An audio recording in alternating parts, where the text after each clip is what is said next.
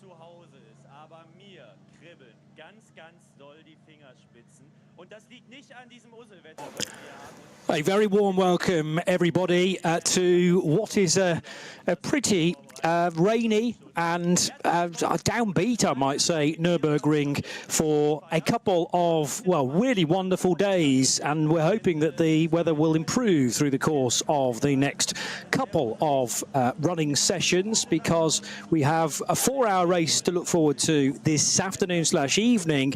And then tomorrow, the sort of normal time for an NLS race, which is around about a midday start, again for 4 hours. But that is after a very special top qualifying session, which imitates what will be happening at the Nürburgring 24 hours next month. My name's Johnny Palmer, delighted to be joined by Peter Snowden to my right, a former racer in the Nürburgring 24 hours, no less. And these are billed actually initially as the Nürburgring qualifying races, so a chance really for your final foursome, maybe fivesome in some cases, to get to grips with the track, although we really do hope that conditions are going to be a little bit better than we've got today, so that we're many weeks, or I say many weeks out, we're a few weeks away from the big event. But interestingly, in a tweak to the rules, Snowy, these are actually NLS races as well, as in they carry points for the bigger championship. Correct. So effectively, it's NLS 4 and 5 today, which was the point carrying or scoring came in last year. This is the second year of that. Before, it was always standalone. That's the point. And we say qualifiers. It's a slight, I wouldn't say it's misleading. It's a bit of a misnomer, in as much as it's a chance for the organisers, ADAC, or the particular unit of that that's running it on the day, the teams, the mechanics, everybody involved, the marshal, everybody, to sort of get a qualifying for the weekend. It's not anybody particularly goes through or not or whatever. It's really quite complex, is N24 qualifying on the weekend itself. But of course, you've all the drivers have to have this license. They have to have a permit A if they're going to run in GT3 cars, or GT cars, sorry, even including a GT4, or permit B here, the DMSB license. So people will do that for this to qualify for the other race as well. So it's it's qualifiers, not qualifying. Yes, I think that's the key, and it's the key word there. True, and this you know, a chance to, as I say, get used to maybe some driver changes, as in rotating your driver crew, and also the latest spec of GT3 car in some cases. Tyres may have changed as well. Plus, of course, that phrase that we really shouldn't mention, but I'm going to this early on, balance of performance, which could well be adjusted. You peaked early. I wasn't going to go there, really. Hey, I mean, it is one of those. It's one of those topics that nobody likes to talk about. In fact, in some championships, I think you actually get fined from a driving point of view if you do mention it, or certainly if you complain about it. Now, it's my understanding that from the first 3 NLS races that we've already had, each of them 4 hours, through various sector times and performance, not necessarily just bog standard results in black and white, there are already some people into that top qualifying session next month. The problem is nobody wants to say anything about it because it's not been publicised, and I think actually the ADAC are keeping their fairly tight-lipped about that. 100%. That's exactly what they do. They do keep that quiet. It is a known fact that is the case. You're factually correct. However, it's not publicised information. And that's the point. They don't want to know who's going through, and well, they don't want you to know who's going through. It's a need-to-know basis. And at this point, 3 weeks out, we don't need to know. Nobody needs to know. And that's not just the commentary team that doesn't know, but the teams don't either. The organisers keep the information to themselves. Yeah, and balance of performance, there are some changes, not necessarily for this weekend, but the cars leveling out, and it's just a chance. Again, in the, I say that the key to this weekend's description, the clues in the name, it's N24 qualifiers, not qualifying. We've already had 3 races, as I mentioned, and the results seemingly have only gone one way. As in, if you're a fan of the Stuttgart brand Porsche, then you'll be loving life. Although, you know, if you look at it from a World Endurance Championship perspective, Ferrari have won the first 3 races within that championship, and quite convincingly. Have they now given way too much away to the rule makers, and therefore are they going to have a terrible Le Mans? Likewise, Porsche, you know, you start winning races, and those that govern the equalisation of performance go, well, Porsche have got too much here, so let's peg them back for the big race. Yeah, I mean, on the face of it, I mean, headlines are headlines, and yes, you're absolutely right. A Porsche variation has won the first 3 races. 1 and 2 were won by Falcon. They didn't have Grello, Montage Racing in there with the famous Grello 911 car number as well. That wasn't in that the first 2 races. It turned up at round 3 and went and won it. So yes, Mercedes have been close. Audi have been close. Interesting that Shearer Sport, that are famous, synonymous with running Audis. Frank Stipper's back and won again this weekend. He's not in a traditional Mustang for this year, but they bought a Porsche as well. So Shearer Sport PHX, as they are now, the old Phoenix that emerged or evolved, that's now got a Porsche. So that's quite odd to see us. Shearer Sport was always Shearer Sport and Audi. The 3 words went together. Valkenhorst, Aston Martin. I'm not going to say anything about qualifying yet. I'll let you come to that, John. I'm not going to steal the thunder there. However, round 2, Valkenhorst Aston nearly won it, and on the track it would have done. Would you believe it lost out because of a short pit stop? Wow. By how many seconds? 3 seconds. I was going to say 2. Yeah. So the problem, well, I think it was 2 or 3. The point is, you get, because of that, you get a penalty for that. I mean, anybody can lose 2 or 3 seconds, it's quite easy, but they get a 35-second penalty added on to the end of the race, plus the infringement. So they lost it by 30-odd seconds in the end, which was annoying. They were that close. Valkenhorst nearly won it. This year they brought in, this race, Christian Krones is in that car, and they brought in the winner from 2 years ago, one of the drivers to win 2 years, David Pittard, in the Ferrari, the Ficadeli car back in 2 years ago, but synonymous again with back in the days of Valkenhorst and BMW in the M6s, 5, 6, 7 years ago, and of course now with Aston Martin done a lot. So he's on board with Christian Krones today, and I think that'll be a very strong pairing. The big difference today, Johnny, if the first 3 races is not only maybe see the first different manufacturer winning, but one thing we have got is we've had absolutely beautiful summer weather, even early in the year, March, at Nürburgring for the first 3 rounds. Today we haven't. I don't know why you got your suntan cream and put it back in your backpack, right? Because it didn't look at the forecast, did I? It down. Well, I did say, but you were busy doing Candy Crush or something on your phone. I said stop playing with your phone and make it useful. But I very rarely listen to you on air. Well, nobody does, mate. Let alone in the green room before we come on. Peter Snowden for insomnia. I'm joking, of course, dear listener and viewer. I'm hanging on your every word, nearly always, if I'm not asleep. Now, this is clearly crucial running, and I remember back to, first of all, last year's N24. Most of that could not happen because of this place stepping in with its typical summer weather, although it was quite a bit earlier in the year, last year's race. And I believe the weekend that we've got it this year, which is the 21st and 22nd of June, is probably just about the latest it can sit in the year.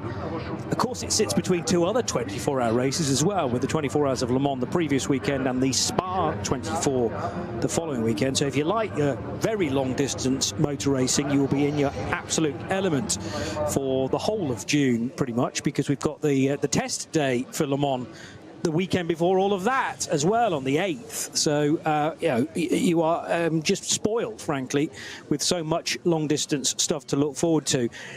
This race is useful in that it doesn't run entirely into the darkness, but we will be losing quite a lot of ambient light. Plus, we had fog last year.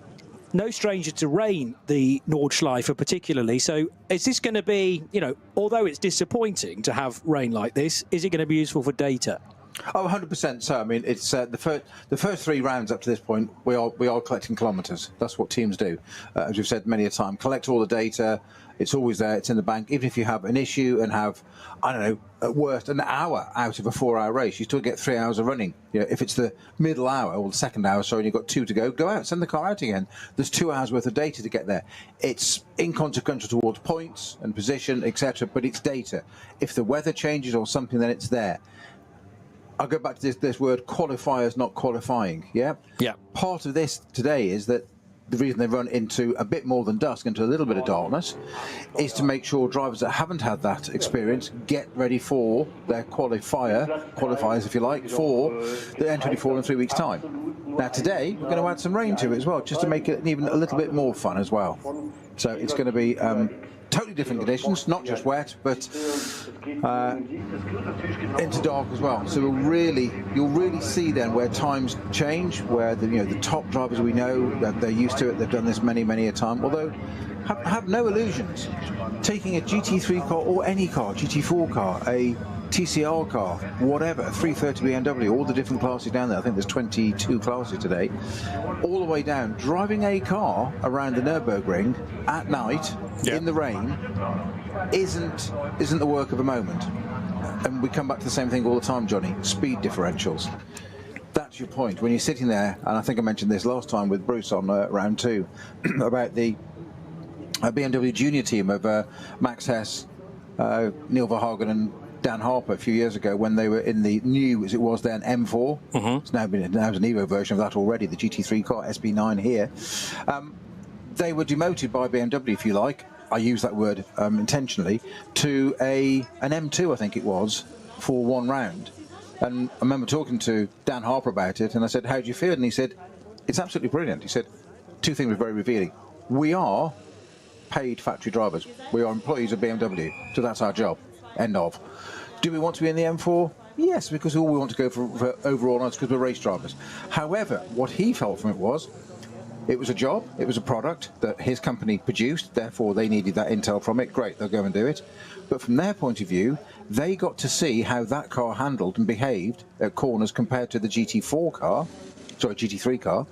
So they knew when you then use that and transpose that to when you're driving one of those cars and come up behind an M2 category car, and you think there's a gap to dive down the inside because I know my GT3 car will turn in on a dime and do this, but that car in front may not. So he said it's just more information, and it was very telling of just the driver's mind. It's was it a regression? No, absolutely. And it's an enhancement. Add another layer to the knowledge base. I think everything you can learn either about your equipment or your opponent's equipment is so crucial as how they compare and contrast. So as I say, these two races, one Saturday, one Sunday, let's just run you through, if you've not already realised, the schedule for the next day and a half or so. I'll give you the local times because you may well be burning a bit of data around the Nordschleife this weekend, and you are a brave soul if that is the case. If you're camping, even more credit to you. So we've already had the qualifying session, which is a standard NLS qualifying, effectively, that ran for a couple of hours this morning between 10 and midday. Now there is a race this afternoon which begins at 5:30 local and is due to finish at 9:30 tonight. Tomorrow there's then a standard qualifying session, but rather than 2 hours like we had this morning, this will be a 90-minute session from very early, 8:15 until 9:45. So that is labelled as the qualifying for race 2. But after that, 45 minutes later, there's then an exclusive GT3 top qualifying session. And that's nothing to do with the 24-hour race. That is, again, to set the front-running part of the grid for tomorrow afternoon's race. And that will run for an hour and 10 minutes. But it's going to be sending them off one by one, just like top qualifying will work next month, ahead of a 1 o'clock race start tomorrow. So rather than NLS races starting generally at 12, 1 till 5 is race 2 of the weekend, again for 4 hours. Top qualifying for N24 itself has actually changed for 2025 in that it's no longer a 2-session segment of the weekend. Remember that last year it ran like an all-in session apart from the pre-qualifiers, and if you finished well within that, you then progressed into top qualifying session 2. Well, it's all now a single session for 2025, but still sending cars off one by one, and that unique challenge, I'm going to say, of having the whole of the Nordschleife to yourself, unless in extreme extreme scenario, you actually catch the car in front or you are caught from behind. I mean, sometimes a car in front can have a problem and you have actually to do a bit of racing out there in the qualifying session. But ordinarily, particularly if you're sent off as the first car, there's no other chance like it, is there, to have the whole of the Nordschleife to yourself? And tyre warming on that green flag lap is so important. It has traditionally been 2 laps, 2 back-to-back laps, but really that first lap is the crucial one because the tyres are starting to drop off for your second circuit. You get a flying lap, don't you? So you need to come across the line and go for it. But you're right. It's unprecedented to get the Nordschleife to yourself. We've said this many a time, yourself, Bruce, and I, when we've covered these NLS rounds the last 5 or so years together, that you get that opening lap because they have the three starting groups. SP9s, GT3s go off to start with. We've got 19 in this race, by the way, 109 cars in total for this today, and you set off and you get a lap basically of the Nordschleife where you're racing with your peers, and the point of that is, it's not selfishness, you're in equal machinery. You've got quite a few layers of jeopardy taken away because you're in the same category of car, same peers, you know the other drivers in the cars, they're all alike in this effective, they're all GT3 cars.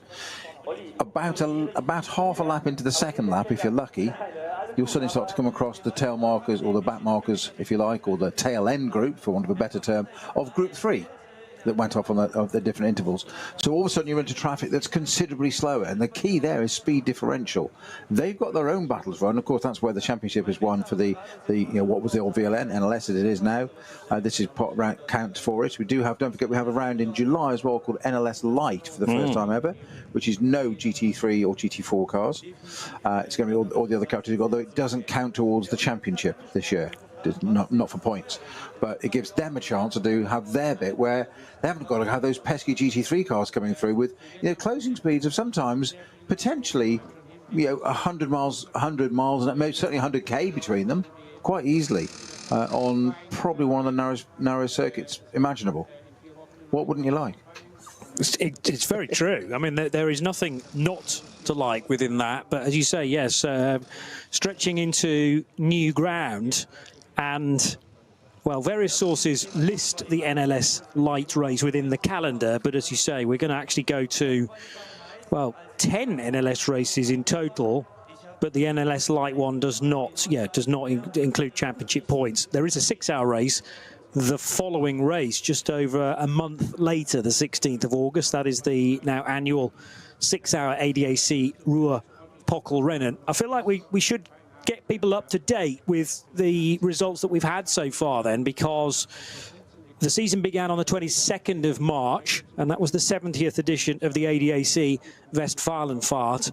Fabulous result for Falken Motorsports with a 1-2 for their two-tone blue Porsches. Sven Muller and Morris Schuring taking the win in car number 3. And their fellow SP9 Pro entry for Dorian Boccalacci and Nico Menzel taking second place. They were only separated by about 3 seconds, just slightly more than 3 seconds at the line after 28 laps.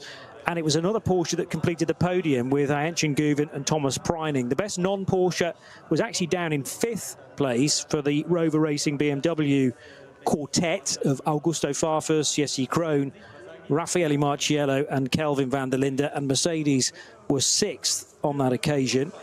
Then we moved on towards the end of April, the 26th of April, the ADAC Ruhrpott Trophy, and that was another win for Falken Motorsports, car number 3, after 27 laps. But Aston Martin with their GT3 Evo from Valkenhorst, you've already mentioned them, Christian Krognes and Mattia Drudi, finishing second, and a different manufacturer again on the 3rd step of the podium, 98 BMW from Rover Racing again for the same quartet that had an okay result in the opening round. Farfus, Krohn, Marciello and Kelvin van der Linde. Which other manufacturer was in the shake-up? Ferrari with their Realized Condo Racing with Rinaldi, 296. David Perel, Felipe Fernandez-Larza and Thomas Neubauer finishing second in the second NLS race of the season. And then just a few weeks ago, the 10th of May, was the 56th edition of the Adenauer ADAC Rundstrecken Trophy. And that again was a win for Porsche, but this time the Grello car of Ayenchen Guvin and Thomas Preining. Mercedes finishing second, just over 11 seconds adrift with the Team Getspeed car of Mauro Engel, Fabio Schiller and Luca Stolz. And another Porsche filled the rest of the podium, or filled the third step of the podium, Sven Muller and Maurice Schuring, who were NLS 1 winners. So even when Porsche are winning races, they're also, you know, cramming the top 5 positions with their cars as well. That might be because they have had some numerical advantage, I suppose, but you've got to get to the end of what we must remember is still a lengthy race, 4 hours, and the jeopardy involved around this place when you're catching slower cars, and the skill, the quick thinking required from, in some cases, relative newcomers to the Nürburgring Nordschleife. They've had to go through the various levels to get their ring permit. Very similar, perhaps, to a certain Max Verstappen just a few weeks ago. What is his plan for the future, having run a Ferrari around here? And I'm sure there is some excitement to maybe pencil the 24-hour race in, calendar permitting, in future years. He is a massive motorsport fan, Max Verstappen. I remember a couple of years ago, this very weekend, having won the Monaco Grand Prix, he didn't want to hang around and do all the interviews post-race. He wanted to shoot off to get to the nearest TV screen to witness the Indy 500. So he is desperate to just either be involved with motor racing, either virtually or real. And if he can't be in either of those 2 races, he'll just watch other people doing it, it seems. It would be exciting to get a few more Formula 1 drivers involved with the 24 hours around here, would it not? Brilliant. I just think it's amazing. He's a racer, isn't he? He's just an absolute racer. And the fact that he just wants to go and do other stuff, and, you know, the lap time he allegedly did around here is, if it's, as we understand, on full tanks, and it's a 7:48, then that's the lap record. If it was official, an official session. Yeah? Yes, I understand. So it doesn't really matter whether he has or hasn't done it. It's obviously close enough, and he talked about it apparently on some podcast. So I don't suppose Max is going to say something on air that isn't verifiable, can be fact checked. So you know, yes, we know he's good, but just to tip up and do that, not everybody could. No. There's something a little bit special about that guy, to say the least. Yeah, I mean, we all know that, but you can be very, very good in one particular type of car. Are they then transferable skills to something like a GT car? You know, could you do it in IndyCar, for instance? Could you come to Le Mans and be fast in a prototype? I mean, all these questions we want to answer, but I think the answer, or the information is increasingly yes, isn't it? It seems to be. It seems to be. Everything's pointing in that direction, that he's just a true racer and just gets it and gets on with it. But as we've harked back in the you know, what we call the old days, obviously you weren't around, Johnny, but you know, in the 60s, 70s, when Grand Prix drivers would, you know, go to a Grand Prix, but on that day they would race other categories as well. So they'd probably do, possibly not a Formula 2 race, but they'd certainly do a saloon car race, as it was called then, so touring cars in, I don't know, Cortina's Jaguars or something, probably a sports car race as well, and quite often do 3 or more races, one of which would be the Grand Prix on the day, and drivers did that. And I think that improved it at the time, because people had a greater understanding of different vehicles, rather than just a single Formula 1 format. As you just said, you can excel in one area, but not necessarily step into something totally different. the German national anthem is pumping out, I assure you, in the background. Maybe we can wrap that up and enjoy it whilst we witness the cars on the start-finish line.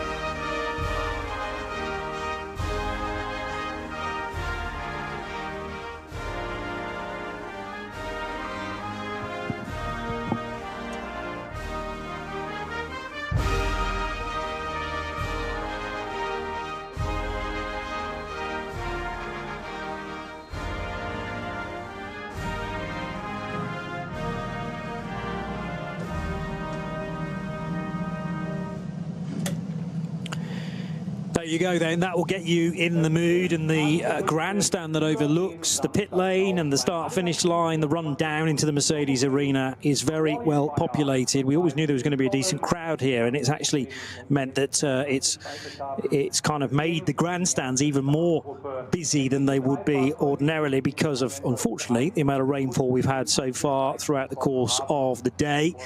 So the pole position time was set earlier on this morning, the 10 till mid midday qualifying session when the 911 Grello Porsche, that's the 911 numbered car, but it also coincidentally, perhaps, no, not coincidentally, entirely deliberately, is a 911 model as well, the GT3R and the 992 iteration of it.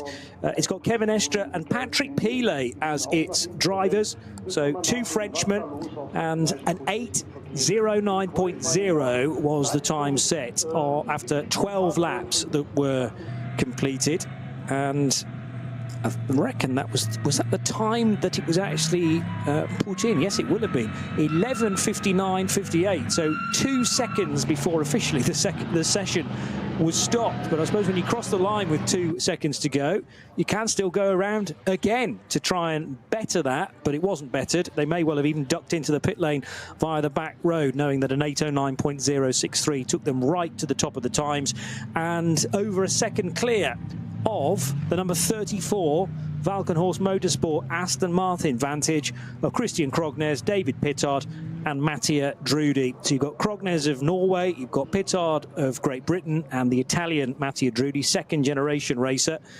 although running, or either based in San Marino or running on a San Marino race license. So that's the front row, Porsche and Aston Martin. Second, the Scherer Sport PHX Audi, car number 1 for Chris Haase and Luca Ludwig. And then Mercedes make it 4 different manufacturers in those top positions. In fact, we've got 5 different manufacturers in the top 5, so more on that in a moment. But the Mercedes AMG Get Speed car for Ralph Aron, Adam Christodoulou and Michael Grenier did an 8:10.4. So these times actually very, very similar. The 8:09.0 is the only sub 8:10 time, but then you got an 8:10.1 from the Aston Martin, an 8:10.3 from the Audi, an 8:10.4 from the Mercedes, and an 8:10.6 from Ferrari. This is the Realize Kondo Racing with Rinaldi car. Rinaldi sound very Italian, but they are a German team who are very good at preparing Ferraris of different vintage. 488 previously, now the 296 twin-turbocharged V6 powered Ferrari 296 GT3. And that's David Perel, Felipe Fernandez-Laza, Axel Jeffries and Thomas Neubauer. 6th position for Falken Motorsports Porsche. That's the 33 car for Julien Andlauer and Alessio Picariello. Second in the Mercedes is 7th. That's another Get Speed car for Maxime Martin, Fabian Schiller and Lucas Stoltz. We're now into the 8:11s, by the way, for lap time. Jutta Racing's Audi for Alexei Veremenko, and also the driver simply known as Selv, Elia Earhart and Frank Stippler. That is the first Pro-Am car in the lineup. Another Pro-Am car next. That's the 48 Black Falcon Porsche for Ben Bunagel, Mustafa Mehmet Kaya and Gabriele Piana. And to complete the top 10 within GT3, the Red Bull team Lamborghini Huracan of Marco Mappelli, Danny Juncadea and Christian Engelhardt. So we have got Pro-Am cars within there. The fastest AM GT3 car is the Equipe Vitesse Audi, which qualified 22nd in the overall order. And that will be Michael Heinrich, Lorenzo Rocco, Di Toro Padula, our favourite. No, we haven't got favourites really. Arno Klassen and Eric Ullstrom. But what I really like about that, having not actually looked at qualifying in great detail, 5 different cars in the top 5. Exactly. We mentioned about it being a Porsche domination so far. They share the first 3 rounds, Falcon and Manthey.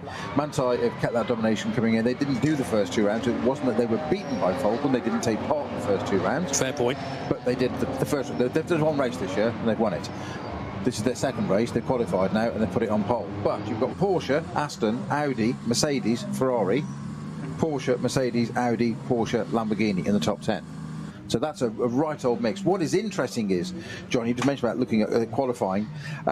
You've got to go down to, you're only 2.5 seconds across the top 8, and it's only 3.2 seconds over the top 10 in qualifying. So it's pretty close. But of course, time's a little bit slower there.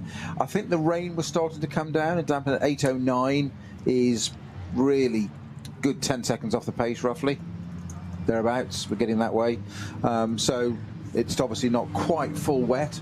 It is now. Certainly looking out the window at the box of the cars going round now, it's absolutely, there's going to be standing water if you don't look out. So it's going to be very, very interesting. We'll come back to that when the race starts, obviously. But yeah, 8:09.063 for the, I don't know whether that was Estre or Patrick Pilet that was in the Yeah, the time I on that haven't one. found that out. No, I've got a feeling it might have been Pilet, actually. I've just got a feeling. I'm going to get shot by Kevin Nestor at Le Mans, but I forgot that wrong, aren't I? Because he just won't let me interview him now. Unlikely, unlikely. But, you know, we're spinning quite a lot of plates here. Yeah, exactly, yeah. It doesn't count. This is wet. It's different. Different rules. It's fine. Yeah, just different rules, different bob. Different commentary bob in the pit lane. Different commentary bob. Yeah, we're getting plugged into. I mean, to be honest, these are qualifying sessions for our N24 caps as well, aren't they? You know, to get commentators trained up too. I will whiz through various bits of social media because I'm sure Montage have posted precisely who did the time. But yeah, on the sheet that I have printed off, it's actually not listed in terms of who did the time. But many people will have been paying close attention to the session as it unfolded. My bet's going to be Estra, with the greatest respect to Patrick Pilet. I don't know how much recent mileage Patrick's had around this place. I'm going to guess that he didn't do this race, the 24-hour race, last year, but I now need to check that as well. So, because we were qualifying quite a number of hours ago now, the situation will have changed in various spots. Generally, the standing water tends to accumulate in the same places, but everybody needs a sighter lap to work out how the track has developed. There's a little bit more rubber gone down, I suppose, and as much as you can, judging how much grip or what sort of lack of grip there is out there, together with the descending temperatures as well. 2024. Yeah, I can't see an entry for Patrick Pilet in the Nürburgring 24 hours. He did run in the Spa 24 hours for Hub Auto Racing, the 43-year-old Frenchman, in a Porsche, perhaps unsurprisingly. And of course has had experience of the Nürburgring 24 hours over a great many seasons. So if it was 1 year out, which I'm tending to veer towards now, then it will all come flooding back after probably a single lap completed. But the changeable conditions are always something for the brain to just have to catch up on. So 3 separate groups. And the other thing we should point out is that unlike NLS 3, where we were using the typical NLS configuration of the Grand Prix circuit, we are using the full Grand Prix track this time. So no Mercedes Arena. Instead, you use what used to be known as the Yokohama S. It may still be, actually, the little flick-flack, the Haug hook, named after Norbert Haug. So that's a real pinch point at the start of particularly the 24-hour race, where we're going to have 109 cars or whatever it is. Then you motor on down, heading past the cut-through hairpin, and instead to the sweepers, the left and the right, and all the way down to the Goodyear hairpin at the bottom of the hill, and then the pull back up again through the fast left and right, the Michael Schumacher S, and then the slightly more sedate left-hander and right-hander, where there was a good overtaking opportunity before we head onto the Hatson back. Very high-speed approach to the Vidal chicane, which is the faster configuration rather than the hard stop that DTM has run in the past, and when truck racing happens here as well. This time it's definitely a brake, but you don't have to go through a 90-degree left and right. It's get as close as you can to the curb, and possibly tyre stacks, actually, if they are back in place. And then the brave stuff, because you turn left through Sabine Schmidt's curve, and there is no turning back from then, hitting the Hatson back. Let's hope you don't hit anything, actually, but you head on to the Hatson back, and that's when the fun begins. Is it fun? Oh, of course. That was your cue. Of course it was. Sorry, yes, I was trying to look something up at the same time. Okay. So I was expecting to multitask this early. I know. Gosh, confound him.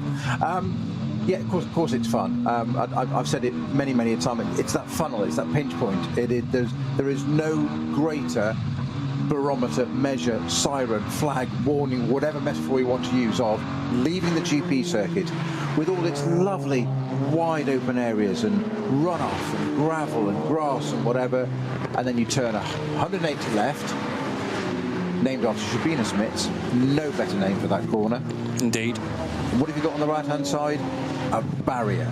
There's a white line, yes, because you have to have a white line at the edge of the track. But the barrier is basically screwed to the white line. That's effective, it's there. And then you go on to Hatzenbach, which is that roller coaster, swap lefts, rights to get quicker and slower and different levels of curbs, and come out the other side of it, and there you are. You're on the Nordschleife, and boy, you know about it. And it just picks up pace, and it's almost like a video game gone silly. It's, you know, Sims would say nowadays. It's super fast, super narrow, so it creates that tunnel vision, that feeling of, oh my life. And that first lap, as we said, this first batch, the GT3 boys, SB9s, they get a run at that, and they get to make hay. They're like, come on boys, let's go and play, we're off. Yeah, because they get that together. And then a lap later, you can have something totally different, closing speeds, somebody slows down, of course then we get intervention vehicles on track when somebody's gone off and there's a barrier being repaired or something, so we get slow zones. We don't have safety cars here on NLS, we have slow zones. It'll start with yellow flag, well, yellow flag becomes 2 yellow flags becomes 120 becomes 60k, and you must slow down, and we know the penalty is draconian for that, for safety, because marshals and people on track are tending to repairing things because the barriers are so close.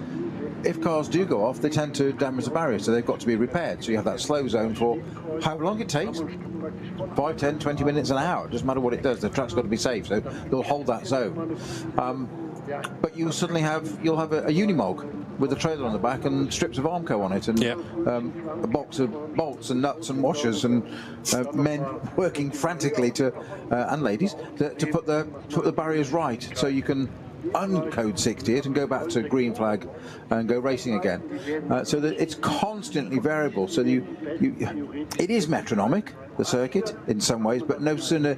I always found here with this place, your complacency was the devil. That was the one that would catch you out, because you'd think you'd get comfortable, you'd think you'd got into, I don't know, 2 o'clock at night and nothing's going to happen or whatever. Rubbish. 2 o'clock at night at racing is even worse than 2 o'clock in the afternoon racing. It's not like an ordinary day, it's racing at night. And then of course you get all the smells, the barbecues and things going, and the fires and the fireworks and other substances that you can smell through the car, unbelievably, different parts of the forest, different parts of the night. It can be quite distracting. It's what fun. What else would you want to do apart from race it or talk about it? I mean, I quite enjoy talking about it and being in the dry. I've said many a time I'm going to have to strap you into the passenger seat and take you around. I would love that. I'd take you around in something. I would love that. And this sounds quite facetious The almost, end of a but beautiful friendship. this sounds like I'm being sarcastic, and I'm really not. I would trust you as a race driver, and I would just entirely enjoy it, rather than panic and go, oh my goodness, what's he doing? What's the nicest thing you've ever said to me? I would just go, this is class, because it would be exciting, but at the same time, you know, we'll know. Shake hands on that. Okay. Now. Oh yeah. A radio handshake. I was going to say, better feature for radio. Exactly. It works. It's fine. Kevin, folks, we did listen. We did actually handshake. Yeah. Kevin Estre was my shout at qualifying. You rather suggested it might have been Patrick Pilet. Yeah. Both drove qualifying, I know that. Right. Well, Kevin Estre's quote is as follows: I had a clear lap, no traffic. The only car I encountered let me pass. That doesn't happen very often on the Nordschleife. The car was a good fit, and the track was also very fast this morning. A little rain wouldn't have been bad, but it sounds like he put that time in before the rain arrived. I'm just checking. And the last bit it was just a shame that Patrick was quicker. Yeah. Then Patrick got in and beat my time. Exactly. There's no mention of that. But you were right. You were right. But yes. Yeah. Well, here it ends. We've got 2 days and 2 4-hour races. It's been truncated. I can't guarantee to be right at any other point in the weekend. I'll get one in early. Get it in early. Yeah. It's always better. Create the foundations of a good commentary. It's like a banker lap in qualifying. Yeah. I'll do that before we even get going. Other interesting quotes: David Perel in the 45 Ferrari, and sorry, my screen's just jumped now and taken that out of my vision. Right, so David Perel, a South African, said, "A fantastic car. It's my first year here." You wouldn't have thought that of David Perel, but in the 45 Ferrari, it is his first year. And we've worked very hard. The GT3 cars here are extremely impressive, he said. I've never enjoyed racing so much. The lap was very good and we navigated the traffic very well. Every ounce of Dorian Boccolacci's Porsche, which is also going to be driven by Nico Menzel. My laps are okay, said Nico. Unfortunately, there were quite a few code 60 zones. Many of us seem to still be finding our groove. We're currently working on the setup a bit, but I'm optimistic about the races. Looking at the NLS races so far, I think a top 5 finish is realistic in their Porsche. So that's car 44, which qualified in 12th place. So that's the other Falcon car 44. Remember, normally in NLS races they run as car 3 and car 4. They've reverted to the more typical Falcon numbers, I would suggest, of 33 and 44 this weekend. And Dennis Marshall, Dorian Boccolacci joining the German weekend mentor in that car. Have we got a quote from 34? 30? Did I say 34? No, I said 44. Well, I tried to say 44. So much more 33 than just 33, 44. And remember that in NLS 1, when they were first and second, that they were car 3 and car 4, so they've gone from single digits to And we've got another slight name change this weekend. I'm just my own position. Not the same on my qualifying though. The second place car is what I've referred to as the Falcon Horse after Marlon, Christian Progress and David Pittard. It's also on our entry list of Trinity Solutions. So I don't make sure we get that right for them, so they've changed that. Campsites ignite the party spirit. It's got two sister cars, number 35 as well, with Oliver Substrong and Christian Barrett. Also the number 30 car, it's got Henry Volkenhorst and Jules Breuer. That car has stopped. That's SB9 GT3 Aston has stopped on the outline already. I did see yellow flags on our screen. The number 30 Volkenhorst stroke Trinity Solutions. I only say that because I'm not quite sure what it is being referred to properly, and I'm sure somebody will correct us, but it is on my entry list as Trinity Solutions, so perhaps a bit like Phoenix has evolved into Shearer Sport PHX. Yes. I'm going to go with what's printed here on Trinity Solutions on the entry list for the moment. But that car, number 30, is the salient point is that car has stopped on its outlap, which doesn't bode well, does it? Well, not for its recovery and therefore everybody else either, because the problem is with 3 very highly populated groups, there's a lot of standing water. I'll just break away from that thought, because the run out of Brightside and heading then on towards the right-hander at Versiphen, or is it further around? Yeah, it's Versiphen and then the climb up through Exmüller and Bergwerk. There's actually, no, this is further around, I beg your pardon. So now heading on to the Duttinger Hoor. This is Galvenkopf, isn't it? Yeah, so it's the run between Schwalbenschwanz and the right-hander at Galgenkopf, and the track drops away. Normally that little dip is not hugely visible in the dry, but my attention was drawn to it because of the amount of standing water that is there. So again, everyone's going to have to be very mindful of how little grip probably that is in that section, because it's not quite a river running across the road, but lots of water that has just accumulated there, creating a water splash, and very easy to get the car aquaplaning, I would have thought, even though everybody will be starting on wet weather tyres. Remember that just like the Nürburgring 24-hour race, there is a mixture of rubber available. Not necessarily available, because your car's allocated with a designated tyre manufacturer, but not every single car is on the same tyre. And I think in weather like this, that could be a crucial difference, way more than it is in the dry snowy. Well, I mean, obviously, just before the race started, it was declared by the organisers as a wet race. I know it sounds a ridiculous statement to make, but we have to do that classification, because you can't use wet tyres unless it's been officially declared a wet race. Yep. For safety reasons, because they chunk and overheat and cause problems and good for competitors behind. So that's a purely procedural matter. You have to do that. So the race was declared, I think, not that far short of actually getting the car out before the warm-up lap, obviously. But the cars are out, and I was just commenting the amount of spray. They're coming up to Tiergarten now, Johnny, so our race is about to start. But I was commenting on the amount of spray already just on that formation lap, and that's before the cars are at any kind of race speed. So there's going to be phenomenal. So you need to be up at the front there. So I don't know who's starting in either of these two cars, Estra or whether it's Pittard alongside. I can tell you just as soon as this document loads, because thank you to... That's not... So the car alongside, at the moment, the Grello is not an Aston. No, the Aston's missing, isn't it? Yeah. So has that been given some sort of penalty? That's number 34, Trinity Solutions stroke Volkenhorst car. Where's that car? I only suggest it might be a penalty because the Audi's allowed to start alongside it, and that had actually qualified in 3rd position. So maybe a post session penalty, but the Aston just does not feature, as now there is an Aston Martin heading at rapid speed into pit lane. So that's not going to take the race start on the main track. The Green. 5 red lights change to 5 green, and now it is very much a launch into not quite the unknown, but this is an exploratory lap for the starting drivers to work out precisely how much grip there is, having done the green flag lap, and now looping around the outside. A terrific start from the 33 Falcon Motorsports car, which is into second position.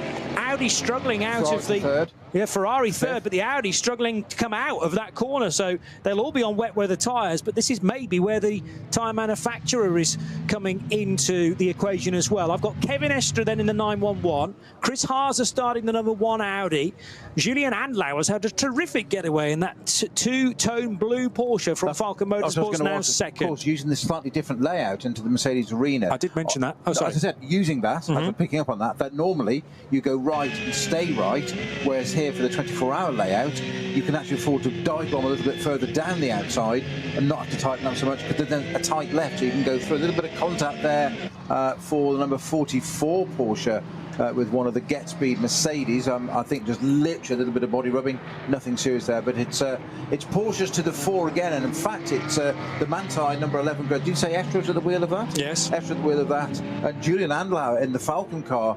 It's right behind it. Those two are already starting to pull away. They've got to have 4 or 5 car lengths on that slow-starting Audi that was struggling. And the Aston that dived into the pits is the number 37 entry. That's the Pro Sport car, driven by Marek Bogman and Nico Bastian.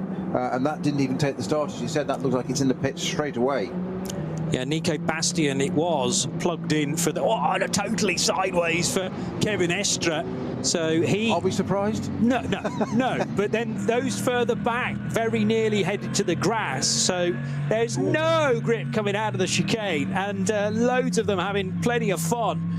I say fun. I mean, can you keep it out of the wall coming through Sabina Smith's curve? That's the next challenge. There's the car snaps from left to right. This is the Mercedes. This is really sad. But I'd love to see the data and see the steering traces on that, on some of those catches of that already on the first lap, because they will get heat into these wet tyres. We talk about them chunking, overheating, and it having to be declared a wet race. But obviously, it is an element of temperature in them. But it takes quite a bit longer.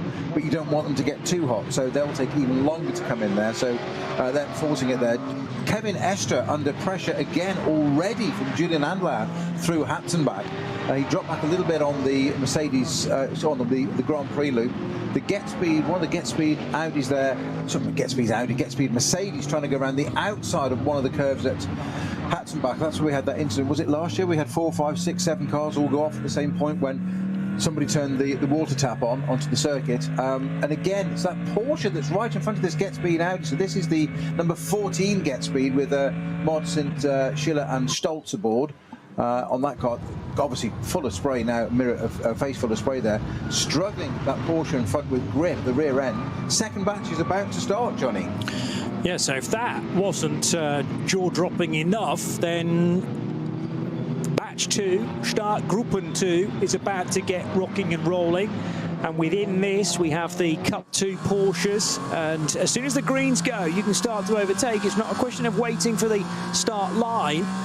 So already the bomb burst has occurred, and a really good getaway for one of the Mühlner Motorsport Porsches, which will head into that Haug Hook as the race leader, and a convincing race leader within Start Group 2. Tim Scheerbart taking up the mantle then to begin for Mühlner, but he's got Rivas right behind him for the 48 Loesch Motorsport crew. And then Robin Cherzanovsky in the 919 Porsche. Manuel Metzger has started in the second group as well. Now, he runs an SP8T Team Bilstein by Black Falcon BMW. And at the Haug Hook, something else has kicked off in the second group. Now, this is not within the race leaders, but there are yellow flags being held at turns 1 and 2, effectively. That zigzag, as it's the karting line being taken by Tim Scheerbart. Don't get anywhere near the curve and that standing water.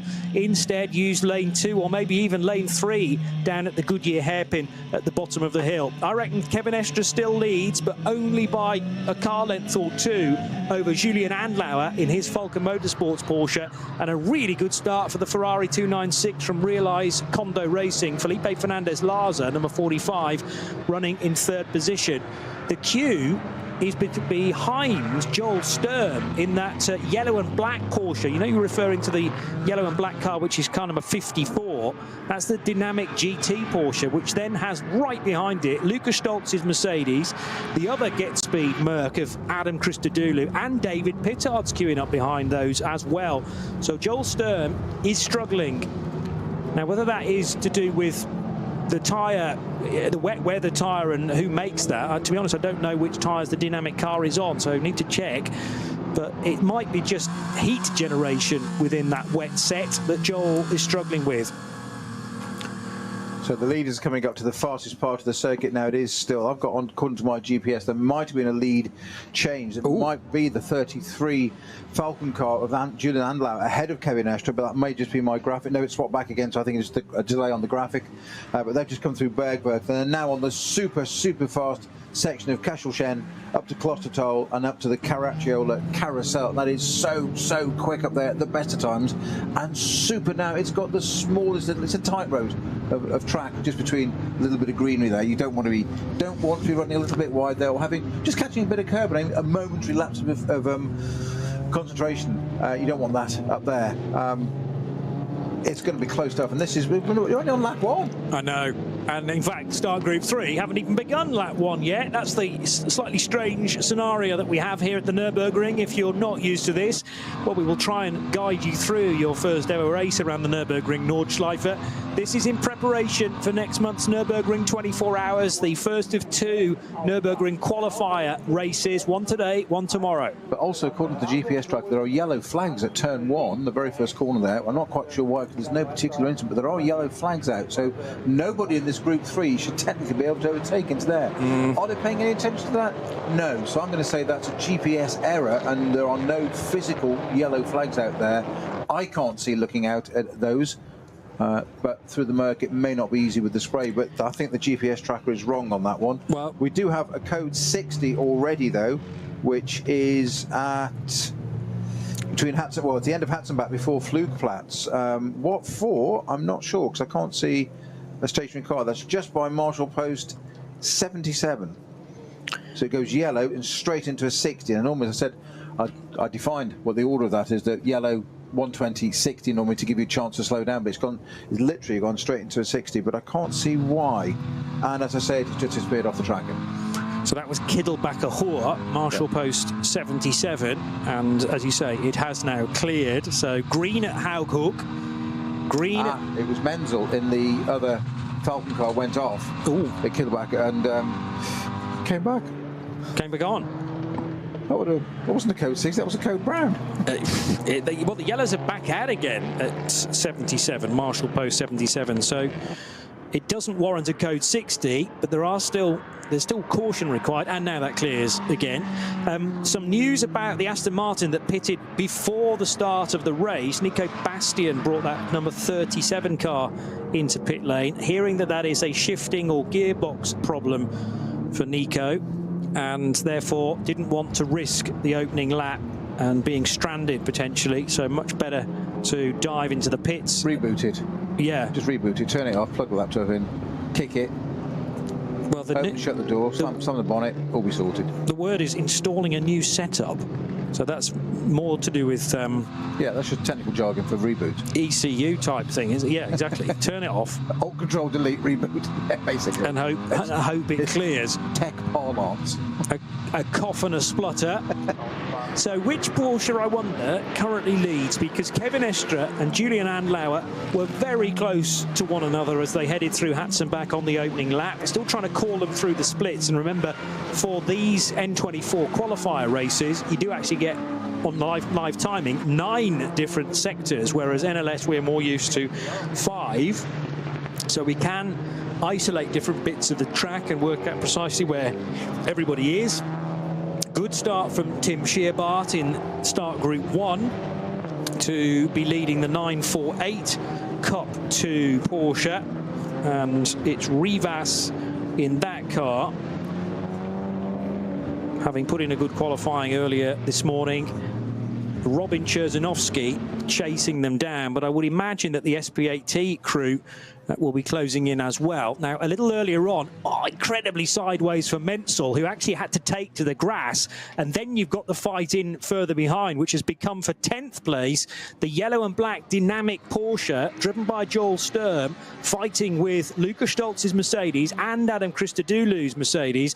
But yeah, Nico Menzel in Porsche number 44, diving to a very rare bit of grass on the Hatzenbach, actually, and I think just about got away with that. Well, he was trying to do the Kevin Estre pass on the grass move, wasn't he? But in a Falcon car, but it clearly doesn't work in a Falcon car. No disrespect to their team or setup or organisation or anything, but you need, I think you need an Estre in a Grello to do pass on the grass.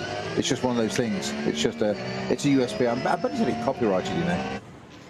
Well, trademarked. You either need an Estre or you need a Frank Stippler in the Jutta Racing Audi, because where on earth has Frank come from? He started that car in 8th place on the grid. Well, probably make that 7th because of still the strange absence of the 34 Falkenhorst Motorsport Aston Martin that we can't yet explain, but hopefully that will become clearer. That's rejoined the 37 car? No, 34. Okay. We didn't have 34 on the front row, did we? And then everyone else was bumped up a place, it seemed. So the Scherer Sport Audi started the race on the front row. But Frank Stippler's got ahead of that as well, which is his normal mount. And but he's off the road now, the black and gold Audi, and that's going to delay. Andlauer in behind, and here comes the Ferrari. No, that wasn't the Ferrari, that was another Porsche. Is that the Scherer Porsche? But that looked like a Cup, and 16. It's the 16 Porsche, and that is the Scherer Sport PHX car. Yeah. So is that Lawrence Vantor in there? It's certainly being driven like it's a Vantor at the wheel. Yes. My word. So I mean, drive it like you stole it? Pretty much. That goes through the Vantor family. Tear up the order that they left us at 5:30 this afternoon, because apart from Kevin Estre leading, everything else has changed.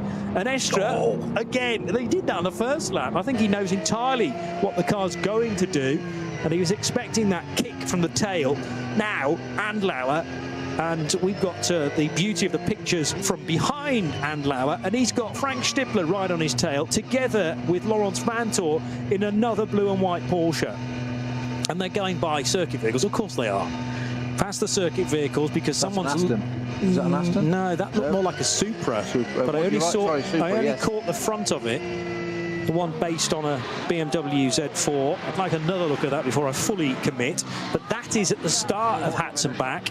And now this fight for second and third and fourth rages on. Kevin Estre's licking his lips because he's saying, yeah, you just continue to mess about amongst yourselves and I'll try and build a lead. He got 3 seconds at the end of the first lap of this Nürburgring 24-hour qualifier race. You're tuned to RS3 today. We've got a very busy weekend on the Radio Show Limited network of channels because of a 12-hour race in Misano, Italy, and also enjoying some Spa Classic action as well.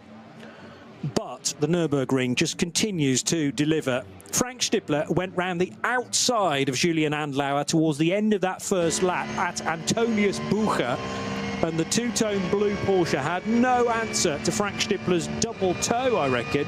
He was picking up from Vantor's Porsche, but also the Andlauer Falcon car, and he looped around the outside to take second position.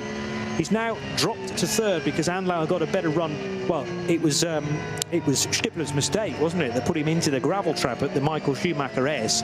And again, Stippler's struggling at Arenberg this time. And Lawrence Vantor's saying, come on, old-timer, hurry things up a little bit. I need to stay in touch with a fellow Porsche. Because Vantor in this phase, for me, is a little bit faster than Stippler. Well, at times Stippler is supersonic, but he's making 1 or 2 errors, and who can blame him, to be honest, because the track is so dicey and it will be changing every single lap. The problem is there's about 8 minutes between you tackling each of the corners here on this incredible racetrack. Well, if this is a indication as to how exciting the first few minutes and hours of the Nürburgring 24 hours will be next month, I am totally in. As Tim Scheerbart leads Cup 2. But the lead here for Kevin Estre is mightily impressive. Now that Julian Andlauer might have shaken Frank Stippler, he can focus once again on the road in front. So the 34 Aston is this is the front row sitting car that didn't start, is on track. I'm just trying to chase that Super that we went off at Hatzenbach, which one it is. It isn't 520. Do we think it was a Toyota of some description? Because, as I say, it was a very quick glimpse of it. Might have been the, if it was, it might have been the Teichmann 484 entry. Yes, it is. It was a Teichmann 484 entry with potentially Karl-Heinz Teichmann at the wheel. That's gone. That was facing 90 degrees of the track at Hatzenbach at the beginning of it, wasn't it? I'm guessing. I think that's where it's stationary. That's where intervention vehicle is. That car is now moving, although it suggests. I'm just going to suggest that's been towed to a place of safety because I think it might well have collected the barrier a little bit. Yeah. The 901 Cup 2 Porsche, which has been started by Fabio Grosser, very nearly didn't stop in time at the first corner, the first and second corner, which is the Haug Hook. Went very, very deep and almost into the gravel. And we're just getting some information regarding Audi number 1, which is Christopher Haas's Scherer Sport R8. That car's already made a stop. Would you believe they started on intermediate tyres and have sensibly now changed to full wet? So that was brave. That was incredibly brave, and it's not until you've done maybe a full racing lap and you realise, nah, this is the wrong decision. Took him just about 11 minutes to complete that lap, and that's the bit of time that it is also takes you to come into pit road and clip the timing line there. Whereas Kevin Estra's opening lap was a 10:02.3, and that is the fastest of anybody. So first flying lap, who's the quickest? Would you believe it's Kevin Estra? And he's now, well, 3 seconds he was clear of Julian Andlauer. I think I'm actually getting real-time data through the splits as well, as in the gap from first to second is adjusting around the lap and not just at the start and finish line. So that's going to be very useful, and hopefully that's a thing to come for the N24 itself as well. So the gap's now down to 1.3 seconds. This lap started with a 3-second advantage, and that's been more than halved. Kevin Estra to Julian Andlauer, who is pushing like crazy. Lukas Stoltz driving the Mercedes with the mighty 6.3-litre V8 ahead of him, and again four-wheel drifting his way out of the right-hander at, well, that's the Style-Strecker turn-off, but of course we turn right and head towards the Caracciolo carousel, then through the concrete slabs, and the car is spat out on the other side. Spat is kind of an appropriate word with the amount of water on the racetrack currently. Pulling through the gears, but it is gingerly stuffed, trying to work out where the grip is, and the Porsche ahead of Lukas Stoltz almost lost it and headed for the wall there. That is the Nico Menzel car, which has already got a name for itself, actually, of running off the road this early on in a 4-hour race, Noe. Well, it's very lucky where he went off on at Hatzenbach. He went straight on, and there was actually one of the few parts of the circuit, having just described so eloquently, but clearly inaccurately, how Hatzenbach had no space. That was one of the few bits of that swippy swap left-right, I'm going to call it that. That's a technical term, by the way.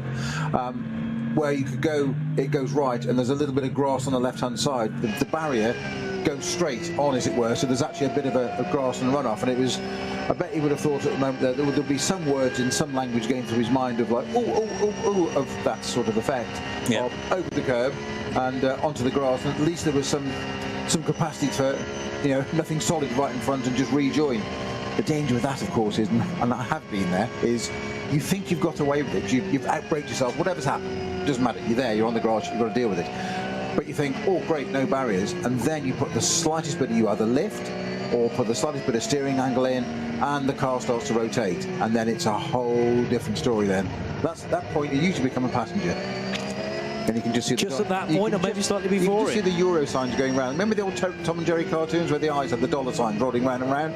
It's like that. You're sitting again like, oh, and then you wait for the connection, and you think, yeah, that's 10, 20, 30, 40k. If there's a second impact, it's just right, put the house on the market.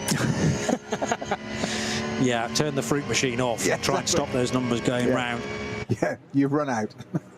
House wins. Indeed. Still, Tim Scheerbart leads Cup 2, but how busy is the fight for second position? Julian Andlauer has entirely been caught I mean, this could be Monday morning on the M25, except it's being done at about 150, 160 miles an hour, maybe slightly more than that. Already? Grello, has it just been swallowed up? Yes, I think so. So Andlauer now leads. Very difficult to tell from this particular angle, but Frank Stippler's moved it. Yeah, you're right. So Andlauer in the Falcon car leading from Frank Stippler's black and gold Audi, then the 16 car of Laurens Vanthoor. But Andlauer's off. But Andlauer in the wall. Andlauer is in the wall at the final corner. Yeah, end up, yeah. Tyres thankfully protect that concrete wall, so it might be that he can drive out of there. But Andlauer, having done all the hard work seemingly, then couldn't get the car stopped because Frank Stippler was right behind applying the pressure. And Laurens Vanthoor now leads the motor race ahead of Stippler and Kevin Estre. Well, he might be doing a certain amount of laughing into his helmet there, thinking, well, you thought you'd taken the lead from me, but at least my car's still on the road. The good news for Andlauer is he's not got that far to go before he can reach the pit lane and potentially some sanctuary. Sorry, John, it was the second. It's on the front left corner. The back's hit as well, which on one of those, it's dislodged the rear wing quite dramatically on that Falcon Porsche, which means it's potentially done something drive shaft, drive line, gearbox, etc. So he may well to get it back to the pits for evaluation. He hasn't got it out of the wall there at the moment. It's still sitting there, but he just couldn't pull it up at all. They might pull it up square. And that is very strange accident there, I'm going to say, because all the hard work was done on the fast bit of the circuit, Galgenkopf down the Dottingerhöhe, where you can get that side drafting, which still applies in the wet. You've got the job done. I was mesmerised to see Grello as far down as fourth, but I was actually right. But that's now just taking the lead again. He's just got back. No, not the lead, place. Second. He's got second place, hasn't he? It's still the Shearer car that's in first. Now Andlauer has managed to reverse the Porsche out a little bit and rejoin the track, so he's got it going. That's going to come into the pits, but I suspect there might be. I think the rear damage is going to be the issue on that car, not the front left, if I'm honest. But that's an educated guess from a distance out of the window, not really looking at the car. Now, I'd like to see that whole situation again, be able to describe it to you again, because I want to be confident that Frank Stippler didn't wallop him and put him in the fence. Whether it was just a lose, a very uncharacteristic mistake, but if it is, it'd be most unlike Frank Stippler. Those mistakes are rare from Andlauer, but then you've got to lump in the fact that how changeable the weather conditions are. It's very, very bumpy, of course, on the approach there as well.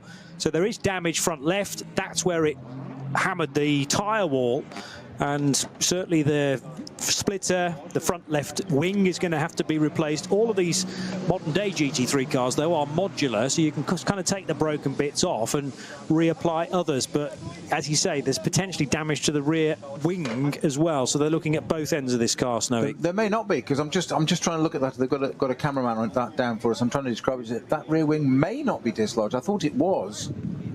I need a better view. There's a front. They're getting a view on the front left at the moment. As you say, it's modular.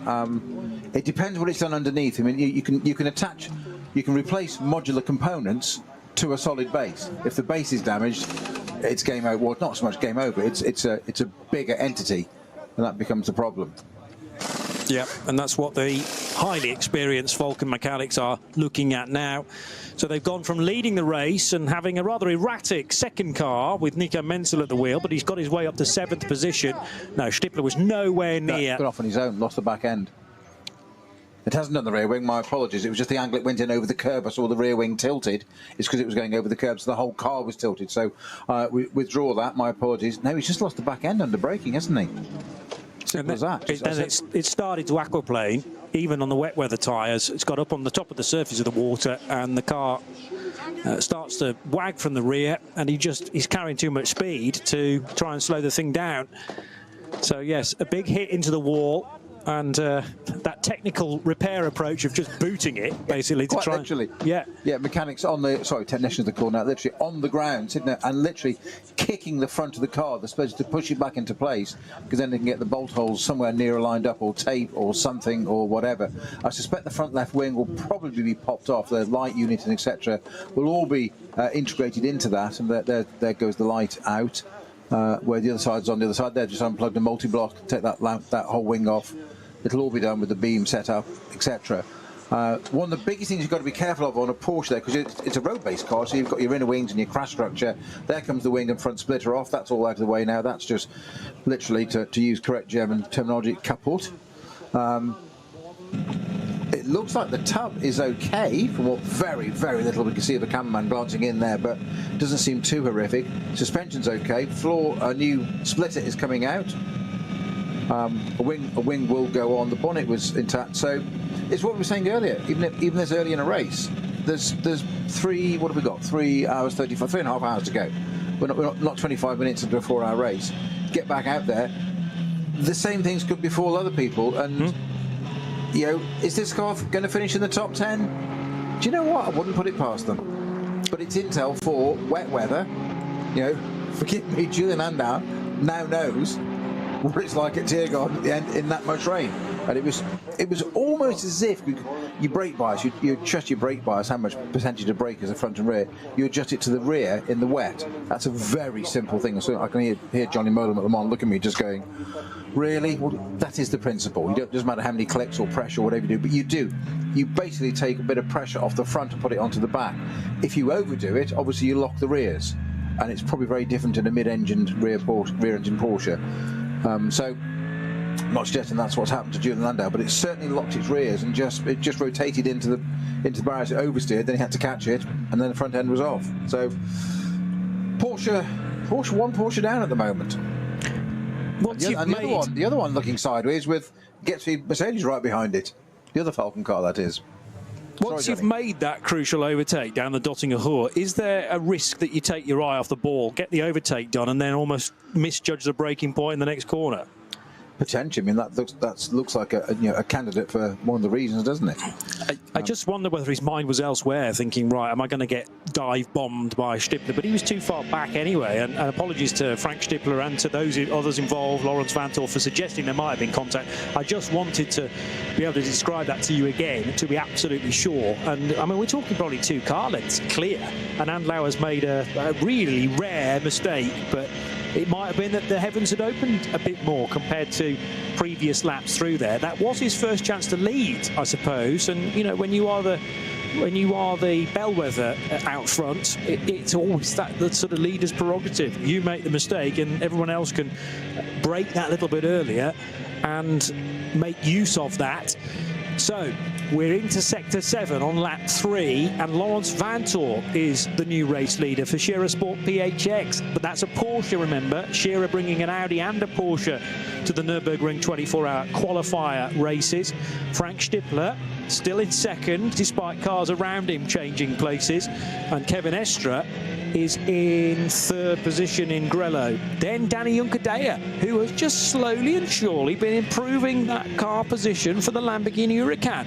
Juncadella, who is also one of the driver leading the European Le Mans Series in a prototype. Remember, he races an LMP2 in that particular championship with Matisse Jobert, who is a star in Porsche One-Make racing. I'm looking forward to seeing how Matisse gets on in the Porsche Super Cup race tomorrow afternoon, as it is, around the streets of Monaco. Not had a great qualifying. He was only about 7/10 of a second off, but that automatically puts you mid-pack because it's so close. And then the other teammate for Danny Juncadella is Jamie Chadwick, who'll be making her Le Mans debut next month, but is also no stranger to this place, having won her category a few years ago. So the repair work continuing on Porsche number 33. Actually, the front end of this car now looks brand new, and that's how efficient Falcon Motorsport are. Yeah, apart from the yellow gaffer tape going on it, yes. Yeah, I hadn't seen that on this side of the car. It doesn't quite match the paintwork, does it, or the wrap? But I do like that little added chamois leather that they were doing, just to, you know, make sure that the front was polished too. We have standards, you know. Too right. So I was going to say, to a certain extent, this can be swallowed up within the strategy, but it's been too long for that. It is going to lose positions, but maybe a top 10 is still possible. The team are happy. Or was that the next door team? No, I think that was the team in the nearby garage, actually. But yeah, those at Falcon were pretty happy with the turnaround there as well. The other thing is, that is really good practice from a team perspective for the race next month, is it not? Because there is no doubt that certain cars up and down the order, front runners, might come in with a similar problem. And the team are, I'm sure, very grateful for a dress rehearsal in sorting the front end of a lightly damaged car out. That sounded like a driver's excuse, but guys, I was giving him a dress rehearsal, and they're like, "Yeah, beers are still on you." Yeah, really, Julian. Nice theory. Thanks Nice for that, try. Jules. Nice try. Yes. Yeah. So Julian Andlauer, does he stay at the wheel in 33? Because that's the other option. They might have changed drivers as well and said, well, you've had your chance and you crashed it. So let's give the other guy a go. Let's just check. They may not want to go too far away from the pre-planned strategy. So Falcon Motorsports, yeah, still has Julian Andlauer at the wheel with their other driver within that car, Alessio Picariello, the Belgian. We're not quite losing the light at this time of afternoon, as the time just ticks on to 6 p.m. And the sunset, by the way, is, I think, I looked that up a moment ago, 9:25. And remember, we are racing until 9:30, so we will get to sunset and slightly beyond it, the way that the race is scheduled. But we're working lap 3, and a couple of seconds ago, at the carousel proper, Lucas Stoltz maybe struggled to get out of that corner. Did he have some contact? Difficult to tell. Anyway, for Chris Haase, remember this is the car that has pitted. Porsche off in the wall, and that was a Cup 2 Porsche. And this is into Adenauer Forst for that particular Audi, car number 1, Christopher Haase, which unfortunately for him, because of that indecision maybe, or just wrong tyre choice when they put him on intermediates and the cars had to pit, that was difficult to tell which Porsche was in the wall. Actually, it's the gold and black the gold and black almost art car which has had struggles. That was the one fighting with Fabio Grosser not too long ago, but Grosser I have further around the lap, so it looks like he got through and wasn't involved. But yeah, that was a fairly big hit for one of the Cup 2 Porsches. So yellow's out at the moment at Adenauer Forst, but there was also a yellow flag at Hoog Eichen and Kittelbacher Hoor, whilst various incidents are being dealt with. Still the same top 3 in the Cup 2 division. That's 921 Tim Scheerbart. Second place for the 948 of Carlos Rivas, the driver from Luxembourg. And then 919 is Robin Cherzanovsky. It's just for Adenauer Forst, isn't it? Yes, it's the Black Falcon, number 48. 48. Yep. Now, is that therefore an SP9 car? Sorry, yeah, sorry, Johnny. Yes, is it? SP9 car, my apologies. Yes. Okay. I've got it, right. So it's a Pro-Am car. And yeah, car 48 might be out of the race by the state of the damage that's been done to that, because it's a long, long way home, remember, as well. Gabriele Piana, the driver, Italian racer, who has done well at this, well, the 24 hours in the past. So we've had just over half an hour, 3 hours, 27 minutes still to go in Nürburgring 24-hour qualifier race 1. It's been a busy day already, but trying conditions. Tomorrow, we've got standard qualifying for 90 minutes. That will not be live on the Radio Show Limited network of channels. However, the top qualifying session, which is a little over an hour, will be. And that is exclusively for GT3 cars, the SP9 cars, whether they be Pro-Am.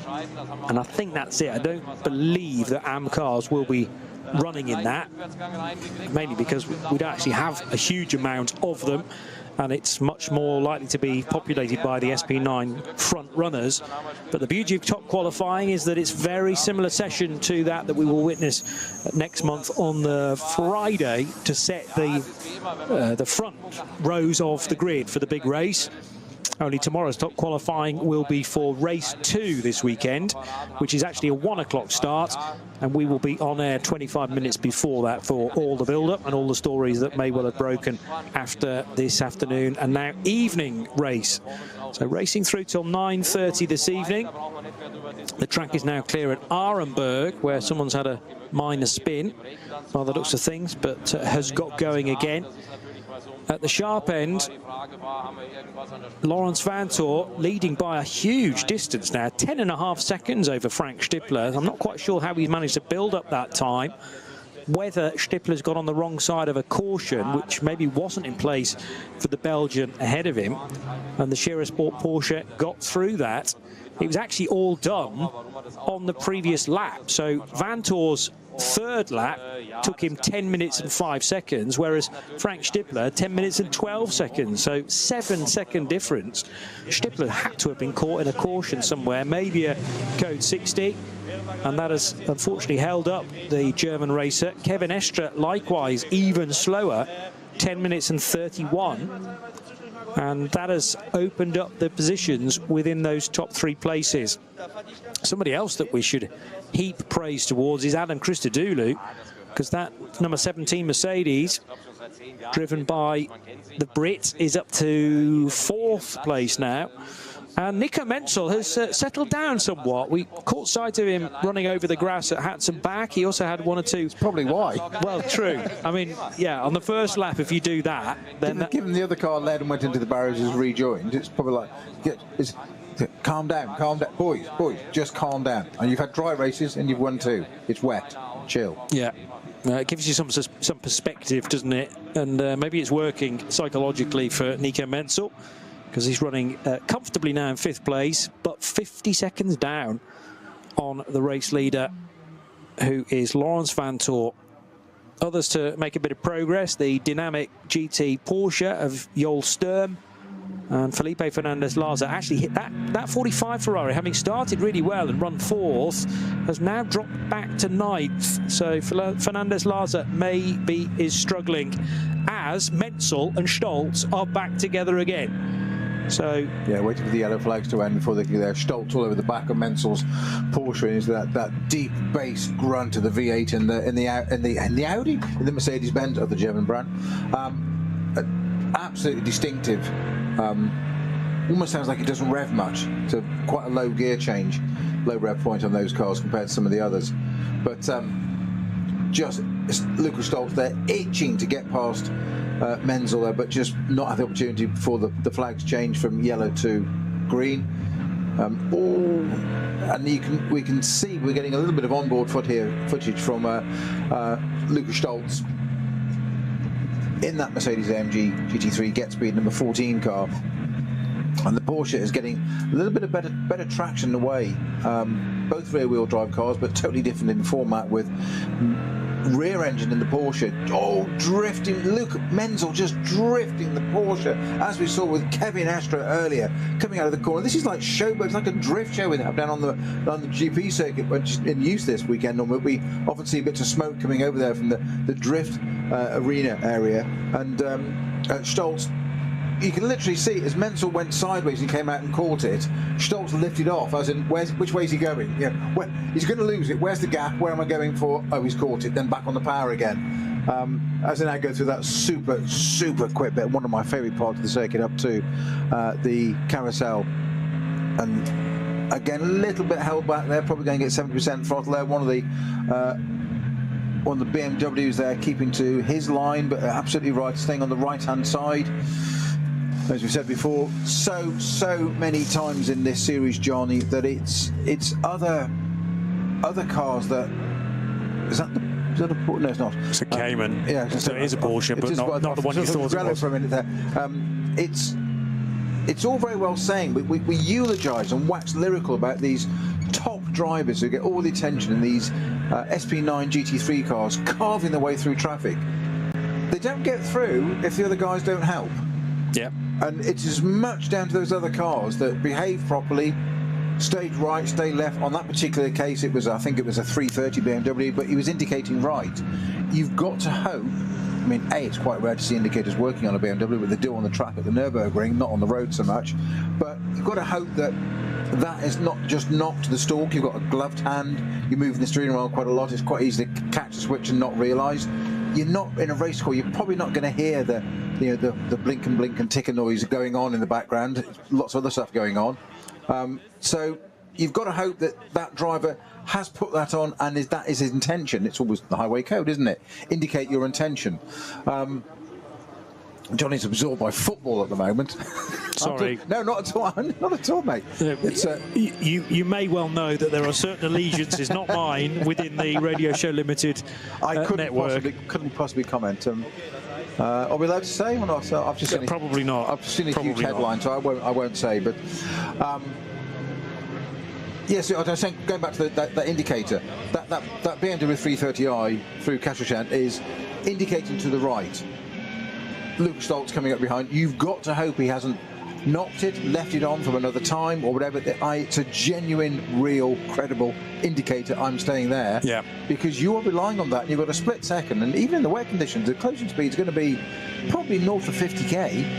You know, and that doesn't sound like a lot for a racing car, but you hit something at 50 kilometres, it tends to have a few repercussions, to say the least. And I always say this, the beauty of this, the ring permit, as they call it, the DMSB license, that these drivers have to complete so many hours in other cars before you can drive these top level GT cars, because you've got to understand what you're doing. You've got to be aware there's other bit of traffic.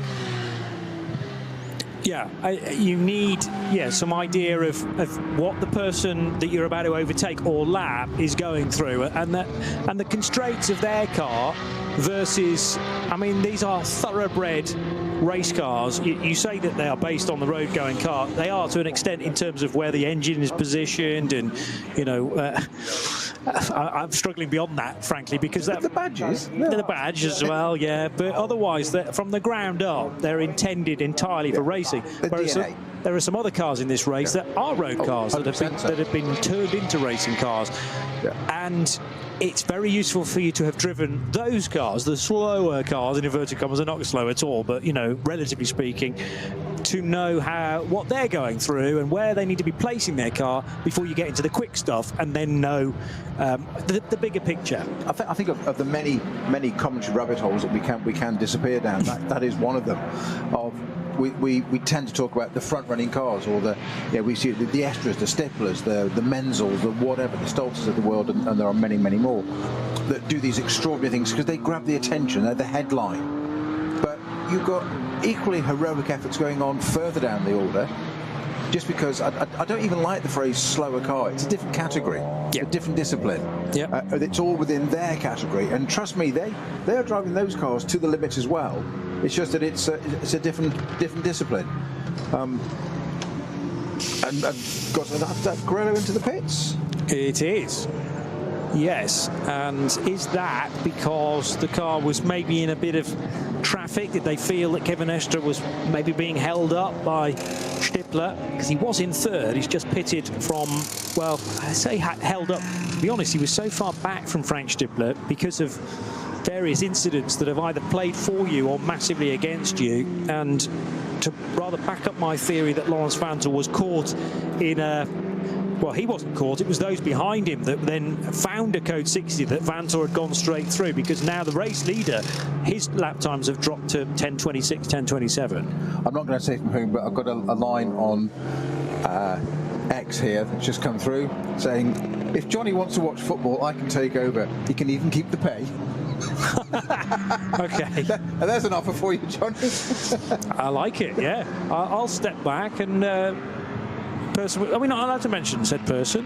No, I think not on this occasion. Okay, not on this occasion. I am paying close attention just to the football rather than the race. No, I'm joking. It was purely because the said game had just finished, and interesting result. Interesting result is all I'll say. So Vanthoor, Stippler stay out on the racetrack. Adam Christodoulou is now up to third position in the number 17 car, and he's having to go to the high side of one of the Hyundai Elantras. But Christodoulou's speed is pretty good. The problem for him is that, again, he's best part of a minute down from the race leader, Vanthoor. I wonder what the Grello team's thoughts are on pitting that car as early as they have, though, because it's completed 4 laps, only 4 laps.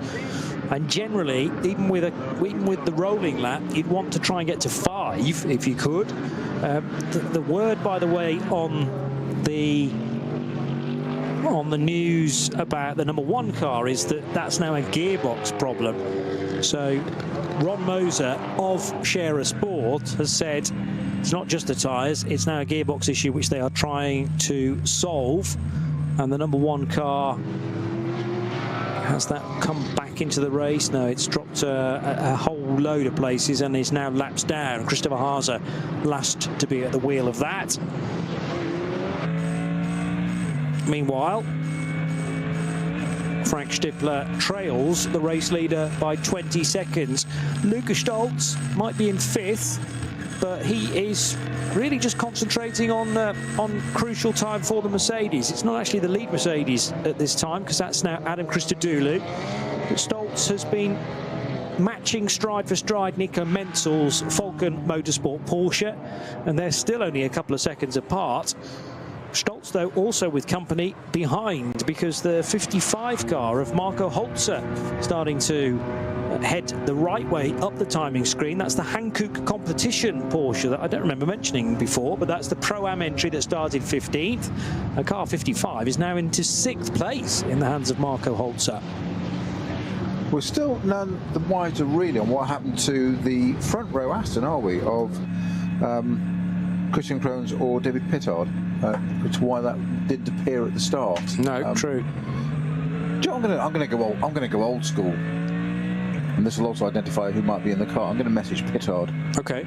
Oi, Pitbull, what happened? Is this like phone a friend? Yeah, kind of, yeah. Who wants to be a millionaire? The friendship is one way, though. It's. Oh, is it? That's why he doesn't answer. To be fair, he actually phoned me yesterday morning to talk about. Can I talk to you about N24 qualifiers? He rang you. Yes. I'd like to get his perspective on that, and whether you're being truthful. Wow. Wow. I mean, I'm sure. I'm devastated. No, don't be devastated. I'm just a journalist by trade, and need to get both flat Earth Society. Both sides of the story. Now, very, very busy for the Nico Menzel 44 car, because he's having to thread his way through quite a lot of traffic, including, I reckon that was the 420 Audi. No, maybe not 420, but it did appear to be a red Audi, which is further down. Might have been the 480 car, which is from the VT2 front-wheel drive segment of the entry to an Audi S3, and second in its category to one of the Hyundais. And again into a code 60 at Versailles. So Lukas Stolz, Nico Menzel up ahead, but at very close quarters behind, again, Marco Holzer for Hankook competition. And was that another Audi off the road? That was a dead Audi at the side of the track there, with bits of bodywork further down the track. Equipe Vitesse might have been the 50 car of Rocco Di Torrepadula, maybe. Which car number is that? Car number 50, which was 48th at through the last split, but hasn't yet completed its 4th lap. And I thought it was further up the order than that. Siphon. Yes. Yeah, it's that one. It is a 50 car? Yep. Like I say, this is very useful for us to be learning car livery as well for season 2025. Because you'd like to think that there won't be a huge amount of difference between the cars at this race and next month's main centrepiece. So 2 qualifier races, one this evening, one tomorrow from 1 p.m. through till 5. But the front few rows of that particular grid will also be decided by the top qualifying session, which is just for tomorrow's race, rather than having anything said about it for the N24. So it's not the case where if you perform well in top qualifying tomorrow, therefore you get a grid position or a ticket, as it's called, for top qualifying in N24. All of the data will then be taken away by the ADAC, and it will be worked out through the various splits who merits a ticket, and then eventually that document will be published, but it's not for public consumption quite yet. 5:01 at Arenberg. Yeah, I'm just going to tell you that Adrenaline Motorsport 330i BMW. That's just beached in the gravel apparently at Arenberg, or beached. So that is. There's no gravel, is there? No, there is gravel at Arenberg. Yeah. Yeah. Okay, that's then. if you slip off the road and don't make the corner, there's quite a big gravel trap there. So beached in the gravel. Pack your bucket and spade because you're going to the beach. Yeah, it's not exactly sand, but we know where that phrase is coming from. So that is one of the VT2 Heckentrieb cars. Heckentrieb meaning rear-wheel drive, and that might be the four-wheel drive section as well, because VT2 is separated into generally two categories. So the front-wheel drive cars have their own division, and then the rear and four-wheel drive cars are in a different segment of the entry. I didn't count up the number of classes we've got here today, but it's probably going to be at least 20 of them. And the Cup 3 cars are always very well populated. Cup 2, those cars got up as high as 13th position in the overall standings right now, with Tim Scheerbart at the wheel still of his Müllner Motorsport Porsche, the blue and white, with Fabio Grosser running in second position in Cup 2 for SRS Team Zorg Rennsport, car number 901. It is nightmarish at Brunchen. Zero grip there for Luca Stolz, and he's doing so well to stick with Nico Menzel, who is regularly at 45 degrees to the desired angle. But this is just how these drivers operate. They are purely doing it through their senses and not necessarily their eyes either. The movement through the backside, and also hearing, I would imagine, is so crucial as well, to be able to hear any small amounts of wheel slip as the cars snake their way through these tricky sections. But I mean, even at high speed, you're getting that whip sometimes and very little warning of it, Snowy.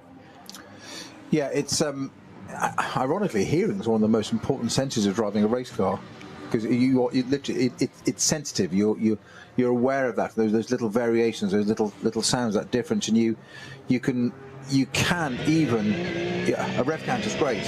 In the old days, now it's shift lights, and you've got a limiter, and you'll see it. So it went from sort of audible to visual. You have shift lights that would often start on the outside and come in and go into a bit in the middle. So you'd start with, say, a yellow, a blue, and then if it went different colour in the middle, that was it. That was maximum. But no matter what the indicator is, you get to know when you've driven the car a bit where it is, where it's in the range, what it should be doing, and you can get that sense and that feel, and you'll hear it, and you'll just, you don't need to look at the shift lights. If it's on a bright sunny day, they may not be that visible. You don't want them too bright, because at night they're a distraction. So you've got to find that right lux on those lights, if you like. And you just get a feel of it. You know when to change. And certainly if you go back to older school cars, and even 20, 30 years ago, let alone historics, they don't have any of those sorts of things. I do remember many, many years ago when Martin Brundle, now Martin Brundle OBE, I might add, when he raced I think it was an Aston at one of the project cars at it was at Goodwood with Goodwood Revolver meeting with Gary Pearson and one of the project cars, and the team fitted shift lights to it on the dash, and it was complained about in scrutineering because it wasn't original to the car and whatever, and it wasn't some massive great big some vulgar thing on the dashboard. And they said, what on earth have you done that for? And it just went, he's an F1 driver, he will work on shift lights. Rev counters and sounds won't matter, because he doesn't know this car yet, which is no disrespect, but he'll work on a shift light. And it'll just be when that one comes on, change. And they obviously set it that it comes on at a certain point and it's whatever, but that's what you do now. It's just, but it's so incredibly audible. So as you say, a little bit of wheel spin or something changes, and then mechanical sound. Certainly over a 24-hour race or a long distance race, you get to hear things, and you get the voices in your head. You hear something that's different, and is it a problem? Is it not? And whatever, and you'll end up reporting it. Some drivers report nothing. Some, like me, talk too much on the radio and get told to shut up. It's just like just drive the car. It's like, but it's doing this, it's doing that. Like, shut up, just drive the car. Okay. Yeah, but that's not helpful, is it? I mean, I'm probably guessing who you're imitating there, because I know the people that you've worked with through the years. But yeah, just shut up. It's not. I mean, you get the message, but it doesn't. Sometimes occasionally it was more Anglo-Saxon than that. It was interesting. I bet. The closer to the front of the field you were, the less information they wanted. Okay. Well, that makes sense. It's just like, focus on doing that bit. They'd be like, yeah, but I've got loads. I'm doing that. And he's like, no. Concentrate, because that's the point. Of course, I can get their point of view from the pit wall. Is you get casual and relaxed or complacent and bin it or run wide and lose a place. Just simple as that. Then, you know, that's the problem. So just focus on the job. Falcon Porsche in the pits having new front discs already. Then that does surprise me, unless they've chosen to. Or was this the car that had the damage in the first place? No, 44 is not the car. This is 44, so this is the other car. So this is the Nico Menzel car, wasn't it? I didn't see whether there was a driver change. I think there was a driver change. If that's the case, then Nico Menzel will have come out and they will have popped in either Dennis Marshall or Dorian Bacalacci into that. I'm not sure who did. I'm not sure Menzel came out. We're in our Lumi rank will illuminate when it goes out of the pits, and we'll get the update on that. But then this is in 9th position currently. The leading Falcon car at the moment, which is hard to say. It's down in 9th because it's in its pit stop, because the other car had its issue whilst leading the race quite early on. And that's on its recovery drive, as it were, for Nico Menzel. But new rotors in the wet as well, discs. I'm very surprised it's had those so early, unless they're... I don't have to think about that one. I'm just a little bit surprised that new discs going onto the front of a Falcon car in the wet so early. Just what, basically an hour into the race? Yeah, 3 hours and 4. So we're just under the hour in. Work going on the back of that car as well. So is the caliper going to come off? I'm suspecting it is. Tyre man ready there with a new wheel. I think we're just coming to the end of that work, so I didn't see what quite went on at the back of that car. This is the same car, the number 44 Falcon Porsche, which is now back into the race. So as it leaves the pits a minute, I'll be able to tell you which driver is in that, whether Nico Menzel stayed in this. This is car number 44. Great to see the VW Beetle RSR, by the way, which is in the SP4T category, and at the moment has Carsten Knecht at the wheel of it, but also Bernd Albrecht, Axel Duffner and Oliver Bliss are due to be driving it. I'm not sure we had a VW Beetle in the 24 for a few years. That's second in SP40. The Beetle, as a matter of that note, sorry John, it's the White Angel for Fly and Help. This is full title, number 13 Beetle. By the way, most organisers don't issue number 13 for superstitious reasons on entry lists. It's an option. That's the VW Beetle RSR, which is the most phenomenal piece of kit ever. It's a real conflation of a Porsche and a Beetle together, isn't it? It's quite an extraordinary piece of kit. That car, I believe, started the race from the pit lane, and if you do, you receive a 1-minute penalty for that. Okay. Being SP4T, I would imagine that was due to start in the third group. 3T.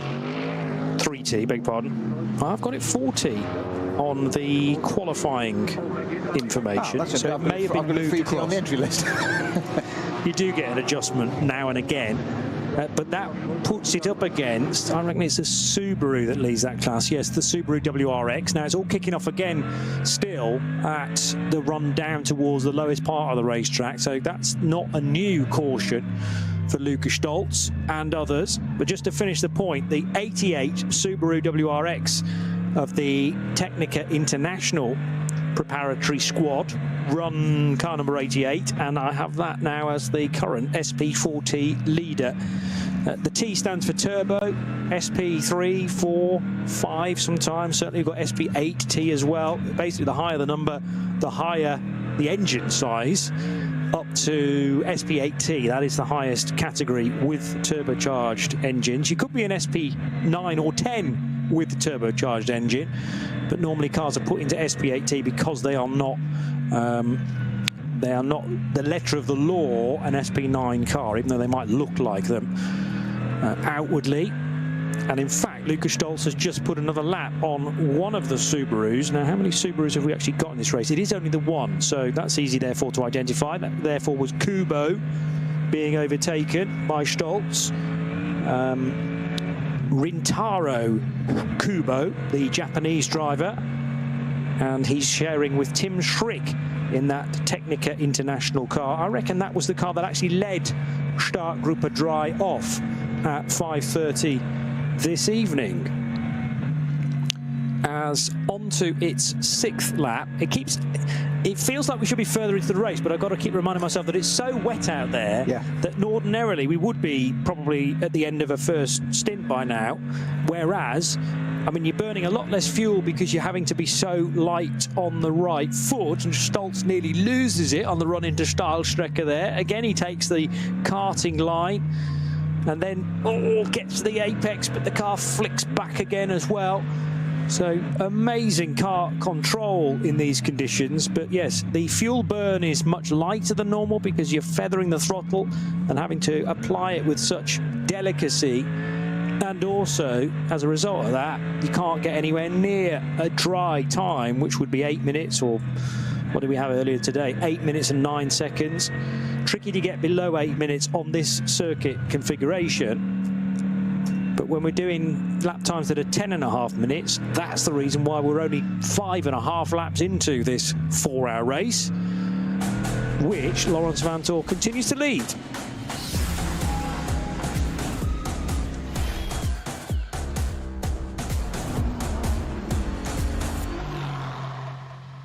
The 44 car, its brakes didn't work so well. You may have mentioned that already. Oh, you did. Beg your pardon. Still catching up with 1 or 2 messages from elsewhere, but that was a brake issue that they're trying to get to the bottom of. Oh yeah, we talked about the brake change, didn't we? I was wondering whether they were actually just rehearsing a brake change, but that is a genuine issue. Yeah, I thought that was an odd thing to do on that car. The other one, okay. Do it on the... Go back to going, collecting data, etc. Okay, right. Where are we now? Right, we had damage. The car was leading for a few seconds out of the race. Okay, let's use the time valuably to do something. Yes, yeah. The other car, no. So, and again, why is it using brakes in the wet? Yeah, that's strange. Under less load. Yeah, they're still phenomenal, and it's doing extraordinary stuff in the same car, but not quite the same as hot, dry conditions.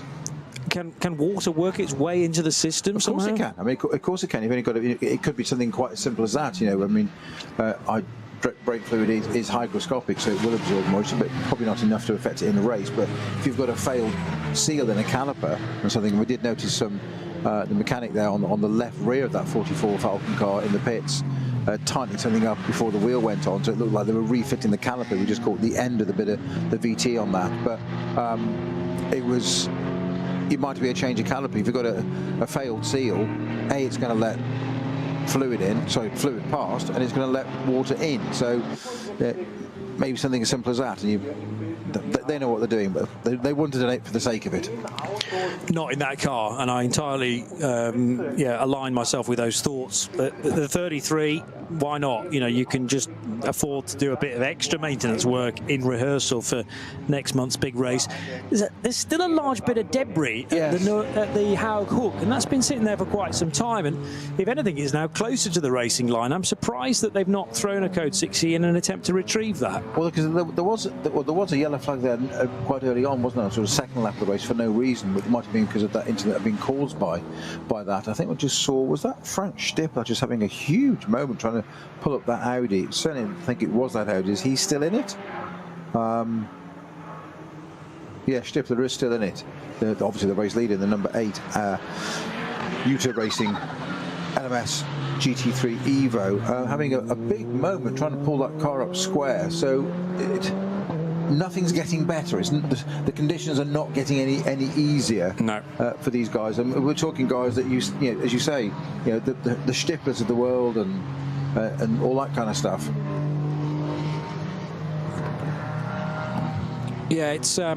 it's catching everybody out, regardless of experience level, regardless of ability, but also just having the nous and almost the sixth sense around here. I mean, you get the feeling that some of the real pros here could, their body through muscle memory would find their way around here in the dry, but yeah, in the wet weather, you know, I'm not saying you can have different types of rain, but it does feel like the rain can fall in different ways. I mean, that's down to just wind, isn't it? You know, and just the general environment. You most definitely can. There is a category of what they call wet rain. Okay. I know it sounds utterly ridiculous because obviously you have drizzle, so you have propensity. How much of it is coming down? You have drizzle, damp, greasy circuits. That's the worst type. In some ways, this is better for a while because you want. I know Johnny Mullen disagrees with this, but every time we disagree with this, he falls off a chair. So we won't go there again. It doesn't work out well for him. Sorry, Johnny. Love you, really. See you in a couple of weeks at Le Mans. A dry track and a wet track, there's a greasy track in between. So a drying track is something you've got to watch. It changes. Certainly over somewhere a length of a circuit like this, but because of the increased length, the other aspect you have of this is the geography of the place, altitude, etc., mist, trees.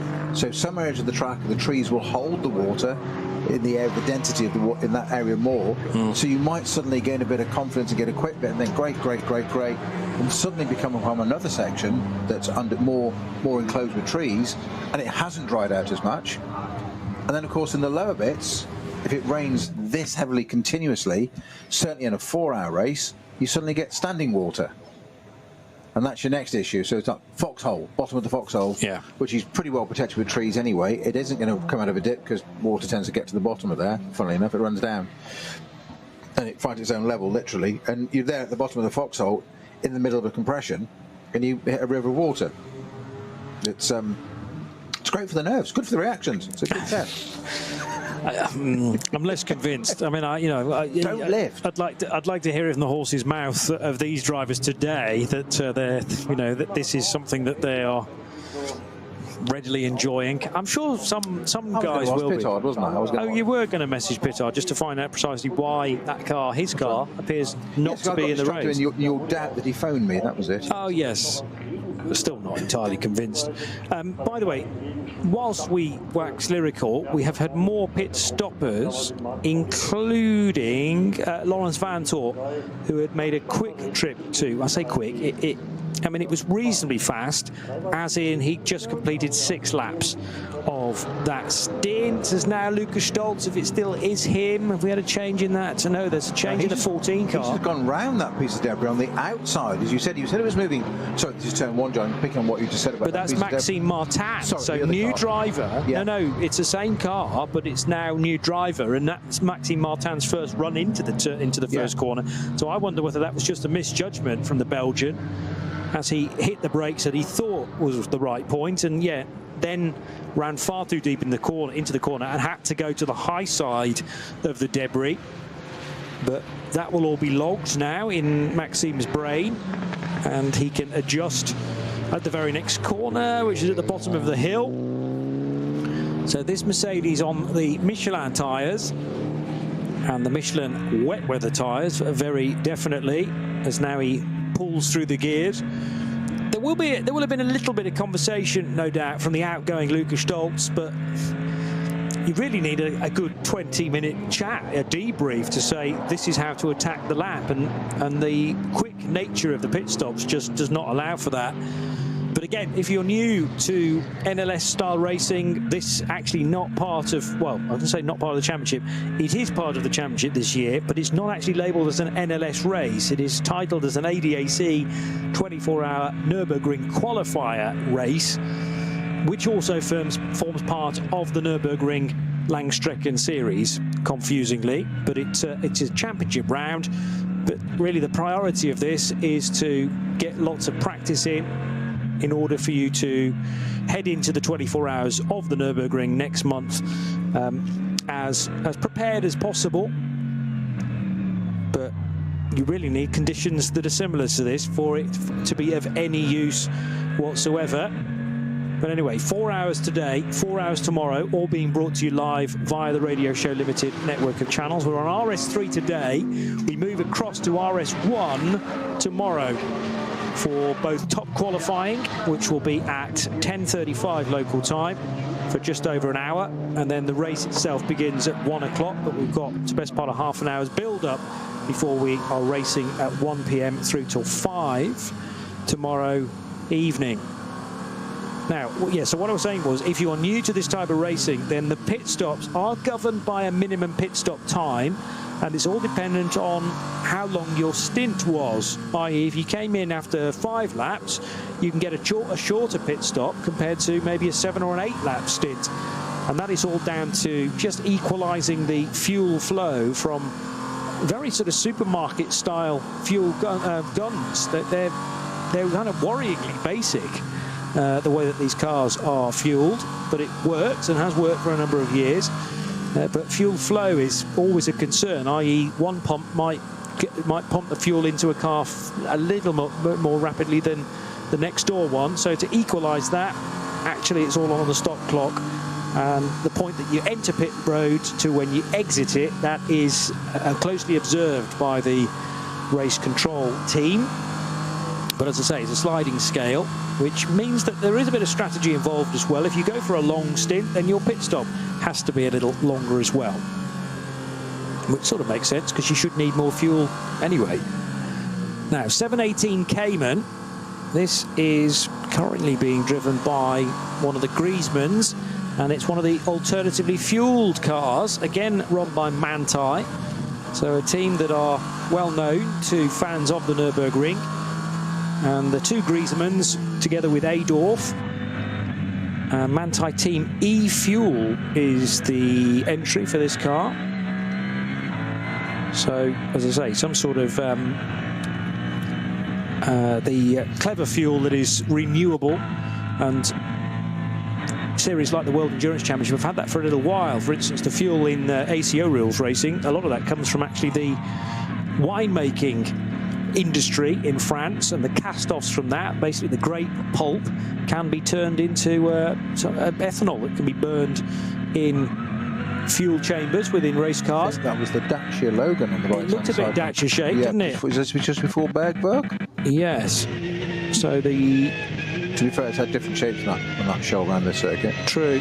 There's only one Dacia entered. That's the 300 car, which is an SP3T car, unlike the Beetle that started the weekend as one and has now been moved to SP40. But yes, Dacia Logan, but didn't show any signs of being slow in its first 5 sectors, but has ground to a halt. Well, it did look like it was just parallel on the grass, like it had stopped as opposed to crashed. Mm. One is a lot less expensive. Yes, and the Dacia has had well, I was going to say a bit of form in previous times, but in fairness, it was fairly walloped in the night, wasn't it, a few years ago? So that was not its own fault, and that will be, I'm going to say, easily the slowest car in any of the entry, but it still has perfectly within its rights to be out there, and the drivers have paid their entry fee and therefore deserve to get a good race result. But the problem is you may well encounter in an SP9 car something as slow as the Dacia through a blind bend or maybe a crest, and you have to be very, very alert for such a situation. Frank Stippler now leads, by the way, for Jutta Racing. I would expect that car in at the end of this lap, though. 7 laps completed. Normally SP9 cars will be able to do 8 laps, even with the extended version of the racetrack, but not for the opening stint, because they've all had to do a 20-minute green flag lap, remember. So that, even though it's at slow speed, does burn fuel as well. So Stippler should be in, and I'd also expect Joel Sturm, who's had a great opening stint. I mean, that's his position of second is partly helped out by other cars pitting earlier, but Joel Sturm in the dynamic Porsche running in second. He is, though, over 90 seconds down in comparison to Frank Stippler's black and gold Audi. So that's a significant advantage for Stippler. Heavier this rain, isn't it? Yeah, it's not improving, is it? No. Appreciate there's an element of beginning to lose a little bit of the light as we are now at 7:15, aren't we? We are. Incredibly so. I know. So not surprising, but it's not just the light; it's the level of spray.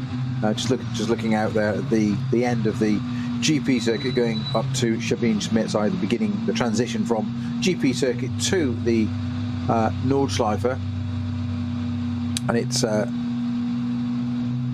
there's a definite hue. Yeah, so the Dacia Logan, just going past that again with one of the onboards intervention vehicles there. I'm not quite sure why they can't go there. That would kind of suggest that something mechanical has happened, therefore it can't be moved easily. I'm going to say, a transmission failure, a drive shaft, something. Therefore, it's no matter how much you put it in neutral, if a thing's locked, it's locked. It's not necessarily the driver's fault. Yeah. So, yeah, rain heavy. I didn't have a look at the forecast, to be honest, John. I'm going to have a look at my weather map. The race leader is in, as I rather suspected, because Frank Stippler wouldn't have had enough fuel to go around again for the 25 kilometres or so. So Stippler pits, and the gap first to second was, as I say, 90 odd seconds, but that doesn't necessarily factor in precisely where Laurens Vanthoor is going to be in the shake-up, because remember, Vanthoor pitting after, was that 5 laps that he came in? It feels relatively early. Let's just check on the stint lengths for some of these cars. So Vanthoor, he also came in,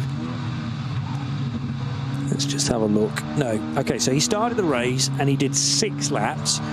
He then spent just over 3 minutes in the pit lane and has now come back out again. So I'd expect him to now be able to go on to 14 laps before needing to pit again. And because he only pitted after 6 laps, his pit stop could be quicker than that of Frank Stippler, who remains in pit road. But even quicker than that, Kevin Estre, who pitted after 4 laps. So his pit stop can be quicker, and therefore the 911 car may have gained a little bit more ground. The problem is he's going to have to pit earlier than those that we're just talking about. Stippler and Sturm both in after 7 laps. One in an Audi and the other one in a Porsche. But I agree with you, Snowy, that it's not drying anywhere at the moment. I mean, there's such a massive footprint that this track takes up. Normally you would expect that some corners will dry, whereas others will be still very, very wet. But the whole of the Eifel region is just doused in this murky, wet weather right now. Well, I think from our colleagues over at Spa, which sounds like a whole different country and a land away, etc., etc. It is only 60 kilometres that away. He points out the window. Absolutely great bit of radio there, wasn't it? It's good. Point out the window. Yeah, Spa's that way. Well, you can't be wrong, can you? On radio. Exactly. Nobody can fact check that one. And it's tipping it down there for the Spa Sunhat Classic, which is not ideal, is it? I mean, mind you, Nürburgring in the wet, Spa on the wet. Yeah, driven both in the wet. Spa on the wet. I've got to say, Eau Rouge in the wet, in a Group C car. Yeah. Or a GT1 car for that matter. I've had experience of both, lucky enough, and survived. I'm here to tell the tale, which is the most remarkable point of my lack of talent. It's quite amazing I'm here to tell the tale. It was incredibly slow, though. I was effectively the safety car. Oh, really? Unintentionally. Yes. No. I mean, it doesn't display lack of talent. It maybe displays a lack of sort of worldly wiseness. Is this a good idea? Naivety, yes. Naivety. It seemed like a good idea at the time. Yeah. I met a couple of years ago on a day at Goodwood Motorway Circuit. They do the Duke of Richmond Days, called DR Days, his day, where he has his special guest along and whatever. And I was lucky enough to meet Felix Baumgartner, the man that jumped out of a perfectly serviceable rocket in space. Yeah. And before we got in the car to drive, he was going to drive me round, and I was going to coach him allegedly. And I did say, before we do this, before we go on track, and I put my life in your hands, I said, I have to ask, you jumped out of a perfectly serviceable rocket in space. Why? Whatever possessed you? And he literally, I'm no word of lie, looked at me and just went, it seemed like a good idea at the time, Peter. Yeah. So blasting around Goodwood's going to be really just nothing, is it, in reality? It's like a stroll in the park in comparison. He did say at one point that it was I think it's well documented that he had an issue where he couldn't control what was going on, and he was going into, I think what they call it in jet fighting, like a flat spin. Yeah. and that's not ideal. And he did feel, he said he did wonder whether it was survivable at this point, and you're just thinking, I've repeated my first question, whatever possessed you? But to have that internal dialogue going on, thinking, right, yeah, this is not the best. I mean, most other people would go into pure panic mode and would not have rational thought anymore. But to be able to think things through clearly when you are in that amount of difficulty and danger is unbelievable. And racing drivers do have that to an extent as well, I'm going to say. I have to say on that little note there, validating this conversation with Mr. Pittard early yesterday morning. I was actually going down the M3 motorway at the time before we got out to here, and there was a VW Golf or something fairly tricked up, as you often get in various countries. It was a younger generation of gentlemen has a car with big wings and decals and lots of negative camber and all this kind of stuff. And I was just following this car along. It was about 10 car lengths away, and talking to David Pittard about the N24 qualifiers, when all of a sudden the front left wheel departed this Golf. Oh. He was in the middle lane. He managed to recover it and go onto there isn't a hard shoulder, because it's a smart motorway at that point. But this was happening as I was talking to Pitbull. And I said, hang on a minute, mate. I said, there's a Golf in front of me. I said, his wheel's just come off it. It's now bouncing down the middle lane of the motorway. Yeah. What did David say? He went, I've got to say, Snow, he said, you're remarkably calm for all this that's going on. I said, well, what can I do? It's his wheel. It's not mine. He goes, I've been having kittens, mate. And I went, hang on. 2 years ago, you win the 24-hour in a Ferrari. I said, what can I do? I said, his wheels come off. I said, as long as I slow down enough, I'm not going to hit him, am I? Well, you'd like to think not, but the problem with the bouncing wheel, if he was bouncing... Well, that was the problem. It went down the grass verge and then, unfortunately, obviously hit something and gained height. Yes. And then came back onto the carriageway, and you're thinking, ooh, they weigh quite a bit, and you don't want to get hit by one of those in any circumstances. This Frank Stippler interview, which is going to be in native German. It will be in German, but I'm just impressed by his wry smile, I suppose. Really like the race suit as well. That's quite old school. Only just caught a glimpse of that, but it feels he's like... He's good at one. Is it? It's one where when the 206... He's achieved his nadir. He's won at Goodwood in a monumental style in that 206 Ferrari at the members' meeting. If you haven't seen the video of that drive, go and watch it. Go and watch it. What, right now? Well, maybe not now, because you're too involved with the football at the moment. We have got quite a few screens in the Global Broadcast Centre, so maybe I can get that race up as well. No, that'll be far too distracting, because there's a lot going on in this thing. And at the moment, it's a Scherer Sport Porsche. Yes, you heard correctly. Porsche, not the Audi, that leads the way, although Frank Stippler's Jutta Racing Audi, he has now departed, is in the hands of Elia Earhart. Now, bear in mind that car number 8 is a Pro-Am entry, so will require some drive time from both Selv, that's the driver simply known as Selv, S-E-L-V, and Alexei Veremenko.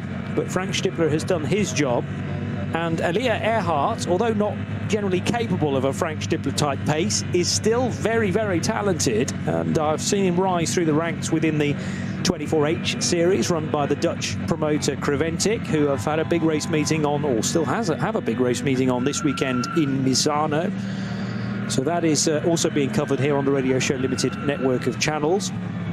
But once they are done later this evening, we will tomorrow move across from RS3 to RS1 to bring you top qualifying as part of this ADAC 24-hour Nürburgring qualifier weekend. And then once top qualifying is completed, we'll take about an hour's break before beginning the build-up for race 2, the second qualifier, which is a daytime race tomorrow. And will it be drier, is the question. You're going to check the forecast at a certain point. You may have already done that. Well, and 6 hours of motorsport on the Nürburgring is barely enough. It's not. 6 hours? It'll be more than that, won't it? Well, at least, and today as well. I mean, come on. Yes. And you're sitting there watching football. I was. But it's all right, I've got 2 eyes. I am teasing you. I'm not alone either. I think I'm probably 3rd in the list of RSL team members who were... Yes, very much so. ...to the level of being glued to that match. Yeah, anyway. So there's a dedicated team in Spa and in Misano watching that, I'm sure. Yes. Certainly 2 particular members. Anyway, yep. Krista Jurns now drives the Hyundai Motorsport. This is another Elantra, isn't it? Elantra N TCR car. And Jurns, who shares with Manuel Lauch and Mark Basseng, who have been part and parcel of the Hyundai development of this car for a number of seasons now. But I remember the days when Christer Jørgens used to drive Bentleys in SP9, the Deutsche Post Bentley Continentals, which were very, very cool cars, the sort of second version of those. And now Jørgens back up to speed.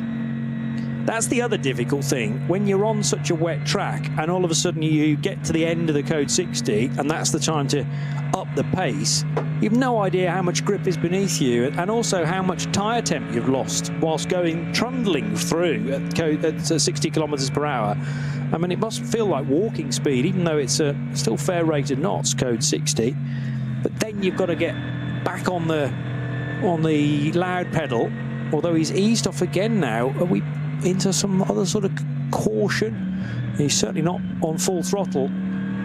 Although, oh no, having said that, I think the sound that you can hear in the background is actually not coming from Christer Jørgens' Hyundai. Exactly what you've just... I've just been listening to that, because that sounds like an AMG Audi V8. It's AMG Mercedes, not an Audi. But correct, yes. Yeah. I'm just checking you. I'm checking you weren't focused on the football still, yeah. But yeah, the sound we're getting is from a Merc, almost certainly, and this little Hyundai is not powered by V8. It wasn't, because I've just literally, for that reason, I've just had to go and look on the internet as to what engine is in an Elantra N TCR, and it's a 2-litre. And I was thinking, that sounds remarkable. That sounds incredibly meaty for Elantra N TCR. Yeah, TCR is a 2-litre limit, isn't it? But yes. Can you have turbos in those cars though as well? 350 brake though still. Oh yeah. No, I mean they're impressive. Yeah, bits of machinery. Turbocharged. Okay. But it wouldn't sound like a V8. And the thing that convinced me, the thing that convinced me of that was the fact that the car looked or sounded like it was easing off on the Dottinger Hohe, but he certainly wasn't. Now, Robert Wickens, who is going to take charge of this Hyundai, not the Christer Jørgens car, but another that has just come into pit lane. So this is the 831, I reckon. So the sister car. And, I mean, what a story Rob Wickens has had through the years. His ability to still find, value in motor racing, to come back from the injuries that he's had. And he also had a huge accident here at the Nürburgring towards the end of the lap. It was into Tiergarten when I think his car actually cleared the fence. So Canadian racer, also driving with 3 other North Americans this weekend. But the car having to be adapted for his hand controls. A word on Rob Wickens? Phenomenal. Respect. Big respect. Just respect on every level to overcome the situation that he finds himself in, to go and do this, to have the perseverance, the grit to go and do this. Most mortals would shy at driving one of these cars around this circuit in these conditions slowly, let alone in a race situation with all these other cars around them. And he just... It's the human spirit. He just gets on with it, and it's. I hate to use the word inspirational because it's just overused, but it absolutely is along those lines of, it just, never ever feel sorry for yourself when you can see somebody doing this. Yeah. Well, we think the same of Alex Zanardi and much more recently Billy Munger as well, who still has. Did he take that victory around Po? Yes. Was that post the accident? I'm trying to remember. Yeah, it was, wasn't it? So, and Billy Munger now instrumental in publicising being able to still take part in sport despite, I don't want to use the word disability, but being differently able to have a situation thrown upon you, but you can still come back and, the adjustments are made within the car, and you can still get the value, the enjoyment, and pure speed that these guys are not without. So Robert Wickens will take that car that came in as the race leader within the TCR category, and 831 and 830, the 2 Hyundais were running first and second, and will likely be running first and second at the end of this stint as well. I'm so glad you've said that, Johnny, because I totally concur with this sentiment and attachment to the word disability, that it's a negative or it's whatever. Actually, just take the dis away. It's an ability to go and do it. It's absolutely. I'm in awe of people, anybody, whatever sector.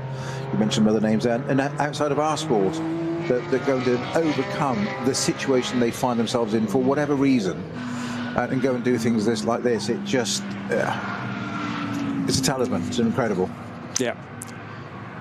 You know, speed and therefore jeopardy and accidents are almost part and parcel, unfortunately, of this sport. But it happens in other sport as well, but particularly in motor racing, whether that be on 4 wheels or 2. And in those horror stories, some drivers are so keen to almost put that in perspective and say, this is just another challenge that I have to face, and I want to keep on racing. And Robert Wickens is definitely to be filed under that banner. So he's racing in 831 with, I had these other names at my disposal and now I've lost that bit of paper. Bryson Morris is part of the lineup in 831.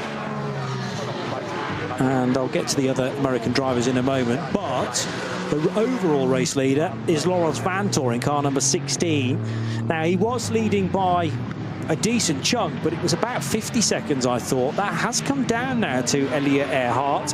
So again, the sort of yin and yang of this race, in that sometimes a code 60 or a yellow flag might go in your favour and really mean that a rival is heavily delayed, but generally these things even themselves out, particularly on a day like this where we've got quite a bit going on around the racetrack for the marshals and the track staff to deal with.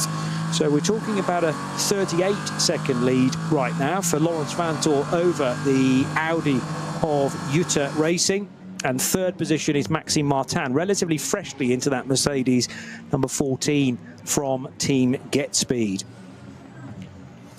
And another car that has just come into pit road is, well, I noticed the 33 car of Andlauer has come back in again. That's now its third stop. It feels like that car's been there for a little while. This is the 912 Porsche, though. Porsche 911 GT3 Cup car from Cup 2. So one of the K. Kramer Racing cars. And we haven't told you about Cup 2 for a little while, but that is now being led still, actually, by Tim Shearbart. He got a cracking getaway in the blue and white for Mullner Motorsport, and nobody's headed him since then. That's helped by the fact that his car has not actually pitted yet, because the fuel mileage in a Cup 2 Porsche is quite a bit better than an SP9 car. Remember, the straight line speed of a Porsche Cup car is arguably better than one of these aero-dependent cars. These SP9s are wonderful through the corners, but in a straight line shootout, probably the Cup 2 car edges it. Yeah, undoubtedly so. If you can get a drag on it, and somewhere certainly like the Dottinger Hoa here, because they've got less aero, and the point of aero, as you say, is fabulous in the corners because it pushes the car down. But it's pushing. It's not variable aero. It's not changing throughout a lap. It's a setting. And that's what we often hear about when we talk about drivers seeking a setup. It's not just suspension; it's aero as well. Sometimes just saying, right, we do this, we do that, and whatever. You want to compromise, for your circuit. So somewhere as technical and twisty as a Nürburgring, you want quite a bit of aero, logically, so you can go faster through the corners, but it will slow it on the bits of straight. And the Dottinger Hoa is the perfect example here at the end of the lap, where we see drafting anyway, even in the same class cars. But you can see you get a GT. Get a Cup 2 Porsche that's up there, and it can probably draft past an SB9 GT3 car, which just seems illogical because you think, hang on, they've obviously got a little bit less power, but it's not being pushed down to the ground as much. It's just punching that hole in the air better. So if it's got a toe off the GT3 car in the first place, it'll pull it along. I am determined to look at this weather forecast. 7%. Oh no, that's 7 degrees Celsius. Sorry, why did I read that as 7%? 7 degrees Celsius. So that's the ambient temperature. The circle was the degree, and the C was the centigrade. But hey, once it gets after about 7 o'clock at night, oh look, it's 7:02. Oh yeah, my eyes glaze over. I've gone football crazy. Normally, the phrase is snooker loopy, but no, football in this equation. Right, the other drivers. Meanwhile, back at the Nürburgring. The drivers I wanted to mention in the Robert Wickens car: Michael Lewis of Laguna Beach, USA, Bryson Morris, and Mason Filippi joining the Canadian, although he's based in the US now, is Wickens. And that, as I say, after everything untangles itself. Original, isn't it? Yes, yes. But his hometown on the entry list is. My apologies. Indeed, yes. yeah. But he's running with the Canadian flag next to his name in the window of that TCR car. But based in Westfield at the moment, he actually looks like he's running on an Italian license. Interestingly, if the ITA within that number sequence is to be believed, it may not be. Anyway, 831 is that car that we were talking about, and that's once everyone else pits ahead, including Krista Jern's 830 Hyundai, will no doubt cycle 831 back to the sharp end. Tim Scheerbart's finally pitted in the Cup 2 leading Porsche, so that will promote Robin Cherzanovsky to the lead within the next fastest class behind SP9. Cherzanovsky, though, owes us a pit stop, and surely will come in at the end of lap 9. So that really is good going in the 919 Porsche. Vantor leads to the tune of a minute now over Elia Earhart, and Maxime Martin, I'm going to say, is catching Earhart steadily. And yeah, the sector times would back that up in his Mercedes. So Martin's car, although he had a tricky start to his stint, running a little too deep into the hook, he has arrested that situation. The Equipe Vitesse Audi number 50 in that sort of primer grey has arrived back in the garage. That's after it's off. Was that at Versiphon?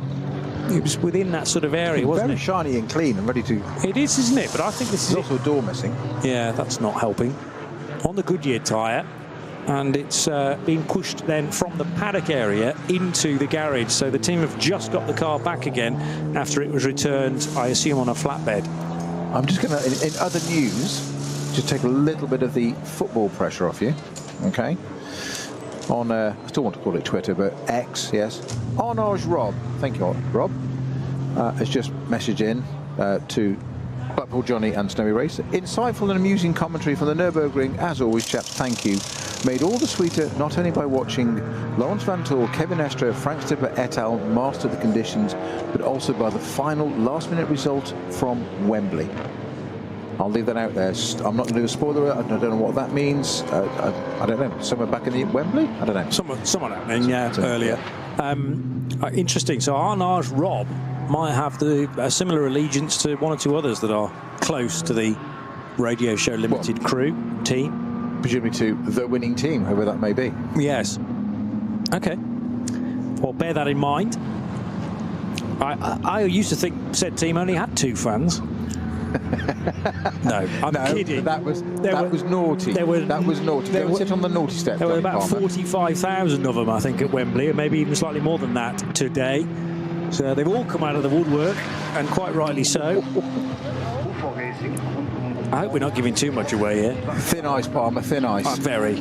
But that's what I enjoy. Similar to these drivers being on a road surface that feels like thin ice, probably. Well, we're starting to on some of we have obviously circuit cameras a little bit to aid some of our information, if you like, to our listeners on the RSL network. But just to convey some of the images that we can see, what we're actually seeing now are those rivers of water I mentioned at various parts of the circuit, where you come through a corner that maybe 2 or 3 laps ago, and just bear in mind that 2 or 3 laps ago on the Nürburgring can be 30 minutes.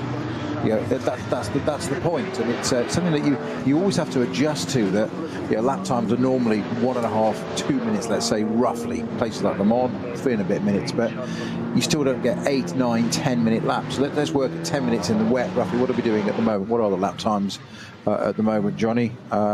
We are doing, best. Well, there you go. So Laurens Vanthoor, best lap is 10 minutes. 0.098. So there we go. 10 minutes. So 3 laps is 30 minutes around here. That water changes dramatically. Changes the conditions for you. I know it sounds really silly. 30 minutes later, 3 laps later, you arrive at a corner. It's like, oh, it's increased quite a bit. And we saw it catch out the Falcon of Nico Menzel, Falcon Porsche of. Got the job done on I'm not taking anything away from him at all. Got the job done to get into the lead of the race on, straight line, but trust me, coming out of Kalvenkopf onto the Dottinger Höhe, there's a kink there that, to ordinary people, it is on television, on radio, the best way we can describe it, it doesn't look like a great deal. It is quite a kink when you're flat chat with 3 other cars all wanting the same piece of track, i.e. P1, including Kevin Estra, Stippler. You know, they're not going to give it up to you in a hurry. It's not an invite, is it? You fought your way through and get ahead, and I just wonder if you just carried on a little bit, just carried a little bit too much speed into Tiergaard as you tried to pull it up. It's like, oh, and the back's gone. You know, the water's building, and all of a sudden you're in the barriers. Great shame for that car to get into the lead so early. So this bit of debris, as you say, we keep mentioning this bit of debris at the turn 1. People, oh no, one of the cars, the last 2 cars around it went around it either side. The number, is that number 11? The Subaru is 88, I think. I'm going to suggest actually it's not debris. I think it's just a thin slip of water, which is just sitting there in a groove. Well, as in, I don't doubt you, Johnny. I'm just saying, surely not our eyes deceive us there for that. We're trying to describe that for you. Well, from the other angle, as in the camera that sits at Howe Hook out, rather than looking at the cars turning in from driver's left, the Subaru just ran right over it. Well, that's what I was thinking, and the debris not moved. So yeah, 88, which is the leader in SP40, I think. So that's the same division that the Beetle runs in. There is only one Subaru in the race, conveniently, so it's easy for me to find. Yeah, SP40, and car 88 being driven by Rintaro Kubo. But I'm surprised that what looks like a significant chunk of splitter, probably from a car, has not actually been taken off the racetrack. And if I see anybody else run over it and it doesn't move, then I will become even more convinced it's actually water. If anybody runs over it and it splashes, then it's not debris, is it? we discovered it in state, haven't we? It's a weird optical illusion, perhaps. There's confirmation, by the way, via graphics that SP40 contains just the 2 cars, the Subaru that leads and the number 13 VW Beetle RSR. You were describing what an incredible bit of kit a Beetle RSR is. 88 is actually going to head back into the pit lane. So he's just done a lap of the GP, hasn't he? Because that's the very car we can talk about over the debris puddle, whatever it may be. We decided its physical state yet. No. Well, it has the ability to disappear when a car drives over it and then reappear afterwards. So. Now, Johnny, just looking, the view down the pit straight of the famous BMW M-Power bridge across over to the media centre and onto the other side of to where our commentary box are, and others are for that matter. It reminds me, it takes me straight back to almost this time last year, when we had all the fog and mist for the 24-hour race, which became the shortest race on record. Was it 9 hours, something it actually ran of the 24 hours, where we sat in the Dorient Hotel just at the base just down from our commentary box, and had various coffees to stay awake and constant updates from race control saying track inspection in an hour's time or track inspection in an hour and a half's time. And okay, you can't really stand down because hour and a half time, we're going to be back on, and no, another hour, and thus it went on. In the end, they ran it for a few laps, but behind a safety car, did they not? And the issue there was last year, unbelievably, was the part of the circuit that I would have thought was okay and safe to run, i.e. the pit lane complex because of the height and its modernity of it, etc., and out of all the trees there. The older part of the circuit, i.e. the vast majority, i.e. the Nordschleife, not the GP, let's call it, split it easily for that way, that part was okay. The actual Nordschleife was okay to race on. So there were fans and people messaging us at the studio via whatever social media platforms and just saying, why, we've got the bacon and eggs on, what's going on, why have we not got a race start? Because to them it was perfectly clear. But at our end it was still foggy on the main straight, and the big issue with that was, operationally, the medical helicopters at the end of the pit complex, if that can't take off and there's an incident, you can't run the race, obviously. Yep. You can't evacuate anybody. So that was the main issue. Somebody did smartly say on our team last year, why don't they just move the helicopter? Like, how are you going to move it without taking it off? No, that's a good point, yeah. You can't put on a low loader and move it round to the other bit. But looking out of the window now, it reminds me of that completely. Don't forget, we're going to go into lose the light completely shortly. Is this going to be able to continue? It's a question that I'm sure is being asked for the organisers. in race control, and maybe discussions are being had. I mean, we're not yet at half distance. Visibility appears okay at this stage, but of course, race cars going round and round in heavy rain creates spray in itself, and then that spray can just hang in the valley here. It also disperses water from the track. True. So in some ways, having cars on track is helpful. Yeah. Because it has a disbursement value. Well, it improves grip if the rain has stopped. I'm not convinced it has in all places, but yes. However, what it's doing is potentially pumping rain or more rainwater into the atmosphere, and that can just create this low cloud, which then is very, very stubborn to clear. To answer your semi-question, it was 7 hours and 23 minutes of official racing we had last year, wow. which became the new shortest record distance. We actually stopped the race, or the race was stopped, and we were there to witness it for 14 hours. So it began as a kind of, right, we're going to stop and we'll give you an update in, let's say, 30 minutes time, and then an hour's time. And then, thankfully for all of us, they said the next update was in about 7 hours time, which meant, right, excellent, we can head back to our accommodation and get some meaningful sleep, and maybe a swift half to send us off. And then we came back, and local brew only. And then you were right in that the race effectively restarted, but it didn't, because it was still behind the safety car. And we had 5 formation laps, which took the best part of what, an hour and a half or something. Yeah, exactly. I think they were about 50. I think they were 15-minute laps. Is about Probably. right. Yeah.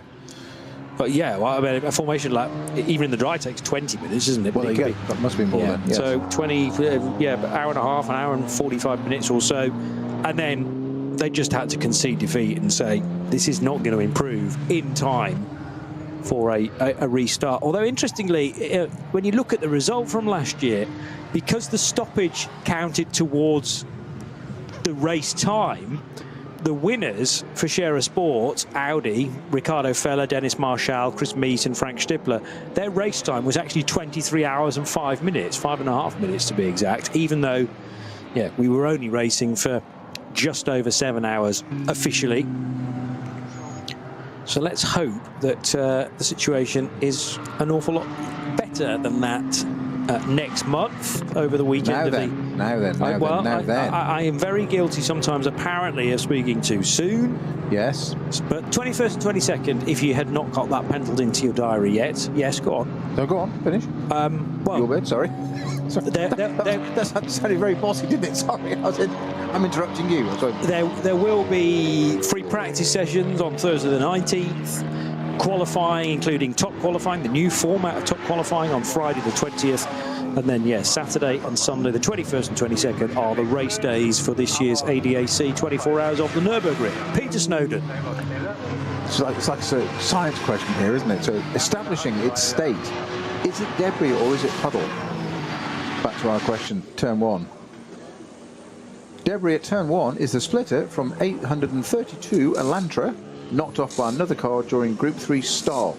People are running over it repeatedly. Thank you, Ian McCarthy.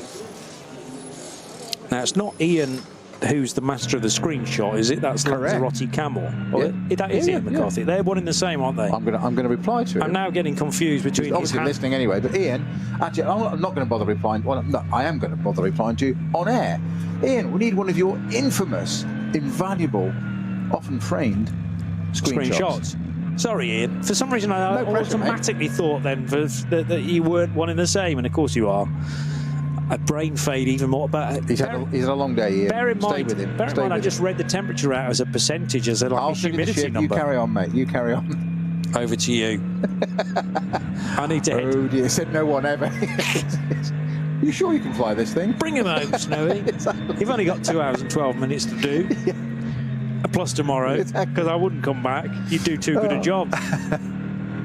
Now, Maxime Martin, speaking of doing a good job, took him maybe a corner to adjust to the latest conditions, but he is now, well, at times almost having to look at the road just over the hood of this long-nosed Mercedes. But I was always taught in that little bit of advice that I've had from those that know about driving far more than I do, to look as far ahead as possible, but it does appear from the onboard for Maxime Martin that he's just concentrating on that next bit of asphalt because he needs to know how damp it is. So he's almost got his chin nice and high, and he's just looking to the bottom of the bonnet of this car, tippy-toeing his way through Schwanz, and he has to because the car then worms and slides its way beneath him, neatly controlled. He's now at Galgenkopf, and even in these conditions it's important to get a good slingshot out of this corner for a decent lap time because of this long straight immediately afterwards. Yeah, but he's got a nice big torquey V8 there, so it's fine. Those AMGs, they're known for that. Yeah. Because I said low revving, big torquey V8. This is the bit they're good at, I suppose. Yes. Yeah, apart from this bit here, where this is the bit where it gets interesting because you build up speed. And joking apart, driver's mind on you for you here. You build up speed. You're absolutely right. It's that constant tightrope of, you say, you need to keep the car safe and out of the barriers. Yes, but you've also got to maintain a certain pressure, and that's part of your job as a driver at this level. So you're coming through Galgenkopf there onto the I was going to say the pit straight, the Dottinger-Höhe straight before the pit straight, and you want to get out there, get up to speed, but you don't want the car twitching. You've got it straight. You can't then just floor it, depending on how much throttle you've got on it, because you have less than you would normally in the dry. Then it picks up speed. Then you get through that and you think, oh, great, tick, job done. And then it picks up speed and you add another 10, 20, 30, 40, 50, 60, 70 Ks. And then you get to a point where you go, at what point will it potentially aquaplane? Because now you've gained terminal speed. You're no longer cornering. You've gained speed. How much aero has it got? And then at that point, you've got to go through that kink under the bridge, which also drops. And you never really see that until you physically go and stand there. It drops considerably and drops down and rises back up again to Tiergarten. So the car's going through all sorts of things, going through quite a bit of compression on the suspension. Certainly starts going up the hill, but that little bit there, do I lift off? Do I not? And of course, when you lift off in the wet, it tends to want to rotate the car. She's suboptimal normally. As Julian and I have found out. That was just a twitch. So I have to say, Ian McCarthy has very, very kindly replied. Already? This is to you, Johnny. Okay? You mentioned about screenshots and Lanzarote Camel, yeah? I did. I am not Alan Prosser, nor is he me. Oh, you just told me. There you go. So I was right, Ian. I know. But the problem was the gentleman to my right agreed. He went, yes, that's right. King of the screenshot. So Ian McCarthy, headline news, is not Alan Prosser. So Ian, I didn't know that. I'll do this officially on air, so it's incontestable, okay? Johnny was right, I was wrong. I shouldn't have agreed with Johnny's bit. I'm totally wrong. I'm humbled. However, I think a backup screenshot person would be good. I think like a T-car. Yeah, where is Alan Prosser? Exactly, and in his absence, so still don't get out of it, Ian. Okay, maybe not. In my eyes, estimations, you are off the hook, Ian, for not being Lanzarote Camel. But hey, if you've got the ability to zoom in somehow and send us evidence that that's not debris at turn 1, we'd like to hear from you again. We're working lap 11, and Laurens Vanthoor leading the way by a good couple of minutes now over Maxime Martin in the number 14 Mercedes AMG. Jutta Racing's Audi, Elia Earhart in car number 8, running in second in the black and gold colours. And then it is Kevin Estre, who's been at the wheel of that car since the start of the race, very similar to Laurens Vanthoor. Now one of the GT Tyres BMWs heading through Hatson back.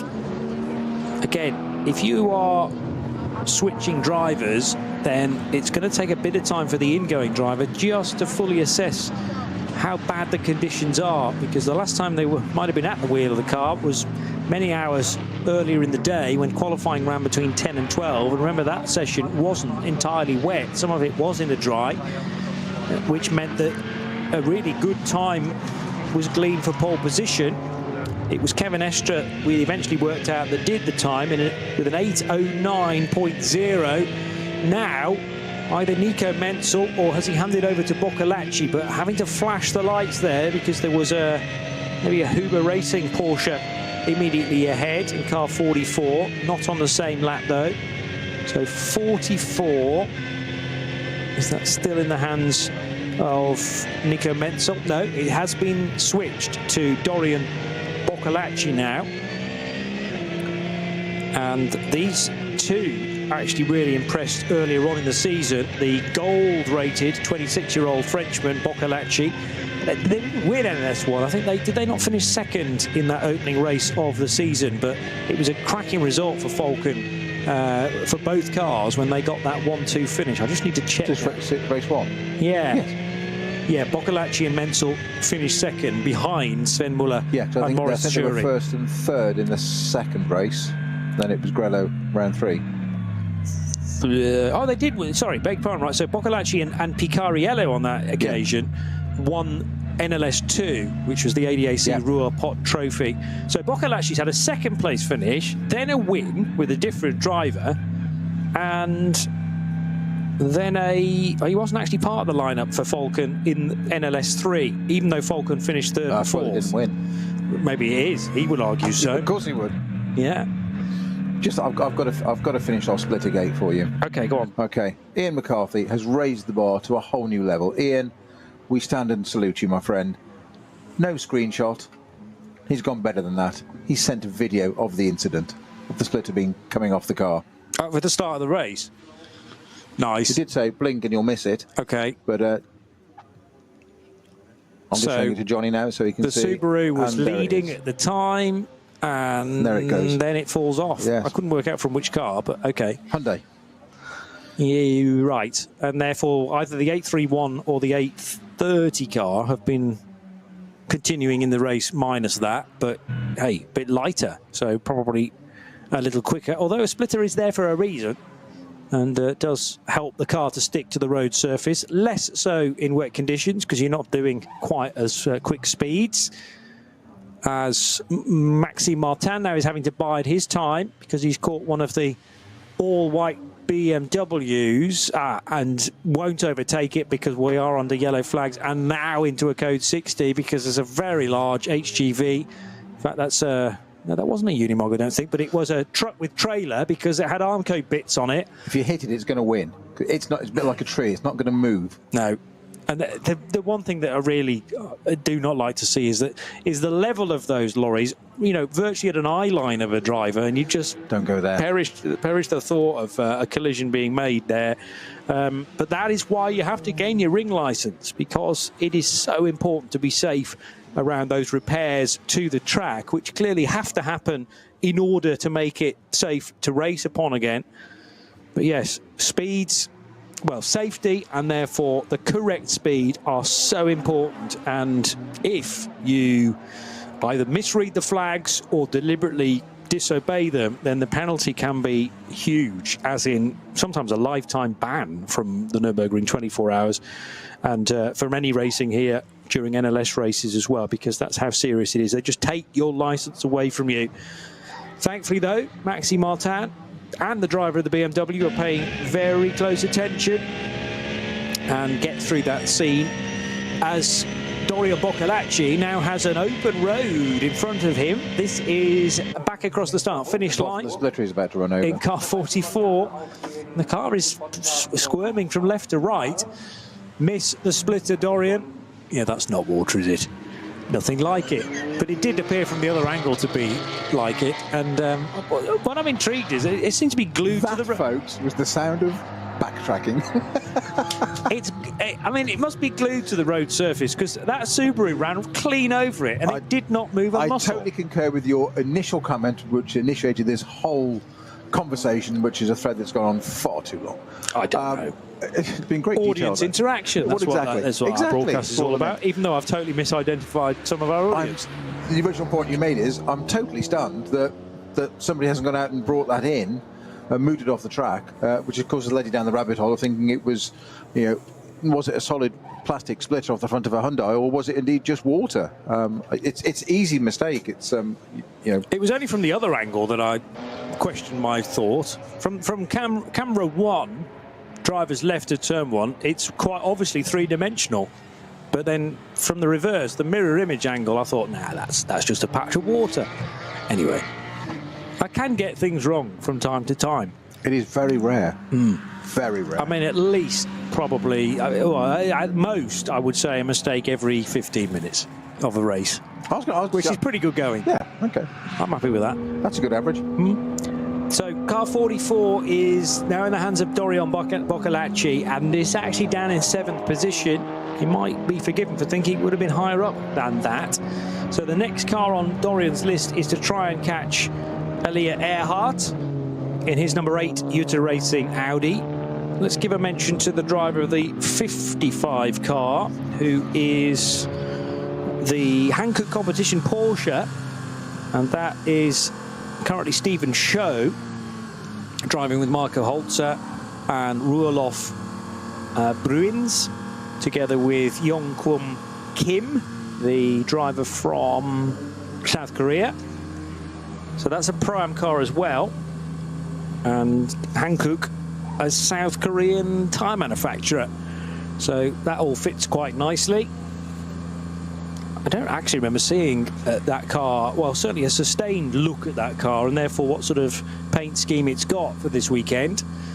Kesselchen limited to 60 kilometers per hour, which is precisely where the Manthey Team E-Fuel Griesemann entry is. 718, where's that in the order? Running in AT2 and actually leading the AT2 class. But a whole batch of cars pitting at the same time, including Robin Cherzanovsky's Porsche.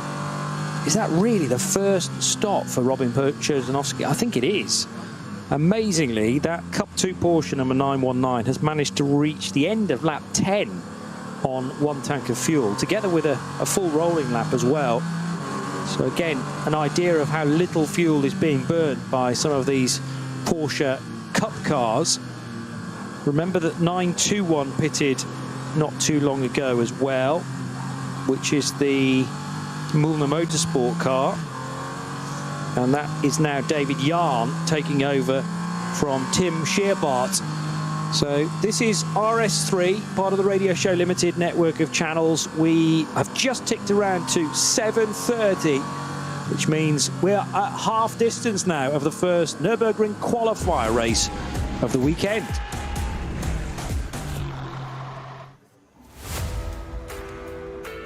So psychologically, that will feel like, you know, there's a significant hurdle that has been jumped now for a lot of the front runners, and actually some terrific driving, particularly from Lawrence Vantor, because he's been in from the start.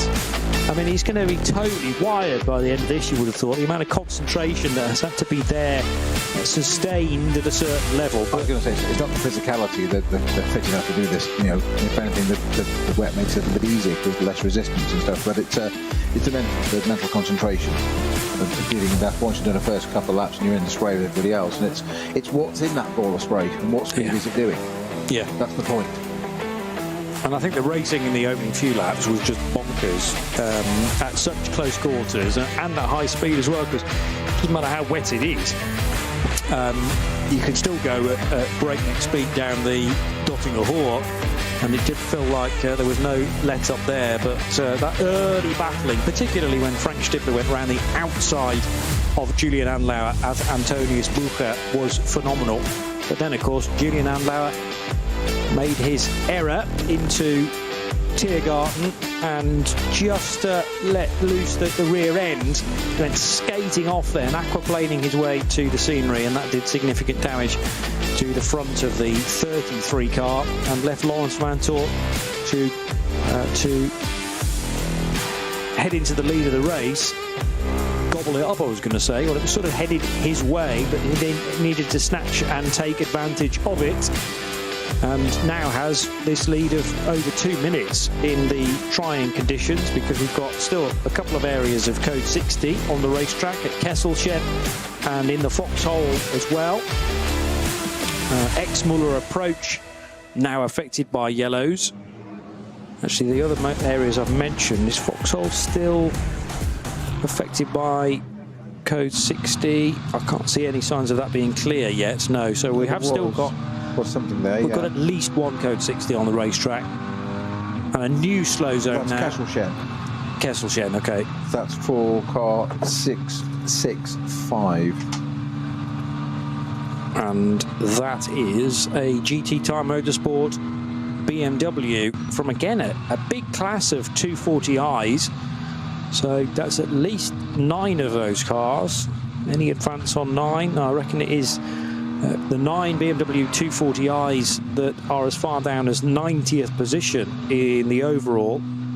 The race leader in that category has got itself up to 43rd now for the Adrenaline Motorsport crew. Adrenaline Motorsport are like a arrive and drive project who supply so many different cars for various races wanting to begin a Nürburgring career and making it as accessible as possible. And the 650 car then is the team of Sven Markart, of Kevin Vambach, and current driver Adrian, now this is going to be a tricky pronunciation, Rizhny.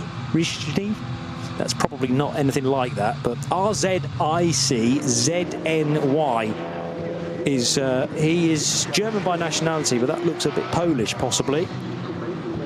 Anyway, Rizhny, he's doing the stint currently in the 650 car, as conditions are not really improving for some of the SP9 runners heading through the right and the left of that run through Hoch Eichen. The kink at Kiddelbacher Hohe to come for 310. And driving 310, which is the BMW M2 Racing FK Performance car, SP3T machine, is Brautigam running second in SP3T. But sharing with De Wilde, which could well be Ugo De Wilde. I didn't realise if that is Ugo that he was in this race, but that might be Charlie Weerts as well, making up that lineup. I need to find 310 on my list to confirm it. Here we go. It is Ugo De Wilde, and it is Charles Weerts as well. So Michael Brautigam in the SP3T car. You look like you had some thoughts there as you leaned towards me, Snowy. I was just trying to glean the information off your screen, which is probably better than mine because you're just so superior. I'm not sure about that. I can just find stuff quite easily, but that's down to button presses more than actual individual talent. There is still a code 60 at the Foxhole because that steep decline into the forest has still the code 60 affecting speeds. Useful to have the class leaders on our graphics right now. So the 16 car of Vantor and Niederhauser. Now we've not seen any time from Niederhauser so far, but that car's still leading SP9. In Cup 2, it is wow, there's the third driver in the 921. Oh yes, Arne Hofmeister is there on our entry list, joining David Hahn and Tim Scherbart. So Scherbart started, Jan now at the wheel, the Leipzig-based racer, and then it's Arne Hofmeister, presumably to finish that car. Remember that Cup 2 is also split into Pro and Am lineup, so there's no Pro-Am in Cup 2, but there is a subcategory within that division.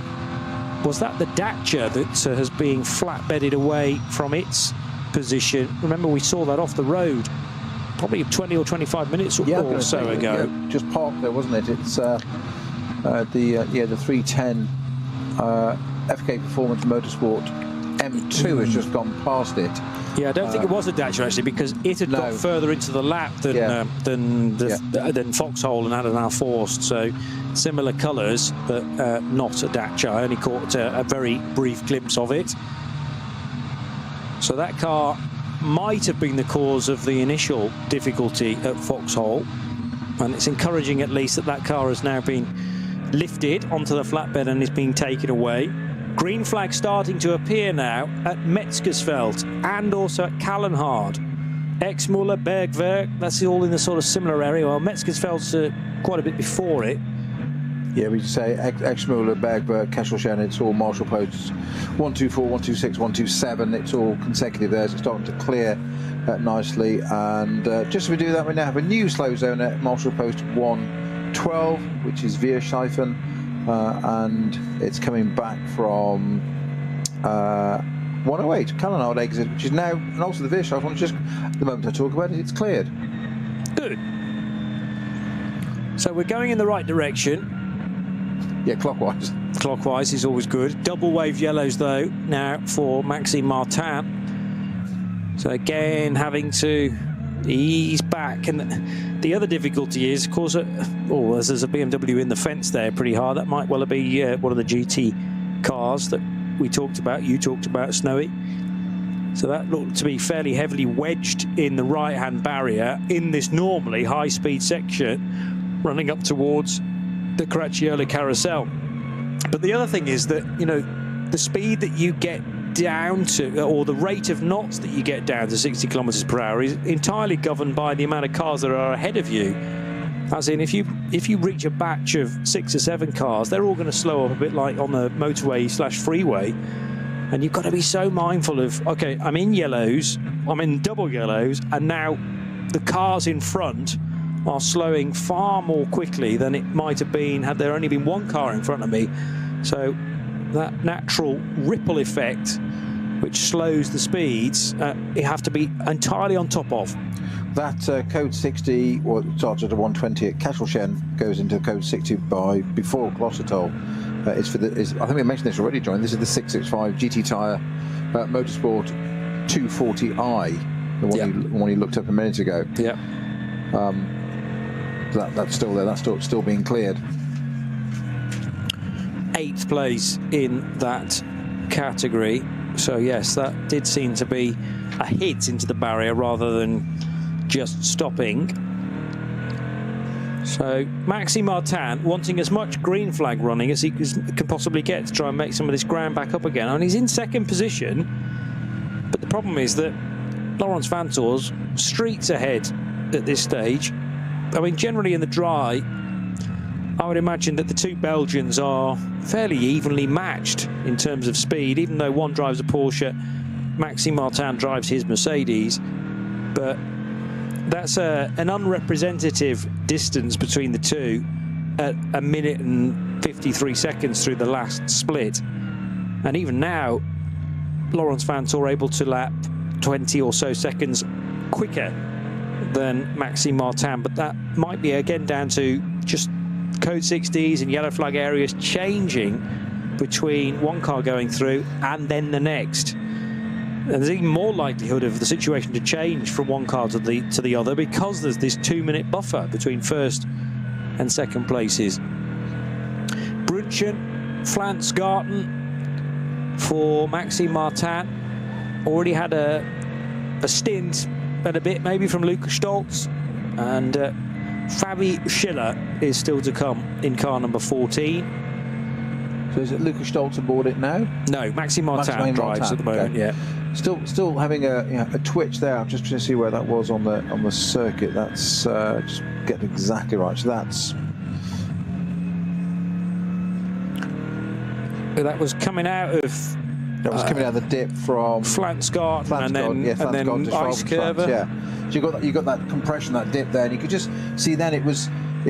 I mentioned about those compressions earlier, more notably on about where it's going to now, coming out of Galvenkopf down the Dottingerhöhe, as you go through the kink on the left hand side into the dip and the compression in the wet coming up to Tiergarten. That was at Schwalbenschwanz, as it was then, and you could see there, we were commenting before about, so the Porsches were having, Estra and et al. Were having power slides coming out of corners, certainly coming up on the last bit to the GP circuit up to the Sabine-Schmitz curve, and that one there was the complete opposite. It was Maxime Martin having the front end of the Mercedes go away in the compression, where it's gone almost like it's gone onto full compression of spring, and it's just said, no, I don't want to do any more. It's not. It's just it wouldn't do that because it'd be set up differently for the wet. But you lost the front end because there's a river of water there. Yeah. Some considerable speed as well. Well, that's the thing. Yeah, I mean, as I said, I'd love to see some of the data of the steered angles and what's going on there, possibly even the onboard as well. How much you've got to catch that, how much lock you've got to put in to catch something like that. And you've got Jedi reactions to catch things like that. We think it's that serene swan on the river, isn't it? It just glides by gracefully. All the work's going on underwater, and we see this here, or we talk about it, or we see the cars go by when we're at the trackside, and you go, yeah, it's easy. I was a twitch. trust me, inside there's a twitch on the steering wheel and physically as well. So as Maxime Martin goes over the line, he will take the race lead because Laurens Vanthoor's pitted. So car 16 from the lead of the race will stop at the end of 12 laps. And that feels again like it might be a little too early, because was Laurens not one of the later stoppers at the end of his first stint? Let's just cycle back through. 6 laps completed for Laurens. Oh, hang on a moment. Let's just double check on that. Yeah, 6 laps for Vanthoor. Then he stopped for the normal amount of time for a 6-lap stint and has now done... How many laps have we completed? 12? 12. Right, so he's only done another 6. Whereas I would have expected more like 8. But the other thing is, of course, they're obviously expecting far fewer laps to be completed compared to a dry 4-hour race, where I think in the NLS world we've had one 28-lap race, we then had a 27-lap race, and then we had a 29-lap race. Yeah. So we've had one of each version, 27, 28, 29. We're not going to get to anything like that this time around. So are the teams thinking, well, let's stop as close as we can to the hour, and that will just cut everything to a relatively even few chunks? Also, it's about getting Laurens Vanthoor out of that car, I would have thought, because he's been at the wheel now for over 2 hours, and car number 16, which, remember, started all the way down in 11th position, has to at some point be handed over to Patrick Niederhauser. And I'm expecting, therefore, that the 16 car, yes, has Patrick Niederhauser now at the wheel of it. So it's re-emerged in 3rd place. But remember that Maxime Martin's Mercedes has to stop again, and it's got to survive this lap as well, which Maxime Martin almost didn't do through Hatzenbach. The amount of corrective steering is off the scale here, and he's going nowhere near the apex through the first bit of that right and left-hander. It is also there's also an intervention vehicle on the track as well, so he's got to go past that at 60k, and there's that massive truck that it makes me jitter. Still going past it, even at 60k, it's the sheer physicality and the height of it, as you say. You just feel so vulnerable. He can't overtake anything else at the moment because there's another intervention vehicle there. Is that one of the Porsches, one of the GT Cup cars. Now he's opening the legs on the car, letting it have its throttle bodies wide open, and away he goes. But through Hatzenbach, it was absolutely using the torque of that V8. Low revs, short gear changes. Obviously, everything's on paddles on these days, and you also don't want to go going down the gearbox. You don't want to go down too many gears too soon, because these sequential boxes or paddle shift boxes are so good these days, so efficient, so reliable. You can just go 1, 2, 3 if you don't want to go too low a gear, because it then will want to lock the rears. Which we saw what happened to Julian Andlauer earlier. I'm not saying that's what he did, but we know how easy it is to do in these conditions. And it's now I was thinking there's a bit of footage from the onboard of Maxime Martin on this AMG GT3 Get Speed Mercedes down through the foxhole now, and we're saying how shiny it is. Of course, that looks super smooth because that's been resurfaced over the winter. It's changed the course completely. There's now I think there was a bit of curb at the end of this that you could use, and Pitol was telling me that you now can't. So we'll have to look at Maxime Martin's. Yeah, look, it's really heavy, high curb that side now. You don't want to be using that. Going up, that's going to dislodge the car. And again, there. So we've got the red and white, minimum of 45-degree chamfered painted curbs that will totally unsettle the cars. And that's one of the things that the drivers have to learn. The bits of that Hatzenbach, I went back to there, where you start on the Nordschleife, having come off the GP circuit. You've got those lefts and rights and swips and swaps, as I call it, a little roller coaster. But certain bits will have painted curb, certain bits will have painted curb with a little bit of concrete to the right of it, so there's a smooth chamfered bit. So the point is, as a driver, whatever category car you're in, sometimes you can use some of those, sometimes you can't, and you absolutely do not want to. You don't want to use the high ones because it upsets the car, but you must use the low ones, because if you don't, somebody else will, and they gain an advantage. So you've got to remember where you can. Then you don't want to get that sequence one out. And you can't use them, the wet ones, you can't use them in the wet because tyres on paint in the wet, it has absolutely no coefficient of friction, and it's just, nothing happens. That way it does, it just pulls you into the barriers quite quickly. Yeah. I mean, yeah, especially if one of the higher curbs. You've never done it yourself. I can neither admit or deny that. But the higher curbs, the higher curbs are obviously just going to unsettle the car, even if it's a flat curb, but it's painted. And the white line before you get to the curb can be like ice in conditions like this as well. But also the difference of wet and dry is stupidly, something that in the dry you don't hesitate because you've got the grip. You turn in, the car moves across. Let's say it's a right-hand one, and you bounce over the curb. That's fine. It unsettles. It does the offside of the car, and it lands. That's fine. But it's the landing in the wet. If you do use a bit of curb and the way it lands, it's a different surface. Yeah. So it may not land squarely, it may pull up, it may go one way. It's all sort of, it's just jeopardy. Remind me again why they want to do this. I mean, we all know, don't we? We all know. But yeah, on days like this where it's pretty chilly and you're soaked to the skin, if you're part of a team, maybe on the pit wall or in the garage, you might be wondering why you've particularly taken this career path. But those out in the cars will still be having a whale of a time. 268 is one of the many Toyota Supras in this race, which is one of the rear-wheel drive VT2 entered cars. Remember, VT2 split into two different categories, front and rear-wheel drive, and that Japanese car, quite heavily based on a BMW Z4, but it's a popular mount. It is a Z4, sorry, no. Yeah, I know. But it's got different lights. It's got a different shape to it, yes. Yes. But well, I mean, in its Toyota Supra form, it's a popular car, it would have seemed, because there's at least, I mean, none the worse for it. At least 4. We've got the Toyota GR, as in Gazoo Racing Super GT4 car, although that's not entered into SP10, which is the one for the more recognised GT4 category. That's actually running as an SP8T car.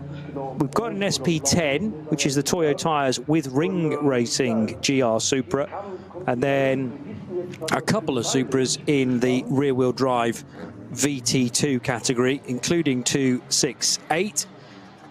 Another chance to witness precisely how that bit of splitter ended up in the middle of the road. So the Subaru turns right, gets through there, no problem. But further back, two Hyundais clash with one another. And yes, yeah, so it's from the eggshell blue Hyundai, but I think that was assaulted from its left by a similar car, and that bit of splitter has been there ever since. And there it sits. And I suppose... Yeah, 832, told you this. The attitude now from the race director and all those in race control is, well, everybody knows it's there, so don't drive over it. And if you do drive over it, it's not going to do a huge amount of damage. But the problem is, of course, you know, depending on... been run over again, exactly as we depending on what's it made of, plastic. Yes. It's only going to be plastic. It's not going to be carbon fibre, is it? So unlikely. So even if you did pick up a little bit of it on tyres, it's unlikely to work its way and cause a puncture. We've not seen any. I don't think we've seen any related punctures because of that. So just leave it there. And that's precisely the approach that is being taken. A reminder that the 14 Mercedes is the new race leader, and that is because of some shortish stints being performed by the number 16 Scherer Sport Porsche from PHX. A sublime bit of driving from Laurens Vanthoor for the opening half and a bit. I mean, he ended up doing about 2¼ hours behind the wheel of the number 16 car. Patrick Niederhauser has now taken over, and he's got the easy run to the finish in 3rd position, but he's also got some very good pace to try and match from Vanthoor of the Laurens variety. And Patrick Niederhauser is the Austrian racer. No, he's Swiss, beg your pardon. The Swiss racer, 33 years old, who's been doing this season some GT World Challenge racing, both endurance and sprint. And he also competed at the start of the year in the 24 Hours of Dubai. 718 under pressure now. The Griesemann and Adorf 718 Cayman that runs in no, it runs in 82. But that's the reason why the race number is 718, because these are all 718 Cayman club sports, and a whole field of them in the Cup 3 part of the entry. Work ongoing to the number 33 car. Oh, is it the Dacia? That's the Dacia. Okay. Yes. It was the 300 car. It's very different shape to a Falcon Porsche. That it is rather. Yeah. I wasn't. It's a similar colour and Falcon. So well, I wasn't focusing on the front wing. I was entirely focusing on trying to get the number, and then the 3 emerged, and I thought, oh yeah, that's the 33. No, it's not. It's the 300 Dacia Logan, and Oliver Creaser being interviewed in German, so we won't tune into this. Purely because, well, I will struggle to work out what Oliver is saying, but to our German colleagues, that will be being pumped loud and proud onto the German live stream of this race, because the two run in tandem, or in parallel, perhaps more accurately. 5.3 seconds the advantage now between Maxime Martin and Kevin Estre. Now, speaking of long stints, have we seen Patrick Pilet in the Grello car yet? I'm not sure we have. So Estre started that, and he is now right with the race leader. Let's just check back on Estre's current stint. He's been in that car for the last 6 laps.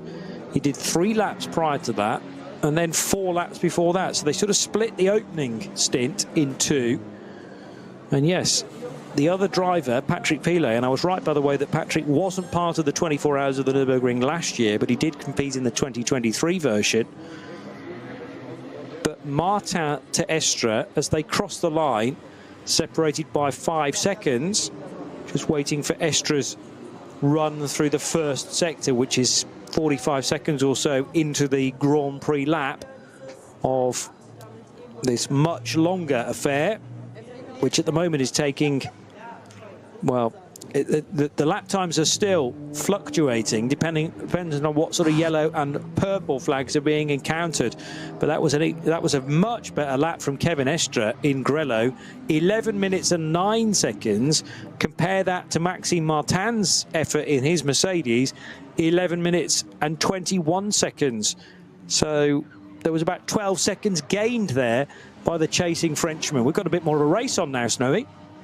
We have, with just coming up to an hour and a half to go. We've still not had massive amounts of green flag running. We've got a lot of incident vehicles on the track. There's cars being brought back in through the carousel there. They're not taking the racing line, leaving that to the race cars.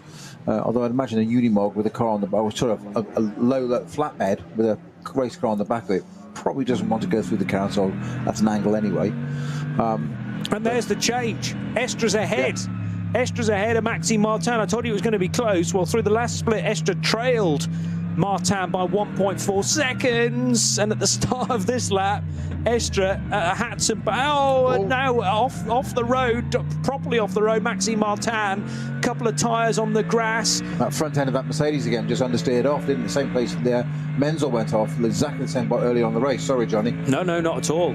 I think it was a bit later along Hatzenbach, actually. It wasn't. It was the approach to Hoheichen where Martin almost connected with the wall. And any chance now of Martin hanging onto the coattails of Kevin Estre have kind of gone with that little mistake. But to be honest, he had fair warning, because Kevin Estre had a whole hatful of opposite lock in turn himself. But it was those different dynamics of the car again, wasn't it? The Porsche, Kevin Estre, it was the getting on the power, the back end coming out and having to catch it into a bit of oversteer and that's a little bit of a drift there. But that's just typical Estre style, isn't it? It's his trademark, it's his USB, pass on the grass.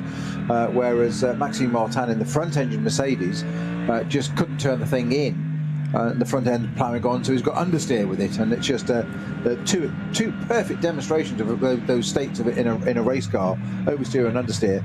So we're coming up to the foxhole now, which is the last area of the track that is not under a green. So once this is cleared, assuming nothing else happens, we will end up, in theory, with a green flag with almost exactly, it's 1 hour 32 minutes to go. Now there's an instant vehicle on the left there as this Mercedes Get Speed sits behind a Hyundai. I'm not sure, was that barrier repair off track as well going on, the instant vehicle, or was it just collecting a car? No, I think they're doing barrier repairs still at Fox, aren't they? You tend to bounce off a few things there now. So it's the 830 Hyundai Elantra that is being overtaken. Is that the V8 one? That sounds like an AMG, but isn't.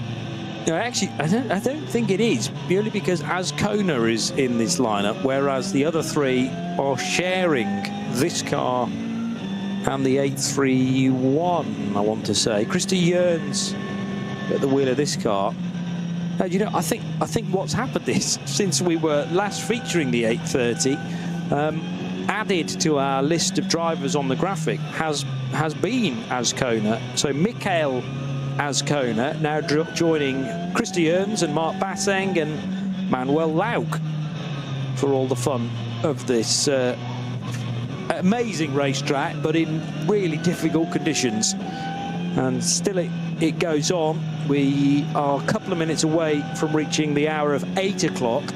Bear in mind, official sunset around here is 9:25, and we're racing till 9:30, and probably beyond that, because of you squeeze an extra lap, that's automatically an extra 11 minutes, isn't it?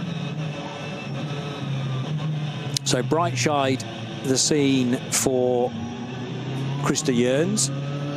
He might be wanting to get out of this car fairly soon to give his 3 other teammates a fair crack at the whip. But Kevin Estre back to the race lead. And that sort of takes away, really, all the efforts of Lawrence Vantor. I want to know precisely why Vantor appears, or at least now the Patrick Niederhauser car, the number 16 Porsche, seems to have lost a bit of ground. Bear in mind, of course, the Niederhauser Scherer Sport Porsche has pitted twice.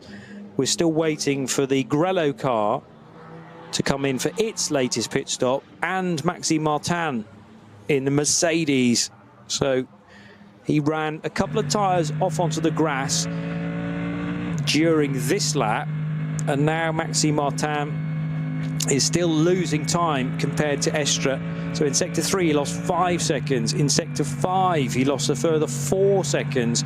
The gap's up to nearly 10 seconds now. Estre back to the Mercedes and Maxime Martin. Just to reinforce that which you were saying a little bit earlier, Johnny, about some of these, some of the top level cars are very much race cars. They have DNA of the road car and similarities of things like, you know, the engine and the platform, and it looks like a Mercedes, Porsche, Audi, Aston, whatever it may be. But some of the cars further down the field, as Maxime Martin's having a huge front end moment there in the Get Speed Mercedes. Johnny was saying that some of the cars, Johnny was saying earlier that some of the cars are very, very much more road based, and one of those is the car number 300, the Dacia Logan. The reason I brought this up is because they've put a message out on social media, and I quote you on this, okay? Dacia team asking fans, and I quote, "We need a wishbone from a Renault Megane for our Dacia to repair the car and start tomorrow. If someone has one, please help us." Class. I'm deadly serious. So some spectator I know is going to happen. Somebody is going to go, absolutely, please. He's going to put the value of their Megane up. And no, David Pittard is just being interviewed in the pit lane. He hasn't replied to me yet, so Pittard, get on your phone. Never mind chatting to interviewers. Talk to us. We might be able to listen to this, though.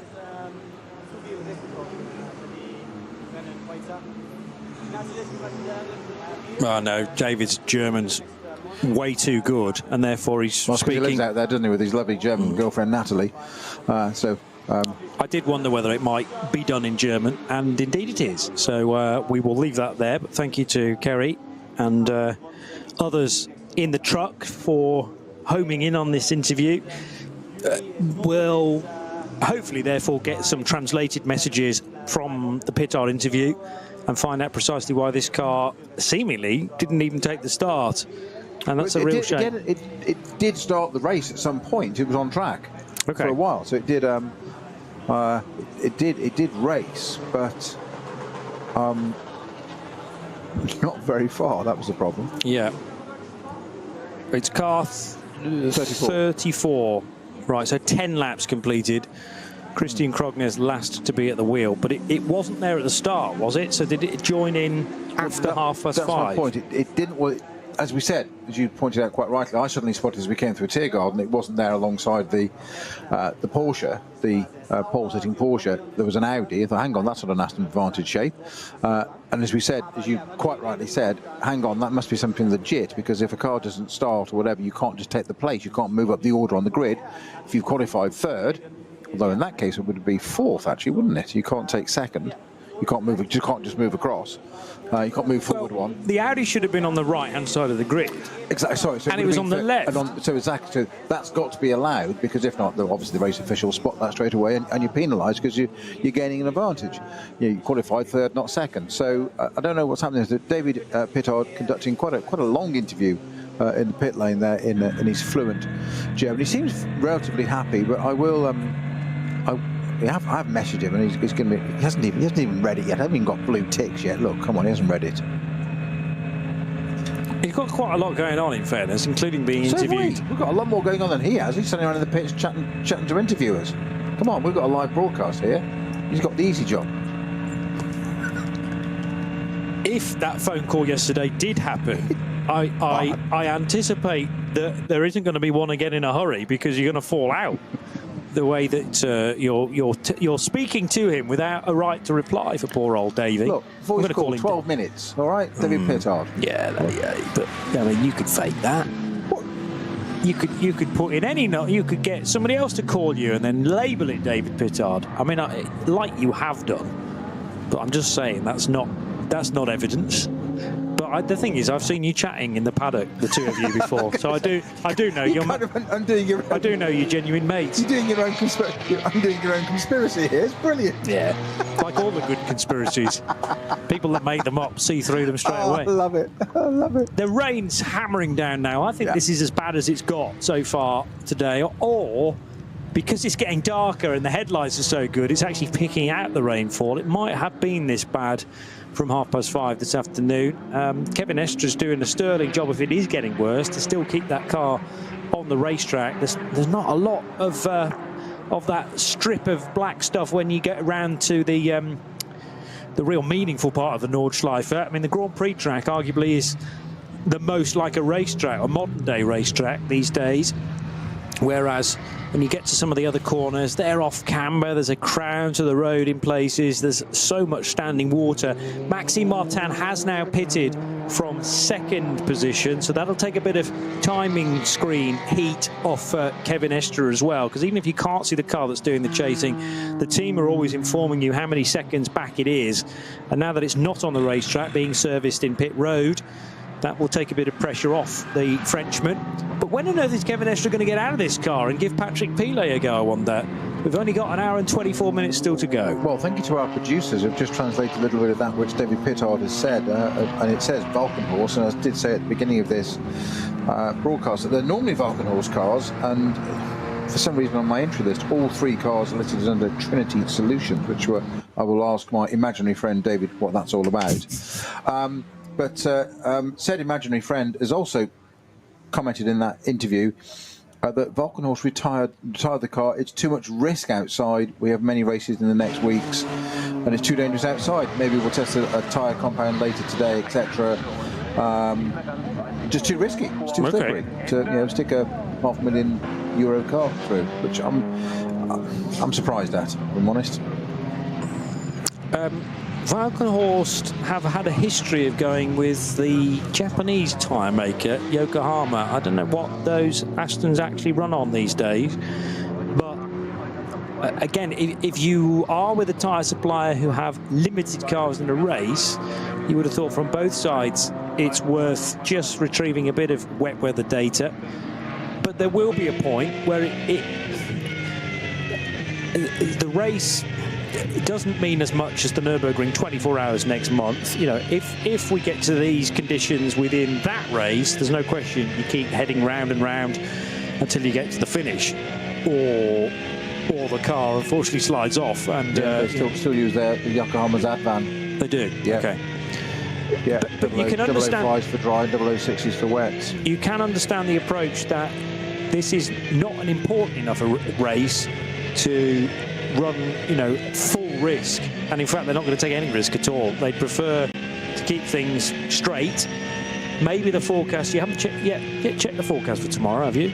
No, I keep getting distracted by imaginary phone calls and things. So well, that's right. I must stay on.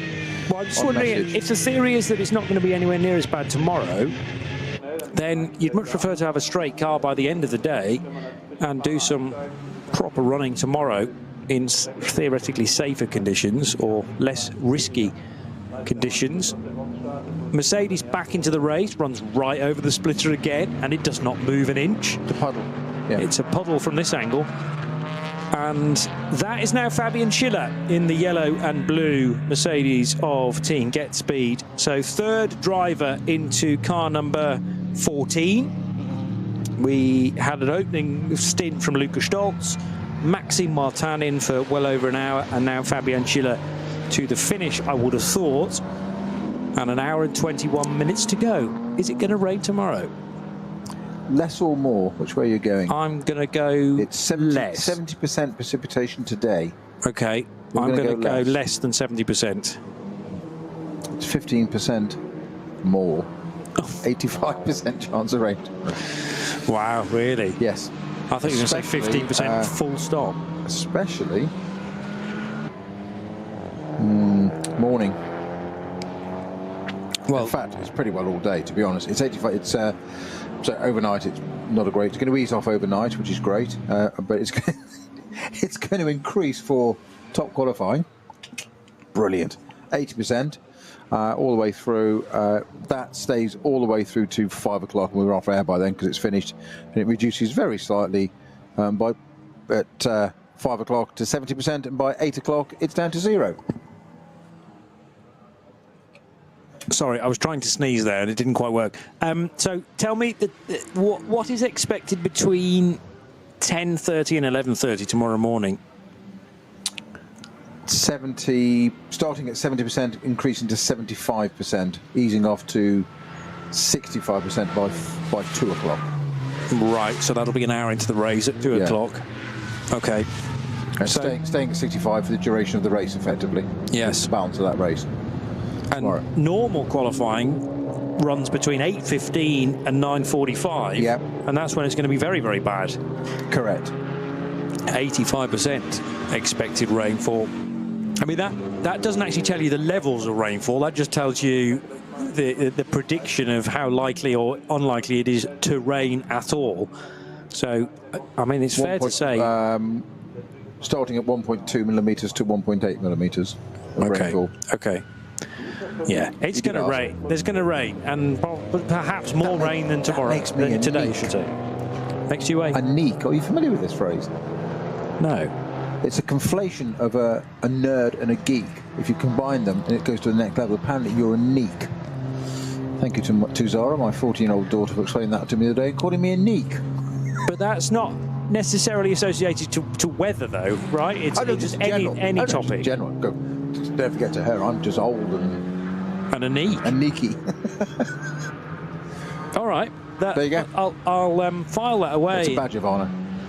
I'll file that away and bring it back maybe during Le Mans week or something. Exactly. You massive neek. Now down for Crowdstrike Pit Report to our Pit Report, Neek. There you go. That's where Nick Damon jumps in. There were some Nick and Neek. There you go. There were some nights that said knee, but not necessarily neek. So maybe that needs adjustment as well. Anyway, the 330. Yes. Yeah. 330i BMW number 514. It's pretty nondescript livery, I suppose. The white with the Miser sponsorship, but plain white Porsches have often had good results in 24H series racing. Remember we talked about the Herbert car when it was year after year just in a bog standard white, and this BMW could be on course for a decent result as well in its VT2 position of second for the rear wheel drive cars. Trying to hunt down another Toyota Supra, the Toyo tyres with ring racing example, number 520. But that's a fair bit further up the road. 520 has at the wheel one of the tacks, family tack, but overall still Kevin Estre who is out front in the 911 Grello Porsche from Montage EMA, and leading by about a minute now over Swiss racer Patrick Niederhauser in his Porsche. And somehow, just the way they've been doing it for the rest of the season, the 911 GT3s have established themselves into those podium positions again. Different runners of the cars, different teams behind each of them, Manthey, Sport and Dynamic, but Porsche again have a really good package, because although they don't occupy 4th, they've also got 5th, 6th and 7th. So of the top 7 cars, 6 of them are all the 911 GT3 cars. Actually, one of them's a Cup car, I should say.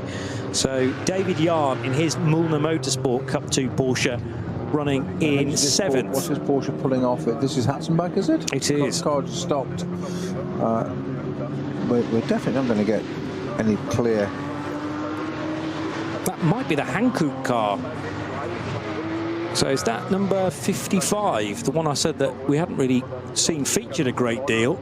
Certainly the right colours for Hankook, half white, half black. No, that's over at Wipperman. Which is at Wipperman? The Hankook car I just mentioned. Okay. So, well, it's not Falcon car, obviously, because that is not the right paint scheme. The 55 car Wipperman, are you sure? Wipperman is much further round. Yeah, I was going to say, that car that you just mentioned, the Hankook car, is much further round, according to my GPS. Right. Well, I've got it in the 3rd sector, just having completed the 3rd sector, but having lost about 14 seconds. Well, Sector 3 would be Horijken and Quittelbacher, wouldn't it? Yeah. Okay. So that's why it sort of fits. Yeah, Wipperman would be Sector 7. Yes. Okay.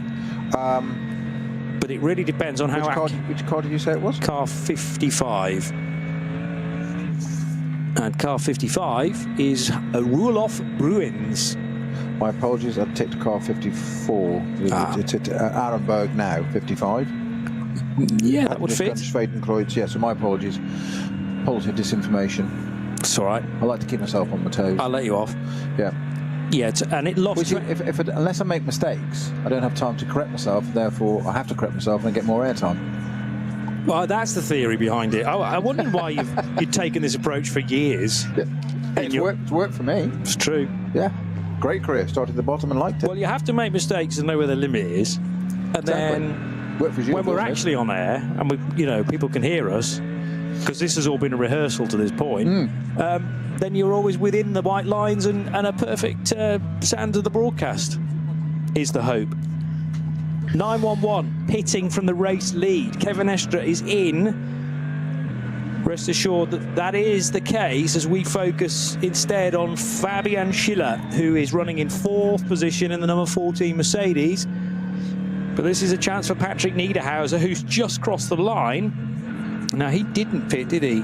Oh, no, he hasn't quite crossed the line. He will be crossing the line in the next 40 or so seconds.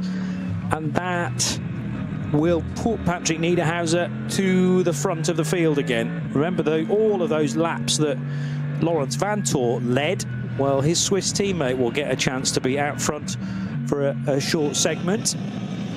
The other person to keep an eye on is the 54 Porsche from Dynamic.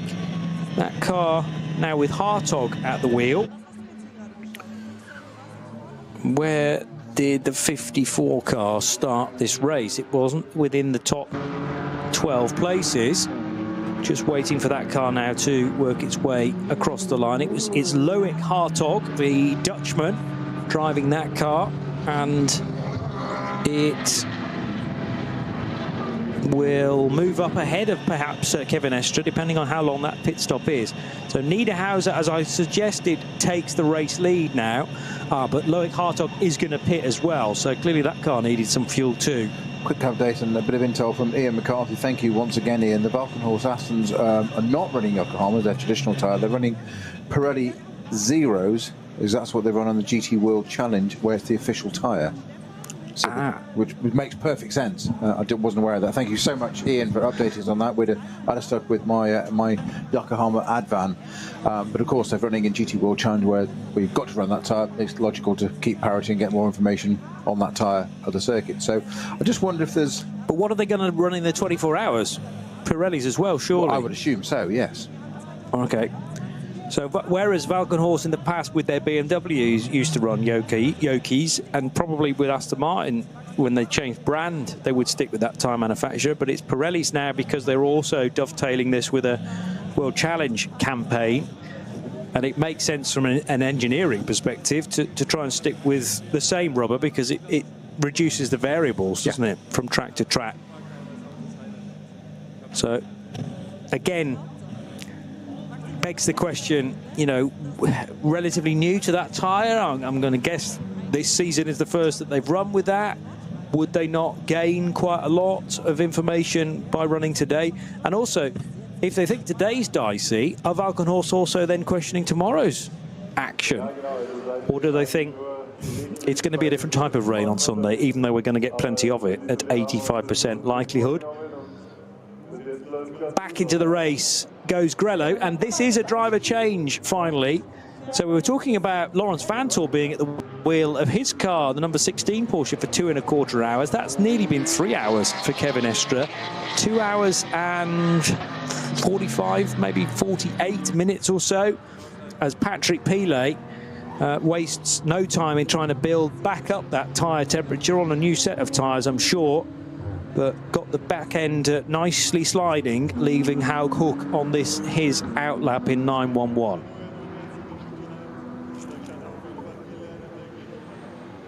Lights flashing from Grello as it heads down the hill. And we are back to a race lead of over 2 minutes for Patrick Niederhauser in the Scherer Sport Porsche, number 16. There's almost like a flame coming out the back of that. Surely that's not right. Oh no, it's the tail light and the spray. Spray from the diffuser again into the wet weather light, isn't it? Yeah. Yeah. Weird optical illusion. But yeah. I thought, hang on a minute, is that engine on fire? But no, it is the LED tail light. It actually really does look like a flame because it's the light peering through the spray. But certainly as it headed down towards the hairpin at the bottom of the hill and then pulled out of that corner, I thought, wowzers, that flat six is a light. Something else that looks weird in this situation. But we've gone through quite a lot of scenarios where bits of plastic have turned into water mid-race. I remember when the Corvettes, the mid-engine Corvettes first ran at Daytona, and there was almost this sort of blue Bunsen burner type flame appearing from the twin exhausts, I think there were on those early Corvettes. And that was when we went from the front engine, the classic yellow Corvette that ran at Le Mans and so many years in the IMSA WeatherTech Sports Car Championship, and then this new car came out, and staring at it down the back straight at Daytona, particularly in the night, this unsettling image of a blue, almost flame that extended by a couple of meters, and that took some getting used to. But no concern for the 911 Manthey Porsche, thankfully. The question is, who's going to be in the best situation as we head into the closing 70 minutes now? Because we've hit that magic sweet spot of the pit stop reference being focused on the checkered flag from this point on rather than the stint you've just done. Remember, I spoke earlier on in the broadcast about if you do a short stint, you can end it with a short pit stop. Remember, all pit stops are timed, but if you come in after 4 or 5 laps, that's a shorter pit stop than it would be at the end of a 7 or 8 lap stint. Well, now we're into the final 70 minutes of the clock time. It's all about how long there is to go until the end of the 4 hours. And if you come in with 5 minutes to spare, that could be a pit stop basically as quick as you can manage to do. So the teams are weighing up now when best to make a stop. And ideally, you want to make it as close to the checkered flag as you possibly can, assuming you are out of fuel at that point. And I have a feeling that this is a bit of a false 2-minute advantage. Nobody has had as good a race. I agree. As that. I don't, 2 minutes and 19 seconds. Yes, we've had the scenario where certain cars have gone through code 60 or gone through before a code 60 has been put in, and then the chasing car has been delayed through no fault of its own. And that time through, another 7-second gain for Patrick Niederhauser. But these races just have a habit of bringing a lot of the field really tightly in when we're within the last 10 minutes of the race. Yeah, and of course you get that aggregator on you said the minimum fuel stop you have across a race as well. So that changes as you get towards the end of the race, and you have different strategies. So those you've had longer stops, shorter stops, you get a different amount of time at the end. It makes all the difference. So back we go, and that's coming out of a code 60, incidentally, for Fabian Schiller, and he is now heading towards Arenberg, where he's having to get on the anchors because there is a slower Cayman which is having to pick its way through the tricky part of the racetrack, and the Cayman not able to pick up speed as readily as the thunderous Mercedes that you can hear in the background. So Schiller chasing down one of the TCR Hyundais, and still this area is affected by, well, no, there are blue flags being waved, but the recover, or rather the repair vehicle, has long since departed from the approach to Adenauer Forst. So the barrier's now been repaired. The tricky thing, though, for Schiller now is to find out where it's safe to pass this Hyundai, which is way up on the curb. It's the 830 car, which is nicely placed in its category, but the Mercedes can pick it off. I think it was almost the Hyundai that is almost trying to keep out of Schiller's way there for you. But I have to say, I've talked a couple of times about the low grunt and bass of this Mercedes, and honestly, I don't think he could have gone in a lower gear. They would have stalled it. It sounded like it was barely ticking over. It's like an old diesel just ticking over, a few hundred revs. So different to some of the other ones. Of course, same engine that goes into the Aston Martin, basically, the 4-litre version. Yes. Yeah. So there's quite a lot of similarities between cars that you would automatically think are different, but they do share, in some cases, components. In the bigger cases, they share engines sometimes, or certainly the engine methodology. That is still the case with Lamborghini Huracans and Audi R8s running a very similar 5.2-litre V10. Now I'm thinking, how is that Lamborghini doing? It's been out of the race for quite some time, actually. It only completed 9 laps when Christian Engelhardt was at the wheel. So a difficult spell for the Danny Juncadella, Marco Mappelli and Christian Engelhardt car, unless they've taken the same approach as Valkenhorst and thinking there's just too much risk attached to this, so we're going to park the 27 car, maybe bring it out tomorrow. Work continuing on at Brightside, which is where there's a second entry route onto the racetrack for tourist laps. That's where the race circuit itself goes over one of the public roads and past the Tankstelle there, which is always good for a midnight snack if we're heading away from one of the late sessions. Call by at that petrol station before going to our digs. And the 88 Subaru WRX will be lapped by the 830 Hyundai. So that's interesting as well. A pace-to-pace comparison between a TCR car and, well, the rally car derived Subaru, which you would have thought would have been relishing these conditions, but it doesn't have the sort of speed that a TCR can produce through its front axle.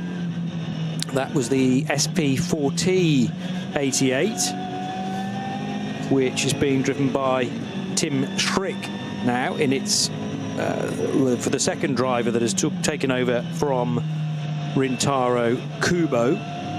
So Japanese and German driving combination there. Style Strecker covered by yellow flags. And the reason for that is because there are a couple of circuit vehicles working their way through. So these are moving yellow flags. according to wherever the intervention vehicles are. And Style Strecker shortly will go green, which indeed it does now as that flatbed heads up the hill. I mean, there are some tough places to find slow-moving vehicles, but I would have thought the carousel is particularly bad, although I suppose the flatbed HGV lorries will go to the high section, the asphalt section of the carousel, and leave the concrete paved area to the racing cars. As we saw earlier, you don't want to go into the carousel there tipping one of those over with a flatbed. No. It's got some height anyway, and a car on the back of it, so that could all go horribly wrong very quickly. So yeah, definitely keep out of the way through there. But I get the feeling that a lot of these HGV drivers are wannabe racers. So, you know, it's tempting, isn't it? How quickly can I get this flatbed back? Yeah. Certainly get a bit of understeer. Yeah. I'll just fling it through the carousel on this lap. In the wall. No one will know. No, exactly.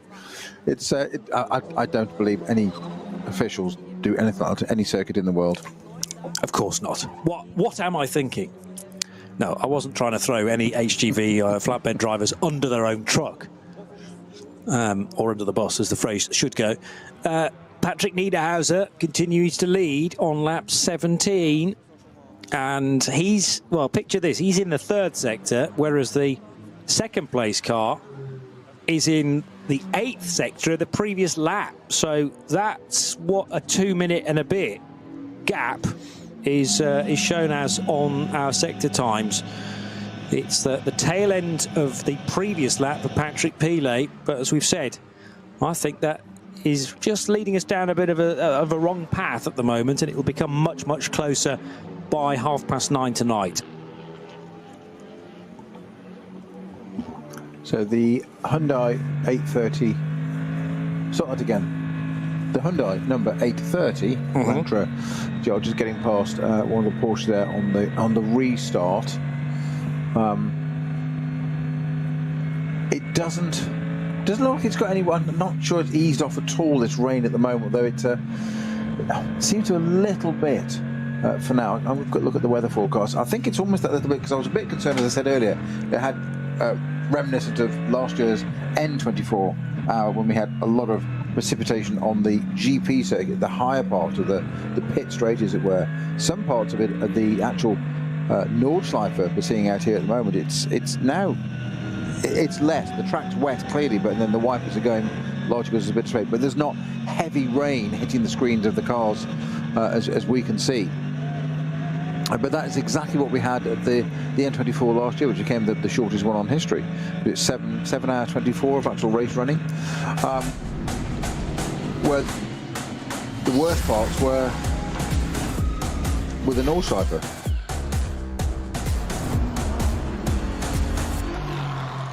But it was the GP circuit, the new part that was okay. So it was the difficult part, which is quite extraordinary. Well, yeah, ordinarily you would expect the valley of the Eiffel Yeah. to house the low cloud, and that would be where all the fog would be concentrated. And generally the Grand Prix track, which is one of the higher bits of the whole venue, remains clear. But yeah, it was the Grand Prix track that was the difficulty. So much so that marshal posts could not see the next marshal post either before or after. And it just stayed like that for hours on end, all the way through the night and into day 2.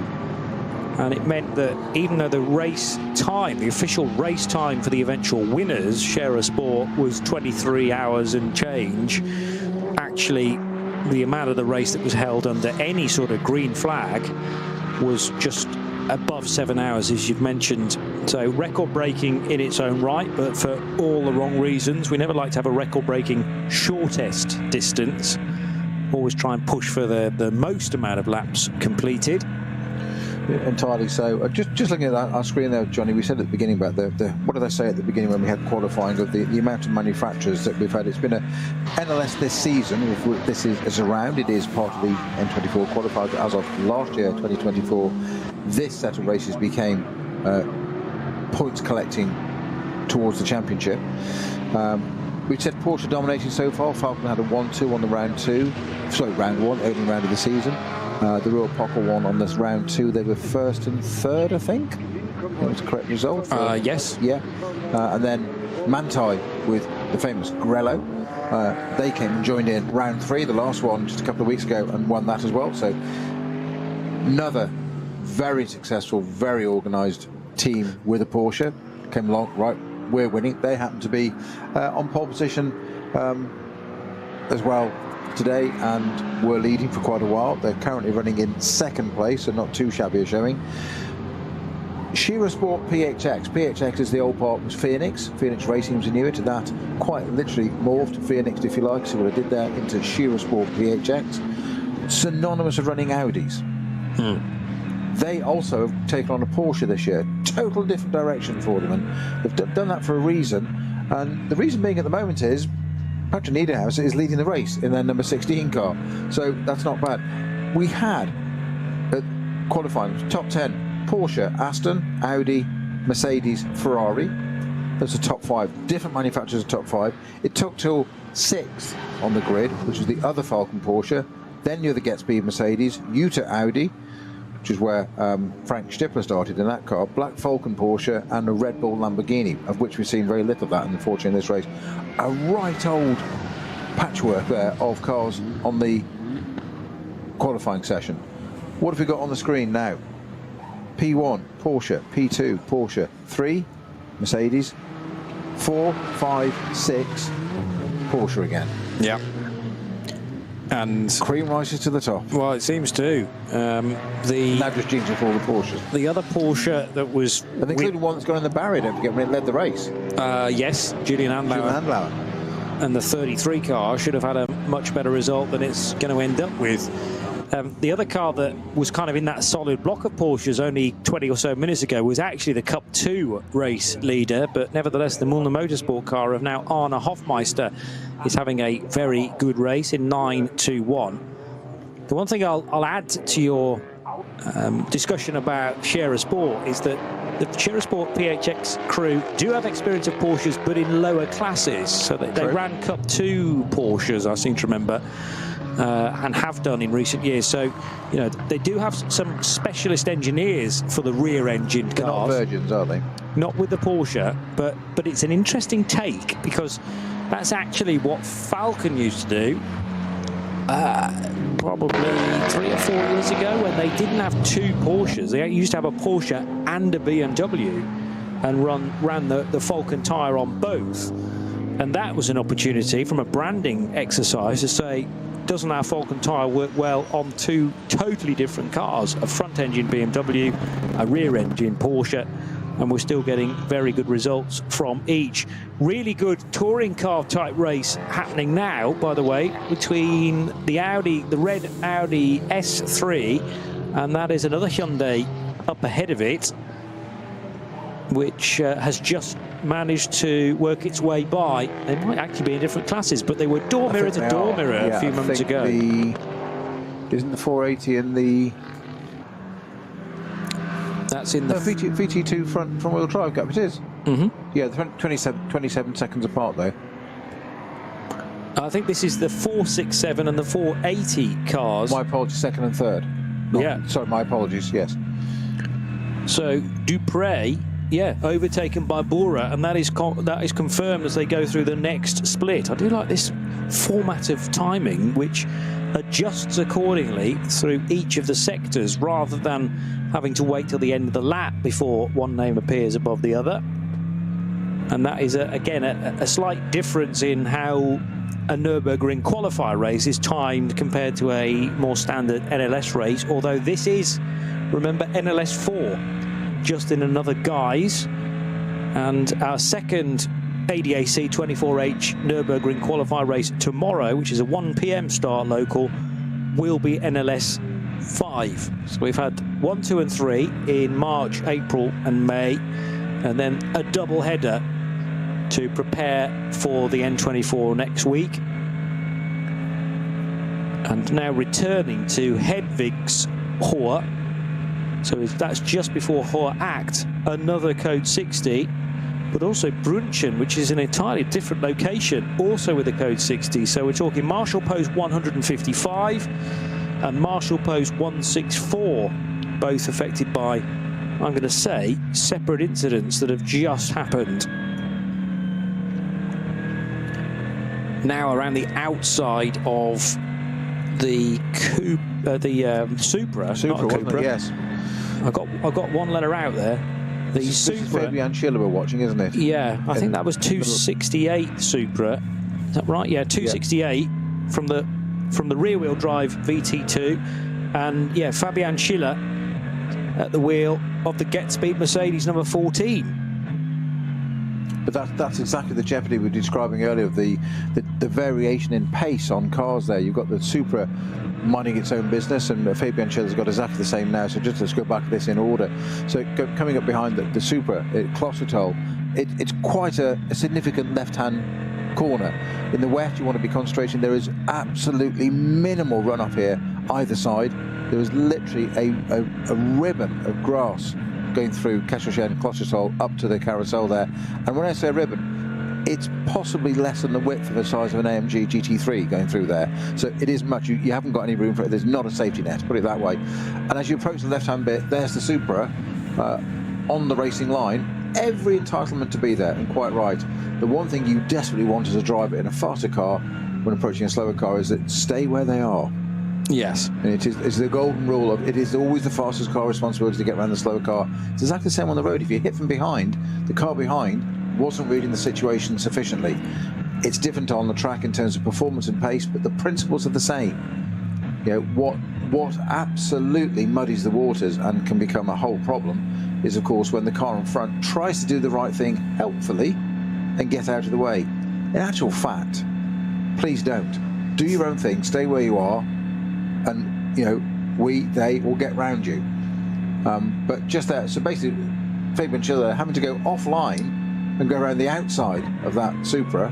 Then as he gets to the carousel, he arrives significantly quicker than the BMW in front of him and effectively parks it on the boot lid of that BMW, going through there. And then you've got a feather gently on the throttle. The car's tramlining through there anyway, and yumping on its transmission anyway, going through the carousel. And you don't want to get on the power too soon in case it snaps the back out, and you've got to wait until it all comes out, goes level in the wet, and get past that car. So loads going on all the time, processing, computing all the time what you do with these cars in front, and they've got every right to be there as well. If you want to get hit by a bigger car, it doesn't usually end well for anybody. No, everyone has the right to be there, and if you're driving the quicker of the cars, then it's entirely your responsibility to find a way through, but safely. I was just going to say, responsibility is a great word, absolutely right. That's how it's often dictated in the driver's briefing. You got the quicker car, you have the more manoeuvrability, and you've got to find your way by. So Fabian Schiller, having negotiated all that, he also went through the Brunchen section, which is affected by the code 60, and that was a moving code 60 around a flatbed, because there was a BMW on the back of that wagon and being protected by further circuit vehicles, and that yellow flag has now moved its way up to Flansgarten for the same reason. Slightly less air being taken by many of the cars at Flansgarten just because of the reduced speed that you're approaching it, but that's always the classic shot. A couple of things I've been watching with the onboard of that Fabian Schiller in the GetSpeed car. It's areas it's struggling comparatively, let's say, to one of the 911s or Porsches, is low speed stuff. Hats and back, although the front end just hasn't got the front end. I'm not suggesting it's a tyre issue or whatever. It's got a lot of weight over the front end, but it's struggling there. What was interesting was, I said earlier, didn't I, about coming down the Dottingerhohe, of flat through there, and just kept, that kink is more significant than perhaps you realise. It was interesting there, being on board with Fabian Schiller, the engine note changed dramatically and lessened as he approached the kink. He obviously backed off through it and just a bit squeaky. Let's just turn it in gently, precisely, so it's not under loads of power. Let the aero do its stuff and get through, and out it comes the other side, and another lap completed for our number 14 GetSpeed Mercedes, which is currently running in third position with Fabian Schiller at the wheel. It's Patrick Pillay just ahead in the number 911 Grello Manthey run Porsche, and of course Patrick Niederhauser in the number 16 Shearer Sport PHX Porsche 911 that's leading. So 2 Porsches, Mercedes, and then 1, 2, 3, 4 Porsches, Audi, Jutta and Mullner, and I forgot to mention this, by the way. Just have a quick look at that. According to my screen, am I right in saying this, that we've got Müller Motorsport number 921 Porsche Cup 2 car in 8th overall. Yes. 9th overall is the 830 TCR Hyundai and Mark Bassing and Eichenberg in the Cup 3 SRS Team Red Sport Porsche 708 Cayman, rounding out the top 10. Yep. So 8th, 9th and 10th are not SP9 cars. Indeed. And then 11th place Great leveller, the rain. is the SP8T race leader for Mijatovic in his BMW M4. The other thing to look out for is the pace that Patrick Niederhauser is currently able to do on this lap. Sector 3, an absolute best for the race so far. Sector 4, an absolute best. Sector 5, an absolute best. It's getting drier out there, I'm going to say, certainly in those areas of the racetrack. And for probably about a minute just then, we had a fully green track, but now Döttinger is affected by yellows. And I think that is still the moving convoy of that BMW that sits on the back of a wagon. So I don't think there's been an incident at Döttinger 1, as it's called, Marshal Post 188. It's purely because what remains of the route of that flatbed plus intervention vehicles has now reached the very, very long straight, and hopefully fairly shortly we will go green again. But I would imagine Patrick Niederhauser is not going to be the first to start to post really good times, and this is a fine time as well for him to be doing those sort of sector times, because he's managed to fashion a 3-minute lead over Patrick Pilet in the 911. But Pilet's speed is similar. He was only a couple of seconds away from Niederhauser's pace, so with a green racetrack will automatically come fast sector time, Snowy. Yeah, so you just mentioned SP8T class there with 187 car leading it. Mijatovic got the wheel of that. That was a change around over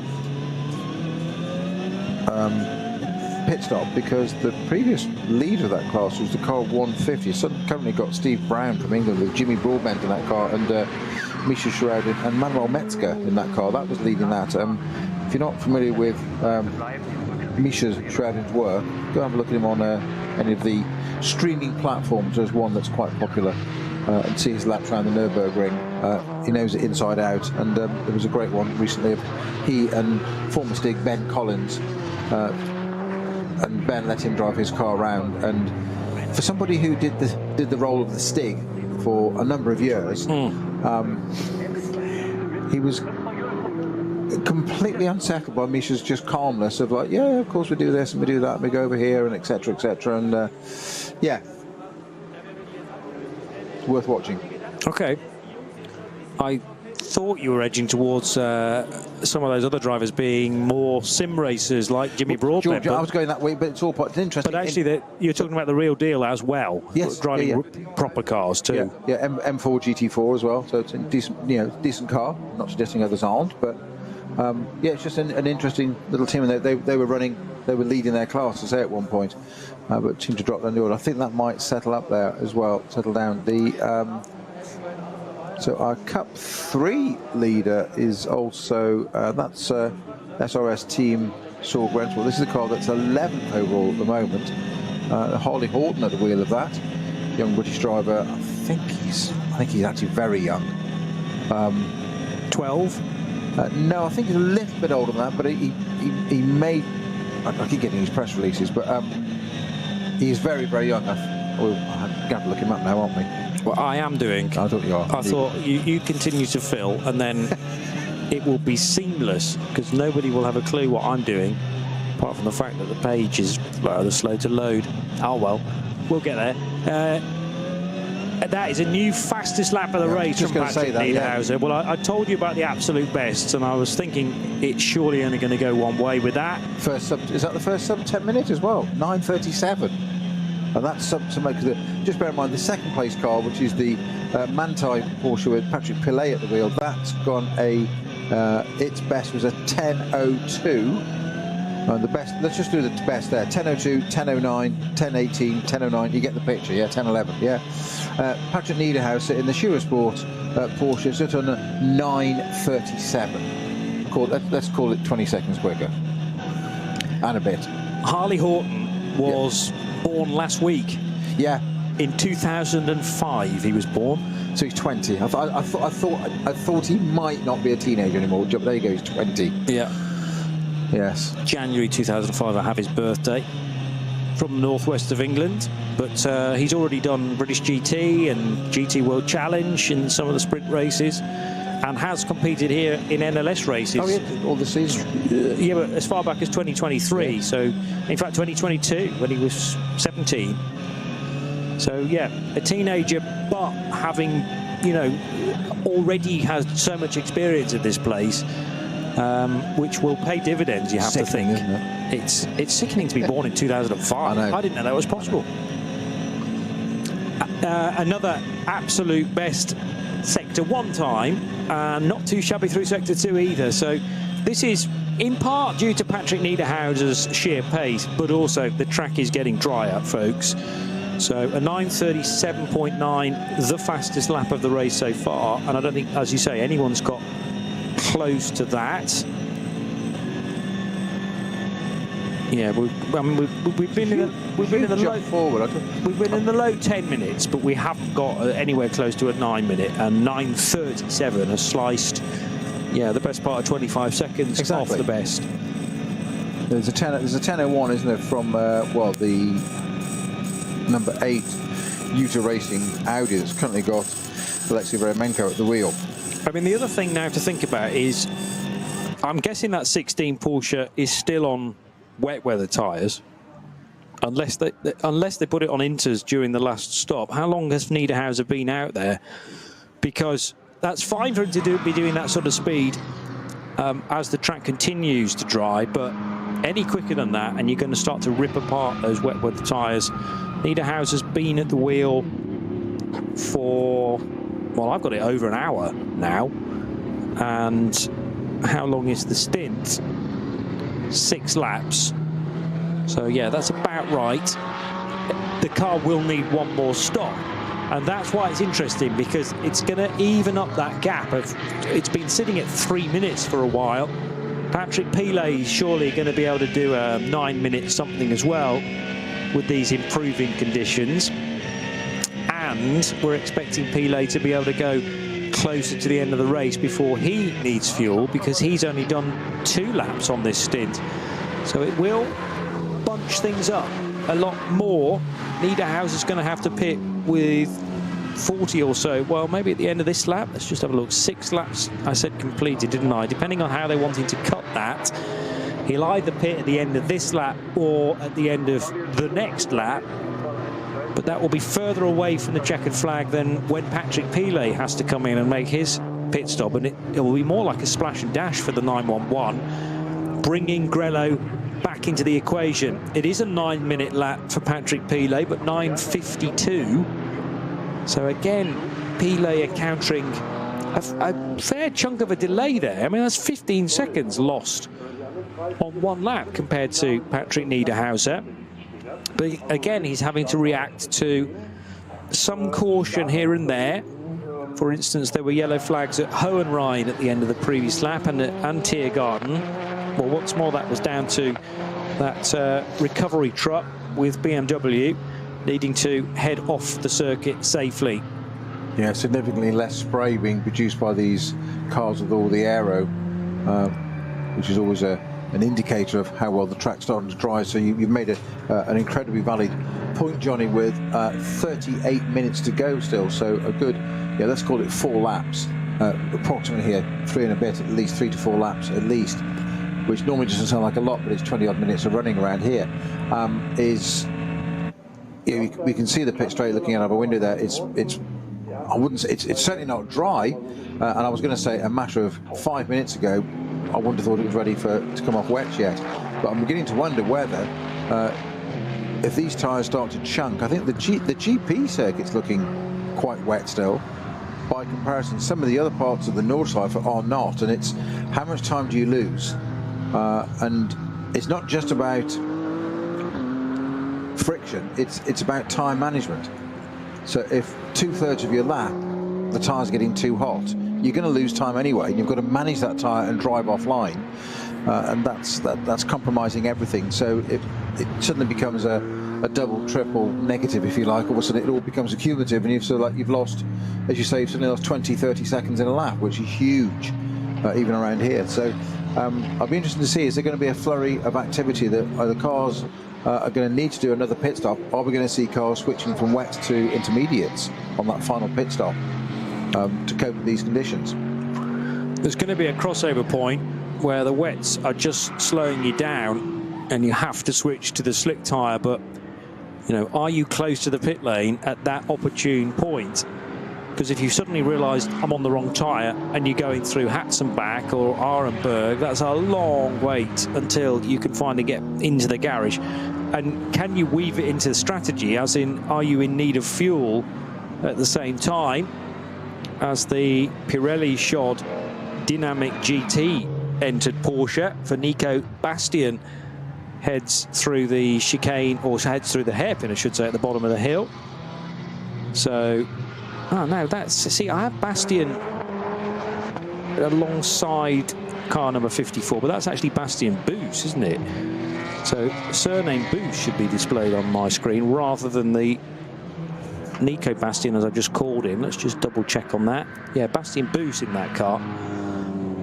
And Nico Bastian, as I've mentioned, is in the race, but in another car. So need to get that right. But I'm a big fan of the Danish driver, who has been in the past a Super Cup champion. Now getting more and more used to GT3 Porsches rather than the Cup variety. Sharing with Loic Hartog and Joel Sturm in car number 54. Meanwhile, drier again at Kittelbacher Hohe. Just the approach speed from Fabian Schiller, so different. And actually, whereas it looked like we were heading to proper night time about 20 minutes ago, the sky has cleared all of a sudden. And it doesn't exactly look like a brand new day, but it looks like, you know, we are about 30 minutes away from sunset rather than being plummeted into full darkness. So brighter skies in the distance for Fabian Schiller as he approaches Arenberg and the plummet down into the foxhole. Meanwhile, the fourth place car of Bastian Boos is now heading through Hatzenbach. And that means that the time differential between Schiller and Boos is about 50 seconds at the start of lap 19. Again, though, still that glorious different sounds of the various engine notes and the way that they operate as well. So we've got, what, flat six, we've got V6 in the Ferrari, we've got V8s, got V10s in the Audi and the Lamborghini that did do a few laps at the start of the race, but not more than 9, sadly. The other thing I meant to mention about 25 minutes ago, and then of course we get on to other things, the 34 Aston Martin started to do a few more laps. Christian Krognes, yes, he is still running. So that was the car that was due to start from second, remember. David Pittard, who has been the subject of many a conversation during our broadcast, and his teammate Mattia Drudi. So they elected not to take part in what was a high-risk race earlier on, but now things are starting to settle down and it's becoming slightly more predictable, purely from a grip level. At least the 34 Aston Martin is able to do a few laps towards the end of the race, Snowy, which will always please you, an Aston Martin enthusiast through and through. Well, I think the problem is, I think I jinxed it with the you know, Pittard, my imaginary friend that I didn't speak to yesterday, being on the front row of the grid, and to the point he hasn't even messaged me yet. So you're quite right. I'm just making it up. I just got to try, haven't I? It makes me sound better. Got to love an Aston. Always. And in those cars, that's a V8, isn't it? Turbocharged, but the Mercedes variety. It's a Mercedes with the 4-litre, so the same that's in the in various of the Mercedes road cars. A Mercedes, I can't even say it's a Mercedes-derived engine. It is the Mercedes 4-litre V8 turbocharged, but with Aston's work and breathing and ancillaries and bits and bobs and whatever. And interesting enough, it carries across to the GT4 race car as well. But Mercedes create their own gearbox for the GT4 race car, but it's not part of the deal with Aston. Aston have to use their own gearbox in that. So you'd have thought that the two would come together and would work in harmony. I can almost understand a back axle or something being different, but it's not. In the GT4 Aston, it's Aston's gearbox on Mercedes engine. Yes. Okay. Whereas Mercedes run their own thing. It's strange how these things sort of pan out through kind of key decisions that were made. Yeah, it's contracts and things and whatever. Obviously, it all comes down from. You said from the beginning of that some of these cars may not bear much resemblance to a road car, but they have to. There's a DNA and there's contracts and commercial considerations in place as to what sells and doesn't sell, and etc. etc. And there's only so much crossover they can have, so it's fine. We will have V12s back at Le Mans, of course, this year, though. Yeah. Powering the hypercars from Aston Martin, and the only non-hybrid event, non-hybrid cars, I should say, of that entry. Remember, you can enter hypercar with a hybrid or without a hybrid, and it really depends on the design of said car. As again, the flame protruding from the back of a Porsche, but that's just the nature of a tail light, the LED, and that wasn't even an SP9 car. That was a Cayman, I think, from Cup 3, which was motoring its way through Hatton back. Patrick Niederhauser's Scherer Sport PHX Porsche on lap 20, now into sector 3 of this current lap. We're a minute away from 9 o'clock, and therefore 26 minutes away from official sunset. Still, the times are coming down, so a couple more into the 9-minute bracket. Well, one more into the 9-minute bracket, which is the Nico Menzel Falcon Motorsport Porsche. Speaking of which, that is the engine note you can hear in the background. So we've got Patrick Pilet, last time around 9:52. He is just about to complete another lap, by the way. So we'll see how quick the Frenchman is in this current phase of the race. On this lap, an absolute best for Patrick Niederhauser in the reasonably lengthy Sector 3. It's not anywhere near as long as Sector 7, by the way, or Sector 5.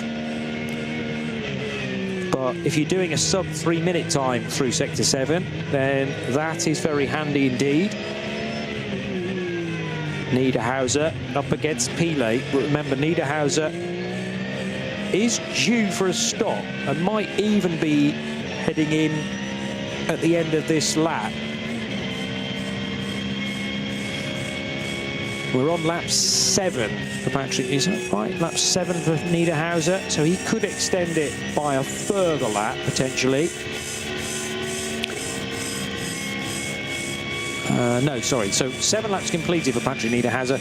This is his 8th. So I'm going to say that the Swiss will pit at the end of this lap, whereas Patrick Pilet will be able to continue on maybe to within the last 10 minutes of the race. Because down the hill towards Arenberg goes Nico Menzel. And remember, back a number of hours, that car was regularly in 5th place. Well, it's found its way back to the 5th position now, behind Bastian Buus in car 54. Fabian Schiller in the number 14 Mercedes running 3rd. Manthey EMA's Grello Porsche 2nd. And Patrick Niederhauser in the number 16 car running as the race leader. Cup 2 led by Arne Hofmeister's Mühlner Motorsport Porsche. That 921 Cup 2 Porsche took the lead at 5:30. It was in pole position anyway, so it romped into a reasonably decent lead of 5 seconds or so. And to be honest, has never really looked back. I don't think that car's ever been topped, actually, from the lead of the race in Cup 2. So never been headed, more accurately. And as it's been handed back and forth to various drivers, they've just kept it on the straight and narrow, despite 1 or 2 things changing around it.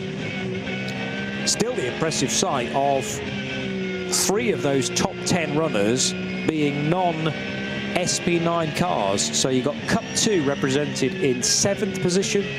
The class leader in TCR is in 9th overall with Mark Basseng's Hyundai.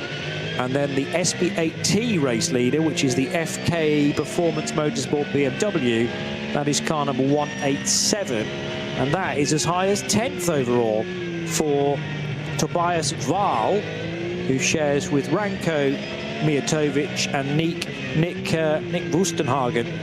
So again, top 10 cars, Snowy. 3 of them are not really the category that we might have expected.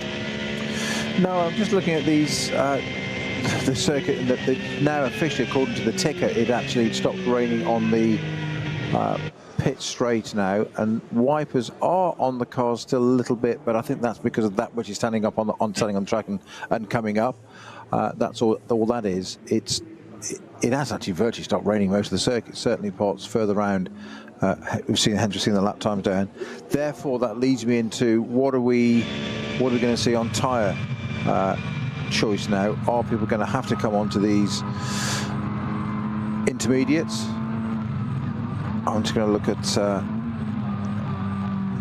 driver stints. What have we got? So, for instance, the number 14 Mercedes Gatsby that we talked about quite a bit. We had quite a bit of onboard with that earlier. We were able to describe quite a lot how that car was handling in these changing conditions. And I think we've got a full green circuit. Remember, the foxhole is clear now, is it not? We've got so yes. So we have got a full green circuit just to go to the last 25 minutes, or 26, just coming at 25:56 to do. So yeah, so back to the number 14 Mercedes AMG Get Speed car. That had Stoltz at the wheel and Fabian Stiller now. And that's done 15 laps. Is that right? Not quite. Schiller's done 19. Okay.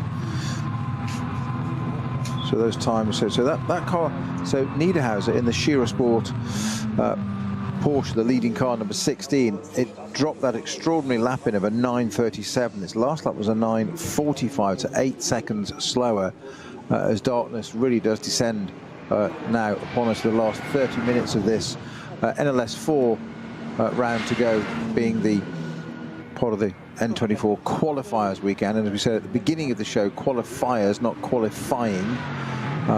There's a subtle difference, various elements of qualifying ability here, not necessarily for the 24 hours, just the readiness of that event.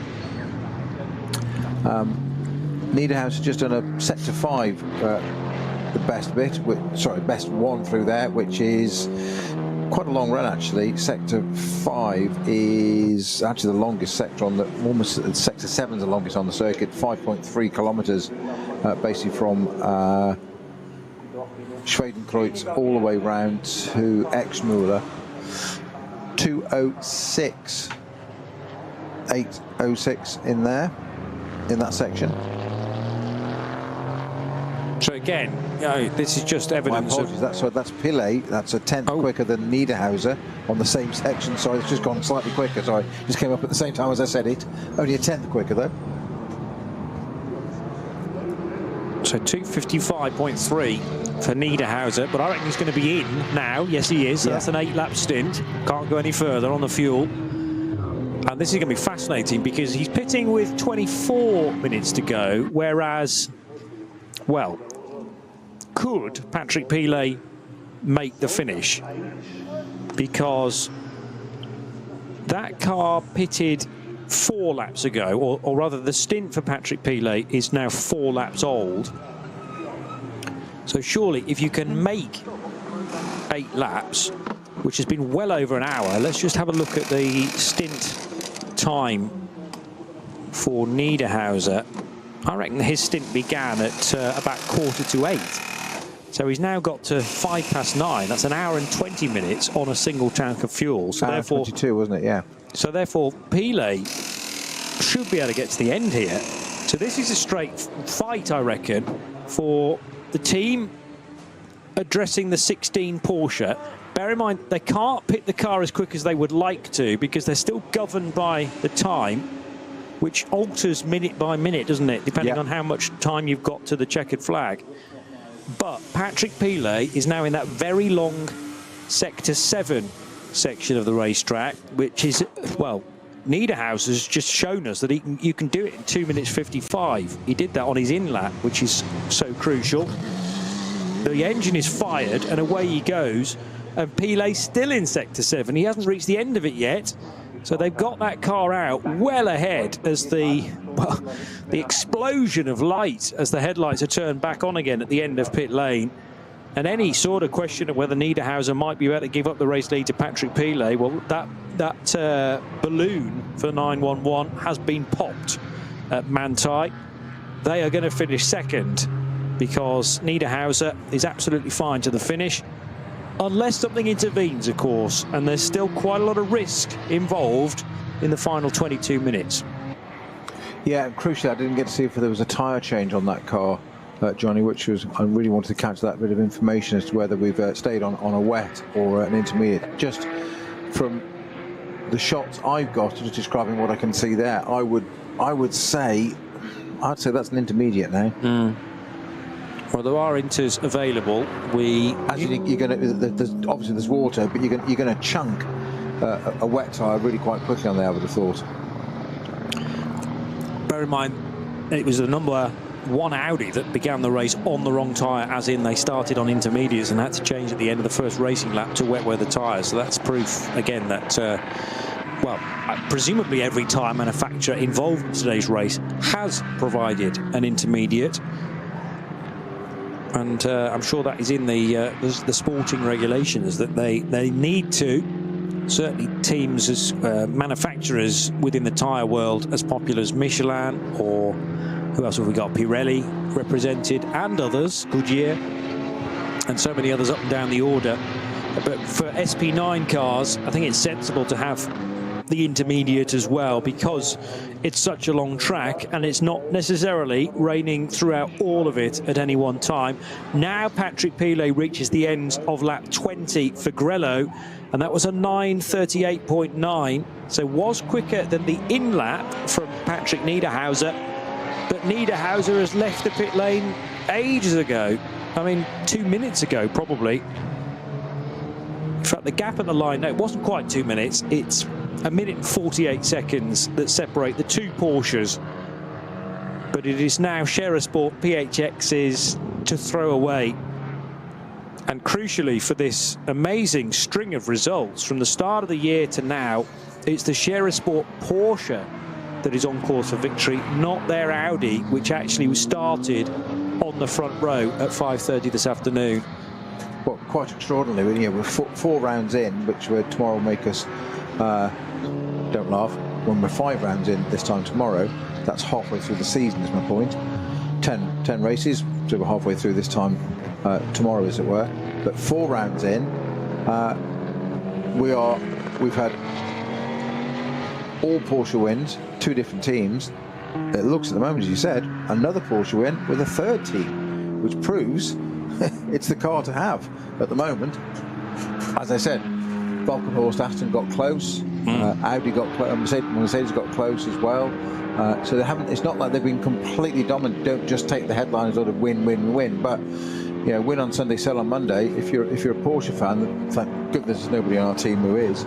But you know, if you're seeing this, you're going to show up on a Monday morning and go and buy a Porsche, aren't you? But this is the point. Well, post this weekend, between now and the N24, where representatives from Mercedes, from BMW, from Audi, from Aston Martin, from Ferrari, they're all going to the balance of performance clerk and saying, where's our performance in all of this? You can't let the Porsches run away with it. They've won the first 4 and possibly 5 races. So surely there's going to be some adjustment. And if I was a team owner principal of a team running a non-Porsche brand, I would be sitting there championing the case of, look, you know, of course they're that good, you know. We can't compete with this. 3 different teams come up and just you know, wipe the field with us. So, you know, I want some bop. Yeah. Yeah. Obviously, all the Porsche boys are going to be in a break. That's all. Ride height. Put some ride height in it. Stick the back up by 20 mil. There you go. Issue resolved. That'll make it oversteer. Issue resolved. Yeah. Julian. Yeah. Oh dear, Julian Andlauer, you're referring to. Well, Yes. that little off, where he was punted from behind from Frank Stifler. There was nowhere near him. We was nowhere near him. That was a theory of mine that lasted about 2 seconds until I was able to witness the whole incident again. And, well, yeah, way too hot into Tiergarten, but conditions were so tricky to work out. And, of course, when you are the first car into that section of racetrack, you make the mistake and everybody else goes, oh, hold on, I'll just brake a bit more heavily. I mean, he was braking pretty hard as it was, to be honest. I suggested at the time maybe having pulled off just one of the most awesome overtakes down the Dottingerhoor, and Antonius Bucher picked off the second place car, then the leader almost in one move, but then didn't make the next corner. Did limp the car back to pit lane because it's just around the corner, of course, from Tiergarten. But even though that 33 Porsche did rejoin, it's never really been in the fight ever since because of the amount of time it needed to be in the garage having the front section repaired. And then, in fact, it's no longer in the race. So maybe it didn't re-emerge. I kind of thought it had come back out. Maybe it did a lap of the Grand Prix circuit and no more, because I only got 7 laps. Which car was it, Johnny? 33. Yeah. I thought it had come back. You know, when they repaired it, they sent it back out, didn't they? Because it was gleaming on the front, apart from that bit of tape that didn't match. But it only did 7 laps. So that's another car that we've barely seen anything of after its incident. So to look at our aggregator, if you like, our table for race laps completed. Yep. So the lead car number 16, yes? Correct. When it stops, what lap did it stop? You've got your analysis up there. If you pull it, it pitted at the start of this lap. So no. So it's first pit stop. Oh, first ever pit stop in the race. First ever. Hang on. We'll cut this little bit of silence out in the edit, eh? Yeah. If only I'd known what question you were going to throw at me. I'm sorry. Right. I'm no, it's so fine. sorry. It's fine. Okay, so I would say for the 16 car, it did 6 laps. So at 6 laps, its first pit stop needed to be 165 seconds. Hang on, are we cycling things through to the end of the race? Yes. Right. Well, it pitted to start this final stint. It was at, let's call it 8 minutes past 9. Yeah. So until the end of the race, there were 22 minutes to go. So convert that if you wouldn't mind. If only I'd known what question you're asking me. Yeah. So there were 22 minutes to go. Okay, that's fine. That's fine. We can do that. 22 minutes left to go. Therefore, it needs an 85-second pit stop. 85 seconds. Yep. And I'm not sure whether we can find out precisely how long the time was. So 85 seconds is a minute and 25, and I reckon it spent maybe 2 minutes in pit lane. And as I say, there's a bit of give and take around the precise amount of time that it spends in pit lane, but they had so much of an advantage. If you've got to spend 85 seconds, you might as well spend 90 seconds or 95 seconds just to be absolutely sure before sending it out. Because exactly as in round 2 with Valkenhorst, who went out 2, maybe 3. It was literally that. It was not 4. It was either 2 or 3 seconds. I can't remember exactly. Short. They had to give that time back. That's fair enough. But the way they give it back is you get a penalty for doing that, which was 35 seconds. Yeah. So I think it was 2 seconds because their penalty was 37 seconds. So yes, it was. It must have been then. So even I can do that basic maths. 35 to 37. And the 35 seconds is, if you like, a virtual drive-through. Correct. So they add it on to the end. Yes. At the end of the race. At that point, after that last pit stop, what they don't do a drive-through, physical, you say, correct terminology, a virtual drive-through. So the car, actually the Valkenhorst car driven by Christian Kreis at the time, crossed the line first and was the race winner on track in front of our very eyes.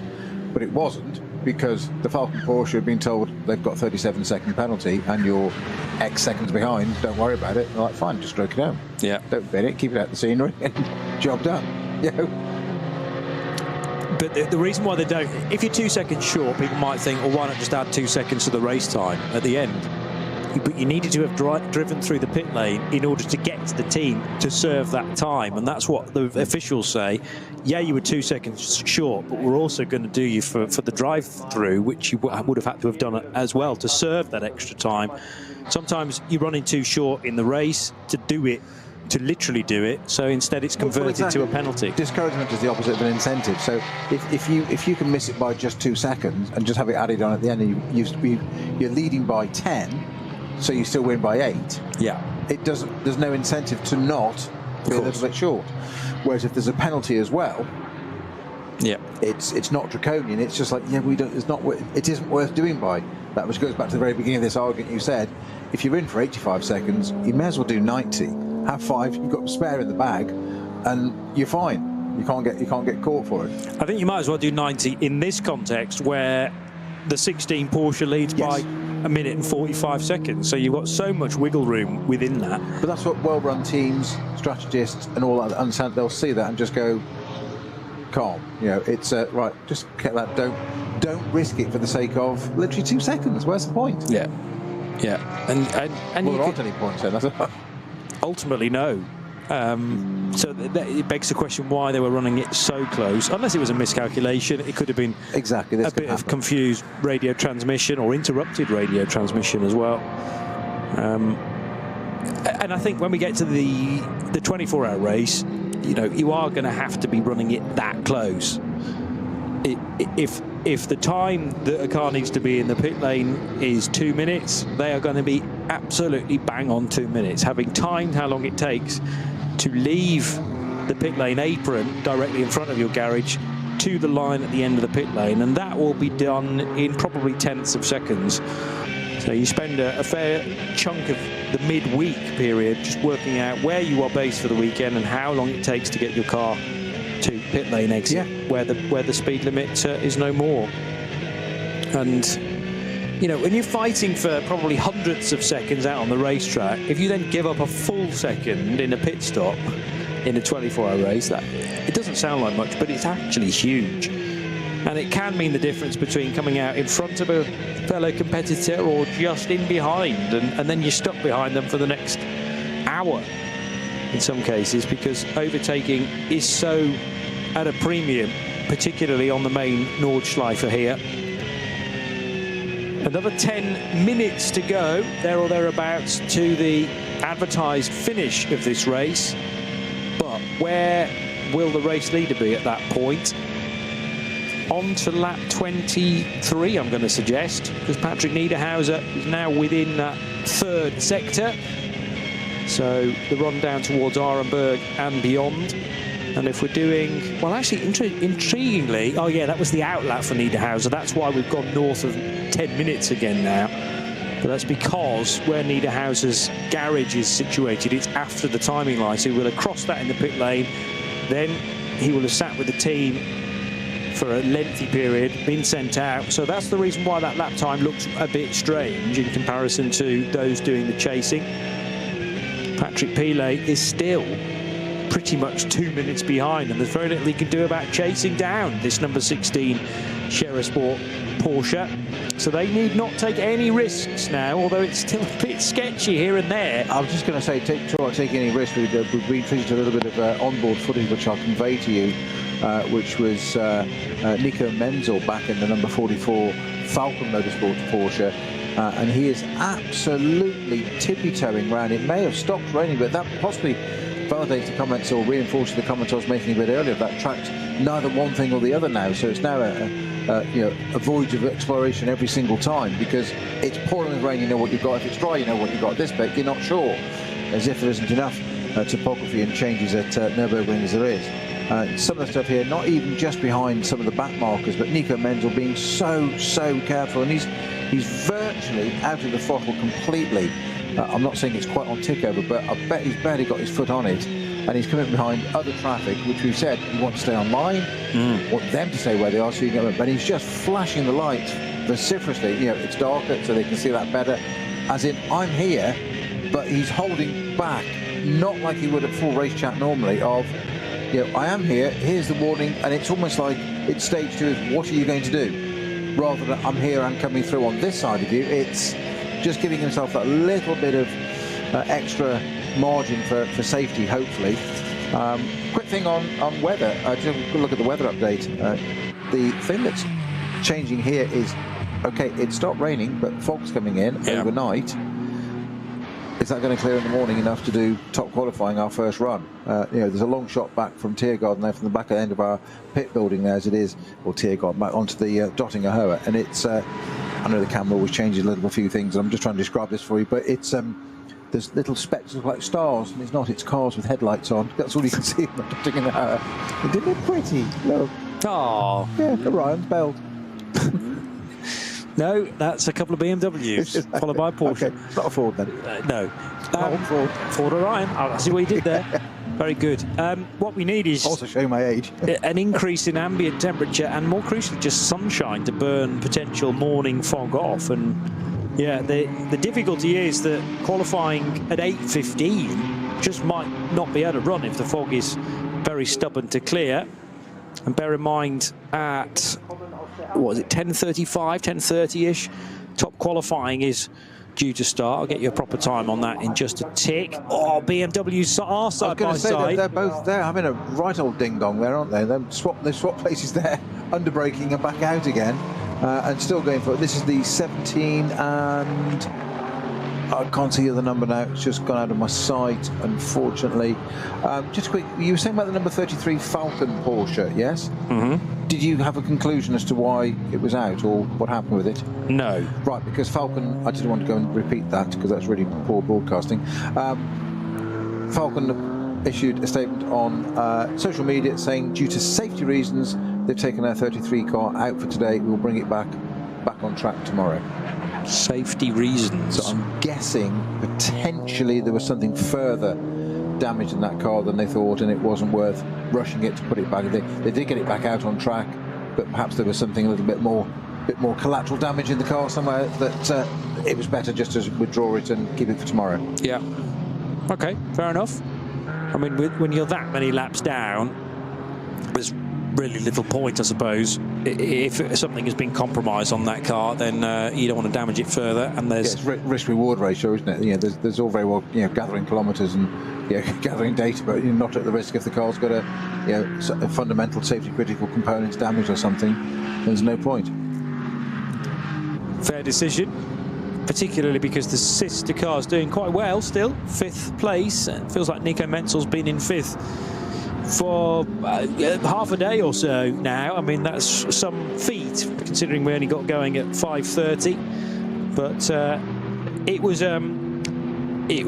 was a daunting first few laps for Nico, but then he settled things down. He reined it back a little bit, sharing with Dennis Marshall and Dorian Boccalacci. I don't actually remember Dennis being at the wheel of car 44, but it might be that we just missed that particular stint. He may have done a quick one. Just scroll back. Boccalacci, Menzel. No, I don't think he did. Interesting. So Dennis Marshall may be being held back for day 2. I mean, that assumes he's actually here. Might have a clashing commitment for Saturday, and there was always a plan to just run Sunday instead. Although we will get a different, there is a different entry list, isn't there, for Sunday? Weirdly, it will be the same, roughly speaking, but there might be 1 or 2 alterations. He is listed as a driver that should have been at the wheel of the 44, though, at some point today. 3 drivers in 44, 2 drivers in the 33. And the other driver within Falcon who has not had any time behind the wheel is Alessio Picariello. Easy Saturday for the Belgian. So 4 more minutes, just under, in fact, and Patrick Niederhauser is about to complete another lap. Great lap time, by the way, for the 718 Porsche Cayman in 82. That will be its best lap of the race, but we are going to squeeze 1 more out of this. So we're at official sunset time. It's very, very dark indeed on the Dottinger Höhe. Thank goodness they've got such efficient headlights. And Niederhauser over the line with just over 3 minutes still to go. So it's another 25 or so kilometres for the Scherer Sport PHX Porsche. Snowy. it's one of the things I envy of the current crop of drivers in these wonderful machines, is that compared to the karts I drove years ago, is the reliability of them now, because they're just so efficient, so you can go flat out all the time. Yeah. Didn't have to nurse them quite the way we had to. But the lighting, never mind the power and the brakes and the aero and the grip and all the safety features, which are all fantastic. It's the lighting. They've got a switch inside and it says day, night. And that's how it is. It's the daylight switch. You turn it on and they've got these, whatever they are, LED, xenon, halo, whatever they're just incredible lights, and they don't go out. Whereas they always used to. You used to always have a Cyclops somewhere in the race. You look at the things that we used to race on, and you just think, wow, you can actually see where you're going now. Most of our time was guesstimate whilst fighting with an 8-pattern gearbox, which is probably only 5-speed anyway. Now they've got paddle shifts and 8 gears instead of go up, down, up, down, up, down. It's they've got it easy, mate. They've got it easy. I mean, they haven't. Trust me. You're doing that tongue in cheek, but there are a lot of driver aids now on these cars. I mean, all the SP9s have ABS as well, which in the wet is useful, isn't it? However, you can have different settings within the ABS and the traction control as well. Totally. I mean, I did, as you know, I did some testing of a current GT4 Aston just a couple of months ago back in the UK, and it's efficient beyond belief, and it's a GT4. You can see why, no disrespect, an amateur can jump in and be remarkably quick in one straight away, because they're just so good, efficient, reliable, they do what they do. However, the same still applies, which is why you have Pro-Am and Am classes, subdivisions in those classes. Those last, you can get within 2.5 seconds really quite quickly, no pun intended, quite soon. That extra work is very hard. You've really got to then start to delve into the data, understand that's where you need your pro driver to say a bit here and a bit there and a fraction here, and what are you doing, and so and so. And that comes down to a confidence thing of, can you do it? And it taking the driver, the amateur driver, who's not used to driving at those speeds consistently and keeping the concentration and consistency is the big thing, certainly for endurance racing, is can I get my head round pushing through that corner that bit quicker? Because you find your limits, and it's phenomenal compared to a road car. And this is a GT4 car, slick shod. We were doing what did one test at Donington, and we're going through the Craner curves flat at 132 miles an hour, and you don't lift. You just crazy. You don't. Historics and other cars, you lift and settle the car. That is the worst thing you could do. It'll go off. So you've got to keep it flat. Even the GT4 aero, you're doing it going 132 miles an hour, and then it's best to left foot brake for the next corner, the old hairpin at that circuit, because that keeps the car better balanced. That's where you'll find 1, 2, 3 tenths, one in, middle, and exit, and that's 3 tenths on one corner. And that's where perhaps somebody who's not as experienced, shall we say, in racing cars all the time, as the pros are, won't automatically do. And to left foot brake, if you don't do it at speed in a racing car, you haven't got the sensitivity, the feel, and that's if you can even get your head around it. Not everybody can. If you're coming to racing after a period of years not racing, I suppose, a relatively late starter, I think that's more difficult rather than someone who's come through karting initially and dealt with racecraft, but also a car moving beneath them, and then slowly edged into, well, single-seaters maybe initially, and then worked their way into GTs. But it's all been progressive, incremental steps. And that ability to left foot brake might have been a few years ago, but I mean, you need finesse still, even though you've got the traction control on the ABS, and if you're more naturally right-footed, to have that finesse with your weaker foot is really tough as well, I would imagine. Which is confidence again, but that comes down to the good driver coaches, of which there are many in every land across the country, will do that. And if you've got a willing pupil that's happy to accept that with an open book and just say, right, this is where I want to get to, and I trust you to get me to there, but show me how, then you're fine. It's like anything. If you learn, you've got to have an open mind, haven't you? So things Noel Coward said, isn't it? Minds are like a parachute. They work best when they're open. And that's what you've got to do. But it's not. If you you can't make yourself do that. And we're talking about this as if it's data, but it's an environment where you are driving a car very, very quickly. So if that is a fear for you, or does something to your senses where you think, you now want me to do that, it's having that mental capacity to absorb that information and apply it in that in that environment. This is the final lap, and Patrick Niederhauser is in the middle of the longest sector right now, but he has an even bigger advantage. Is that indicative of Patrick Pilet just making sure he's driving within certain limits, if you like? There's really no point in pushing like crazy, because he's about the same gap behind him to Fabian Schiller, north of 2 minutes, as he has in front. So far safer to just hold station and make sure the podium result is secured for Grello. Scherer Sports 911 Porsche comfortably ahead, and Fabian Schiller will break the stranglehold of Porsche on the podium and at least get one of the non-Porsches, this time a Mercedes, into third place. He again is not under any immediate pressure from Bastian Boos in the Pirelli shod Porsche from Dynamic. But when you take the top 6 places, to say that 5 of them are 911 GT3Rs, it's been another dominant display then from the rear-engined cars, as that thunderous Mercedes is now at Hoch-Eichen.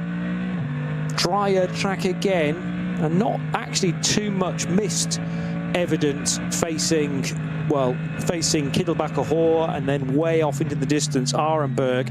This is where the skies are quite a bit brighter. I mean, probably amplified by the, again, ridiculously powered headlights on the front of these SP9 cars. And the Mercedes is no exception.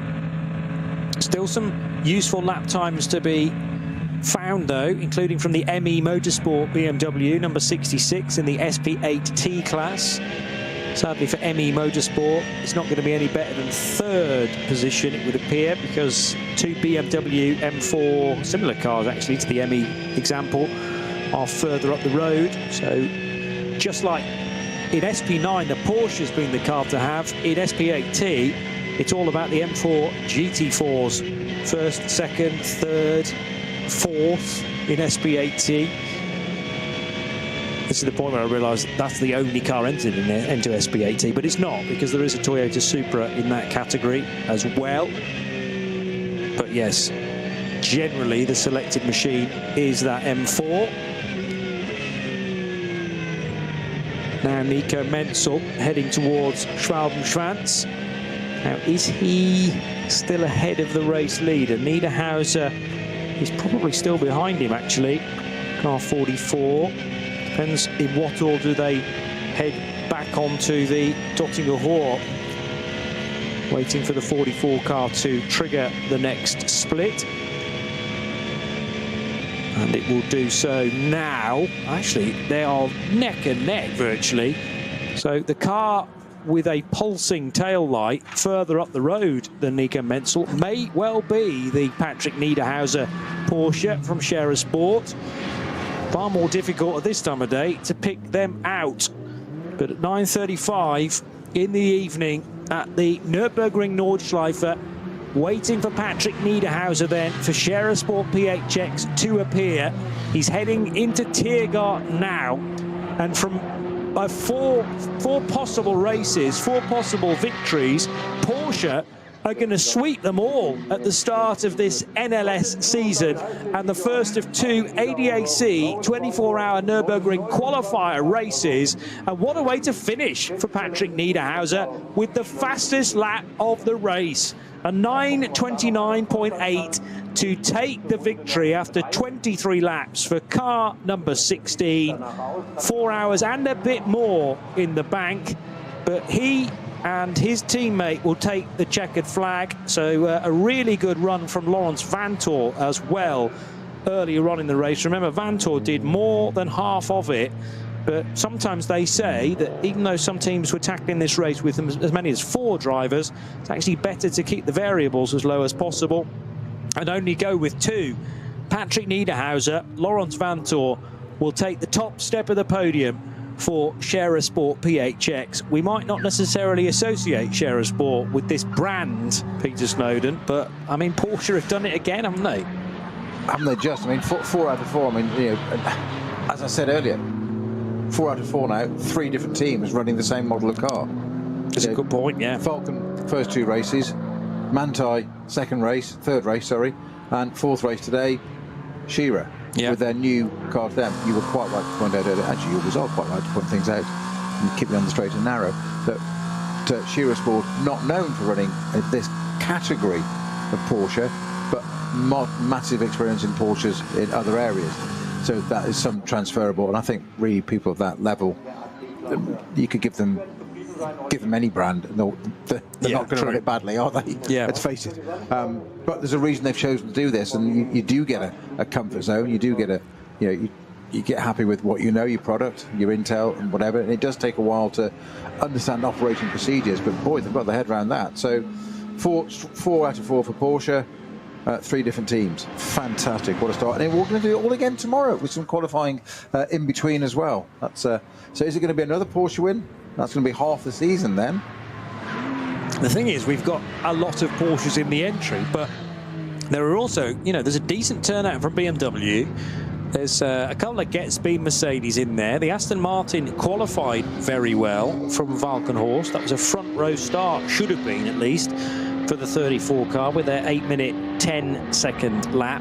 So that there are rivals out there, but it is a question of whether they can put it all together and stitch these stints back to back, stay out of trouble. And bear in mind, it could have been an even better result collectively for Porsche had the 33 car stayed in front, but with Julian Andlauer at the wheel, he made one of those rare errors in the trying conditions towards the end of the lap, and ended up in the tyre wall at Tiergarten. In the meantime, Grello has crossed the line in second position, so Patrick Pilet and Kevin Estre linking up as they've done in the past, the 2 Frenchmen in the 911. They will finish in second place, and then about 2 further minutes back, expecting the 14 Team Get-Speed Mercedes of Fabian Schiller, Maxime Martin, who drove before him, and Lukas Stolz, who started this race for Get-Speed. We're expecting them to finish on the podium, and a good chunk of time ahead of the Volker Motorsport Porsche that remains in the race, car number 44. So Julian Andlauer may well have made his error, but Nico Menzel, well, he tried to make a few errors. He did, in fact, early on in the piece, but kept it out of the wall crucially when the car took to the grass at Hatzenbach. And both he and Dorian Boccolacci have driven very well indeed. Dennis Marshall didn't get a go, but that might be rectified tomorrow. Good way to finish, though, isn't it, for Patrick Niederhauser? I was bothered that maybe he wouldn't be able to go quite as quickly as Laurens Vanthoor, but a fastest lap of the race. That was partly due to the improving conditions, and we didn't actually know what tyres, if at all, they switched that car to for the closing stint. They might have been brave enough to go full slick, but I think it was too damp for that in actual fact. So it might have been to the intermediates, and the 16 car quicker than it had ever been on that final tour. Also a really nice way to finish for Harley Horton, the 20-year-old from Stockport in the UK, and the 959 car from SRS Team Zorg Rennsport will cross the line as the Cup 3 winner, and that's also a fastest category lap of the race for Harley Horton. So his Porsche completing the final lap with a 10-minute 46.1. We are still waiting for, well, Fabian Schiller's just crossed the line, so that will confirm the podium finishers. And Bastien Boos is due across the line next up. I would imagine Laurens Vanthoor's German is as good as David Pittard's. Let's just pause to see whether this is a German-speaking interview.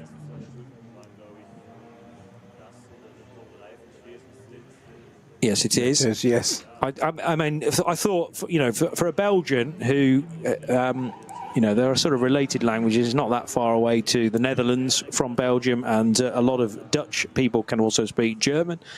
But also the amount of years that Vanthoor has been associated with the Porsche brand. He will have had to have spoken German for many, many years. Well done to Patrick Niederhauser, the Swiss, who I won't quite say put Laurens Vanthoor to shame, but with the conditions improving, mightily impressive in sections of that race. And so that car and his teammate was really mightily impressive for the closing laps.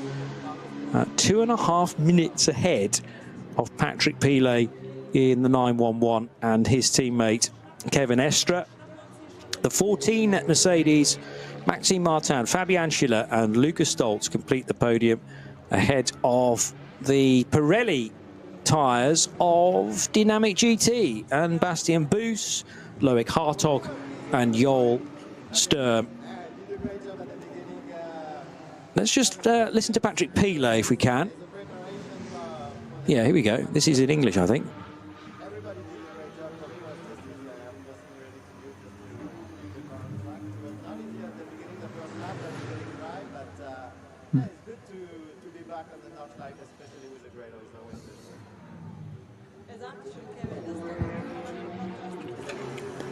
Kevin Estre's German is very good, so this will definitely be in the home language. But nice to hear from a grinning Patrick Pilet, and the two Frenchmen back together again behind the wheel of the very familiar Porsche. And great that Patrick Pilet, after a year away from Nürburgring 24, the Keystone event, that he is raring to go again as one of the Grello pilots. As we got to the end of that race, that top 10 still had present a Cup 2 car. Arne Hofmeister bringing the 921 Mühlner example home in 7th position. Mark Basseng in the 830 Hyundai Motorsport Elantra, the 830 car, finishing an amazing 9th overall and winning its class convincingly, because the next TCR car, also a Hyundai, down in 18th position. So what's that? 9 places in the overall separate the top 2 in TCR. And Cup 3, as mentioned, Harley Horton doing a fastest lap of the race in the SRS Team Zulgren-Sport Porsche, just ahead of the 2 SP8T BMWs, one from FK Performance Motorsport and the second of those from Team Bilstein in the number 1.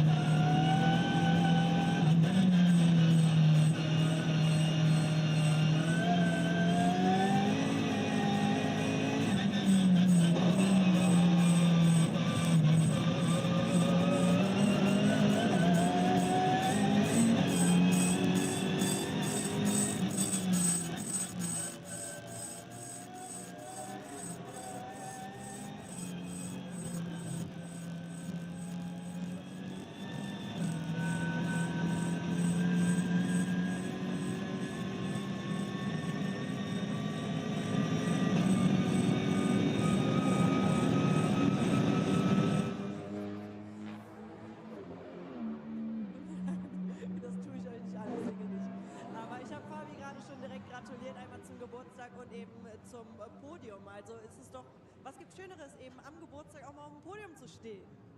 Sonnenschein. Aber nee, guter Tag für uns nach dem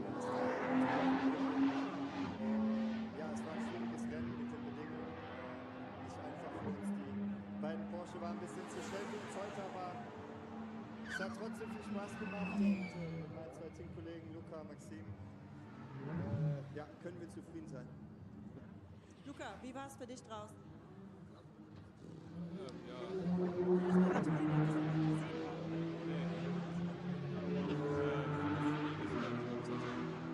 Fühlt sich nicht so richtig an wie ein 3. Platz. Ich meine, wenn das Rennen noch ein bisschen länger gegangen wäre, hätten die Porsche überrundet. War schwierig für uns. Es analysieren, warum wir nicht so richtig auf Pace waren. Aber ja, trotzdem cool auf dem Podium zu sein am Ende von so einem schwierigen Rennen. Dafür haben wir natürlich auch so ein bisschen hier das Wochenende da, um das alles nochmal durchzukalkulieren. Ausführen. Yeah, it was a difficult race for sure. Difficult to keep up with the two Porsches, but at the end we survived. We are in the podium and we have to analyze and try to learn for the big one. Yes, we will see tomorrow and then in 4 weeks. Thank you.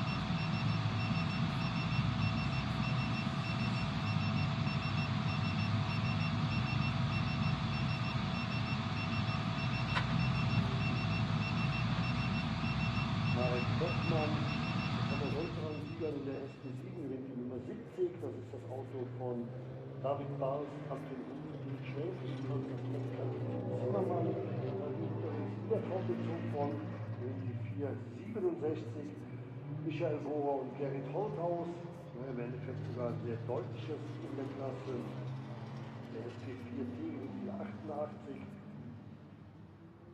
der Subaru vom Team Schritt Rintaro Kubo. Haben wir noch VT2 Heck, müssen wir noch schauen. Muss aber aufstehen für.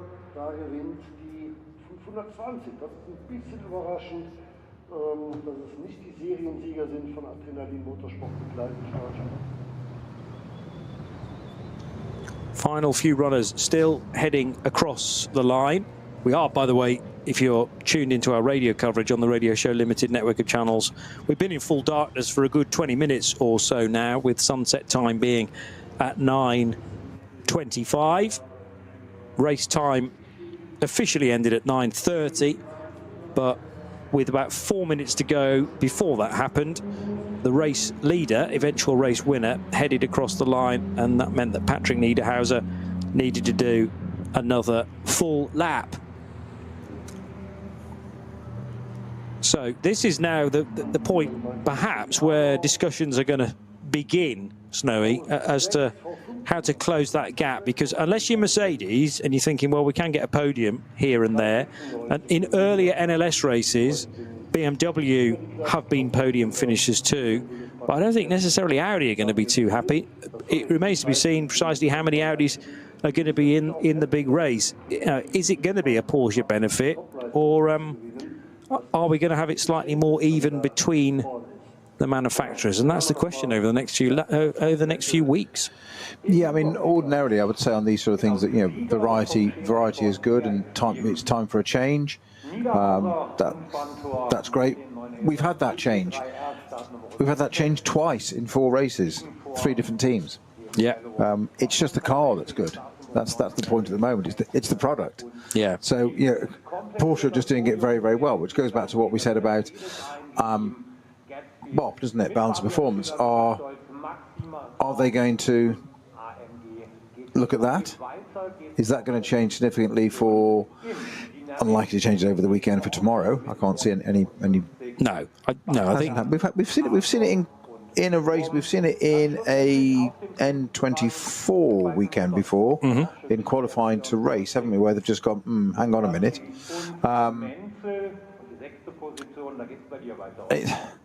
It's always a problem with this, and anybody that does balance performance, as you said earlier, some series they don't even like you talking about it.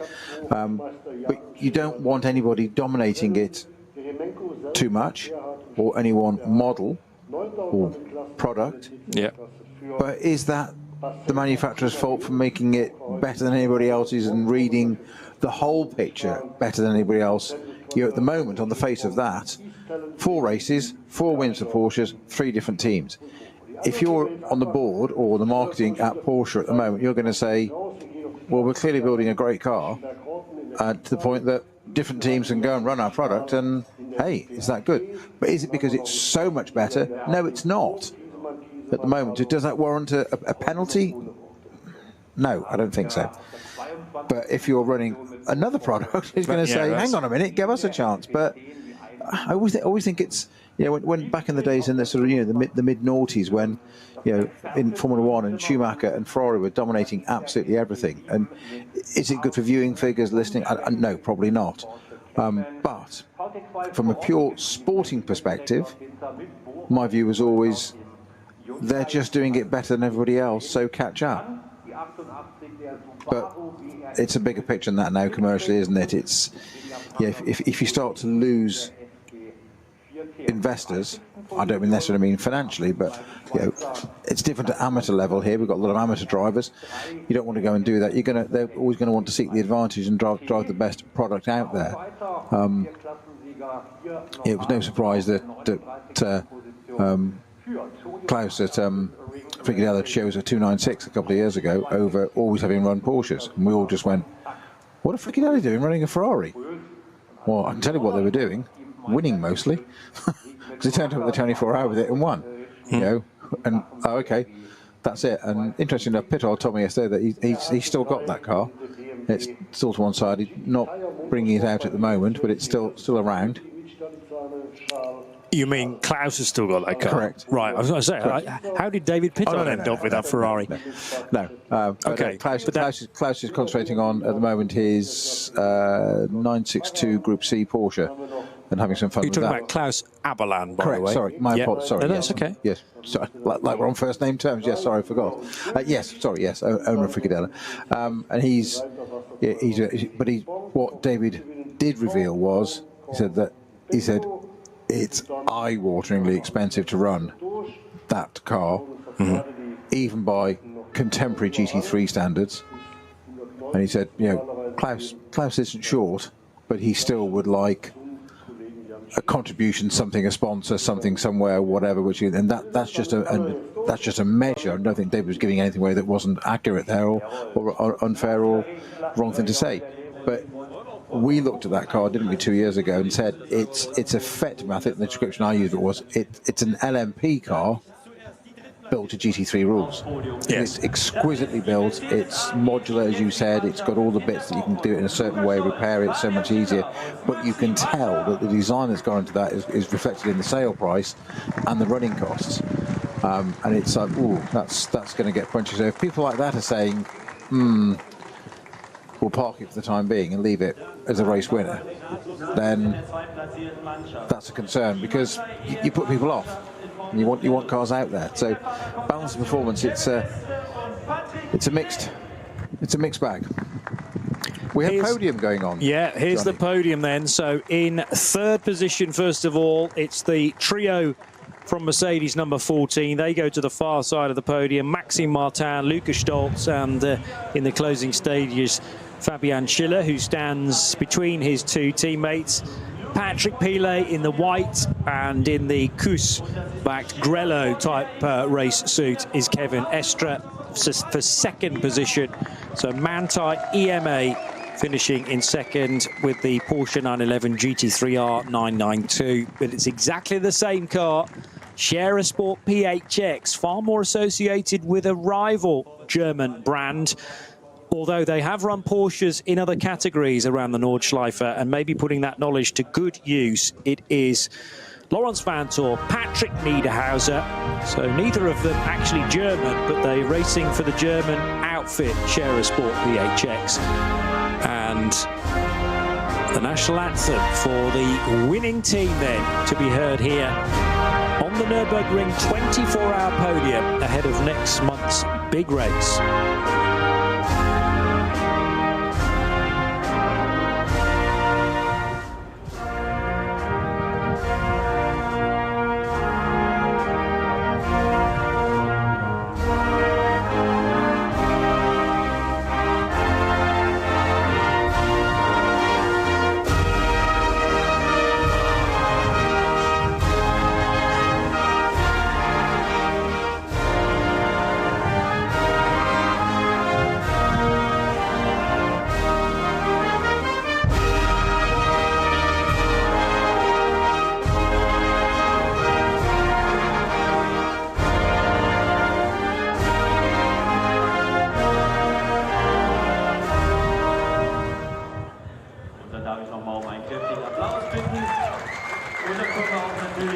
So the national anthem of Germany for Scherer Sport PHX, and well done again to Patrick Niederhauser and to Laurence Van Tor, who stand in their very smart Scherer overalls, race suits, and Walter Hornung, who is the race director, will present the trophies. And thanks to Walter and all his team for putting in place what should be a spectacular lineup again for the latest edition of the Nürburgring 24 hours. This the first of the ADAC qualifier races then. 4 hours already in the book, and don't forget that we will be live again tomorrow from the Global Broadcast Centre, both Peter Snowden and me, Johnny Palmer, with top qualifying first of all. We tend not to bring you top qualifying, or even indeed have a top qualifying session away from the 24 hours of Le Mans, but we will have all of that for you live. It's a session that runs between 10:30 and 11:40, so we'll be on air just before that for the full build-up. And yeah, 70-minute session to allow cars to head around the Nordschleife one by one. That will decide the sharp end of Startgruppe 1 for Rennen 2, another 4-hour race starting at 1 o'clock, but we'll be on air half an hour or so before that with all of the build-up. Champagne flies, sprays though now for, well, actually Niederhauser and his teammate Van Tor made a quick run for it, didn't they, for shelter, whereas getting stuck in, Patrick Pilet and Kevin Estre with the Grello race suit. Patrick needs a similar clothing, I would suggest. Hopefully that's going to be sorted in time for the race, assuming, of course, he'll have a spare suit, won't he? I would hope so. Oh, his spare suit, yeah. Bearing in mind Champagne will be sprayed today, then maybe to avoid any laundry overnight, it means that he can get in a different suit for tomorrow. So that draws to a close our coverage of the first race of the weekend. We have another ADAC 24-hour Nürburgring qualifier tomorrow, as I say, but before that, top qualifying all live here on RS1 tomorrow. So we move from RS3 to RS1. We'll see you tomorrow. Bye for now.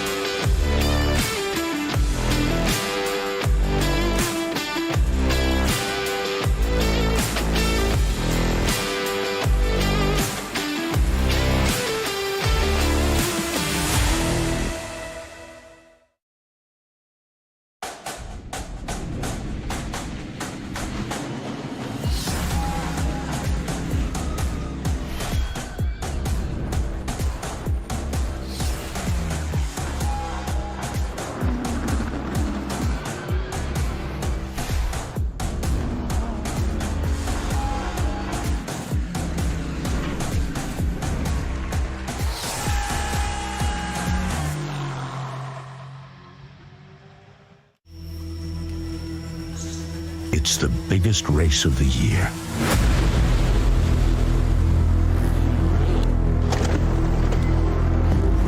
Where excitement meets courage and adrenaline meets passion. Every ounce of dedication focused on this one event. A week of festival frenzy for thousands of spectators. A week narrowing down towards the toughest challenge for hundreds of competitors. Driven by the pursuit of one ultimate goal. To accomplish what only the chosen few have ever achieved. So, it all comes down to this. Es geht los! Es geht rein in die grüne Hölle! 24 Stunden Motorsport!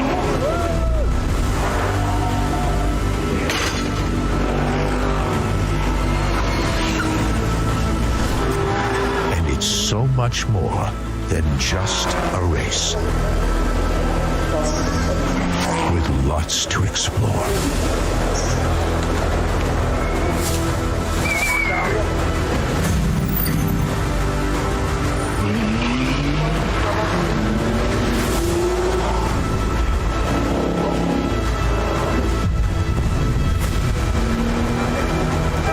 When darkness falls, the campsites ignite the party spirit of the motorsport enthusiasts. By sunrise, the fate of the race hangs in the balance.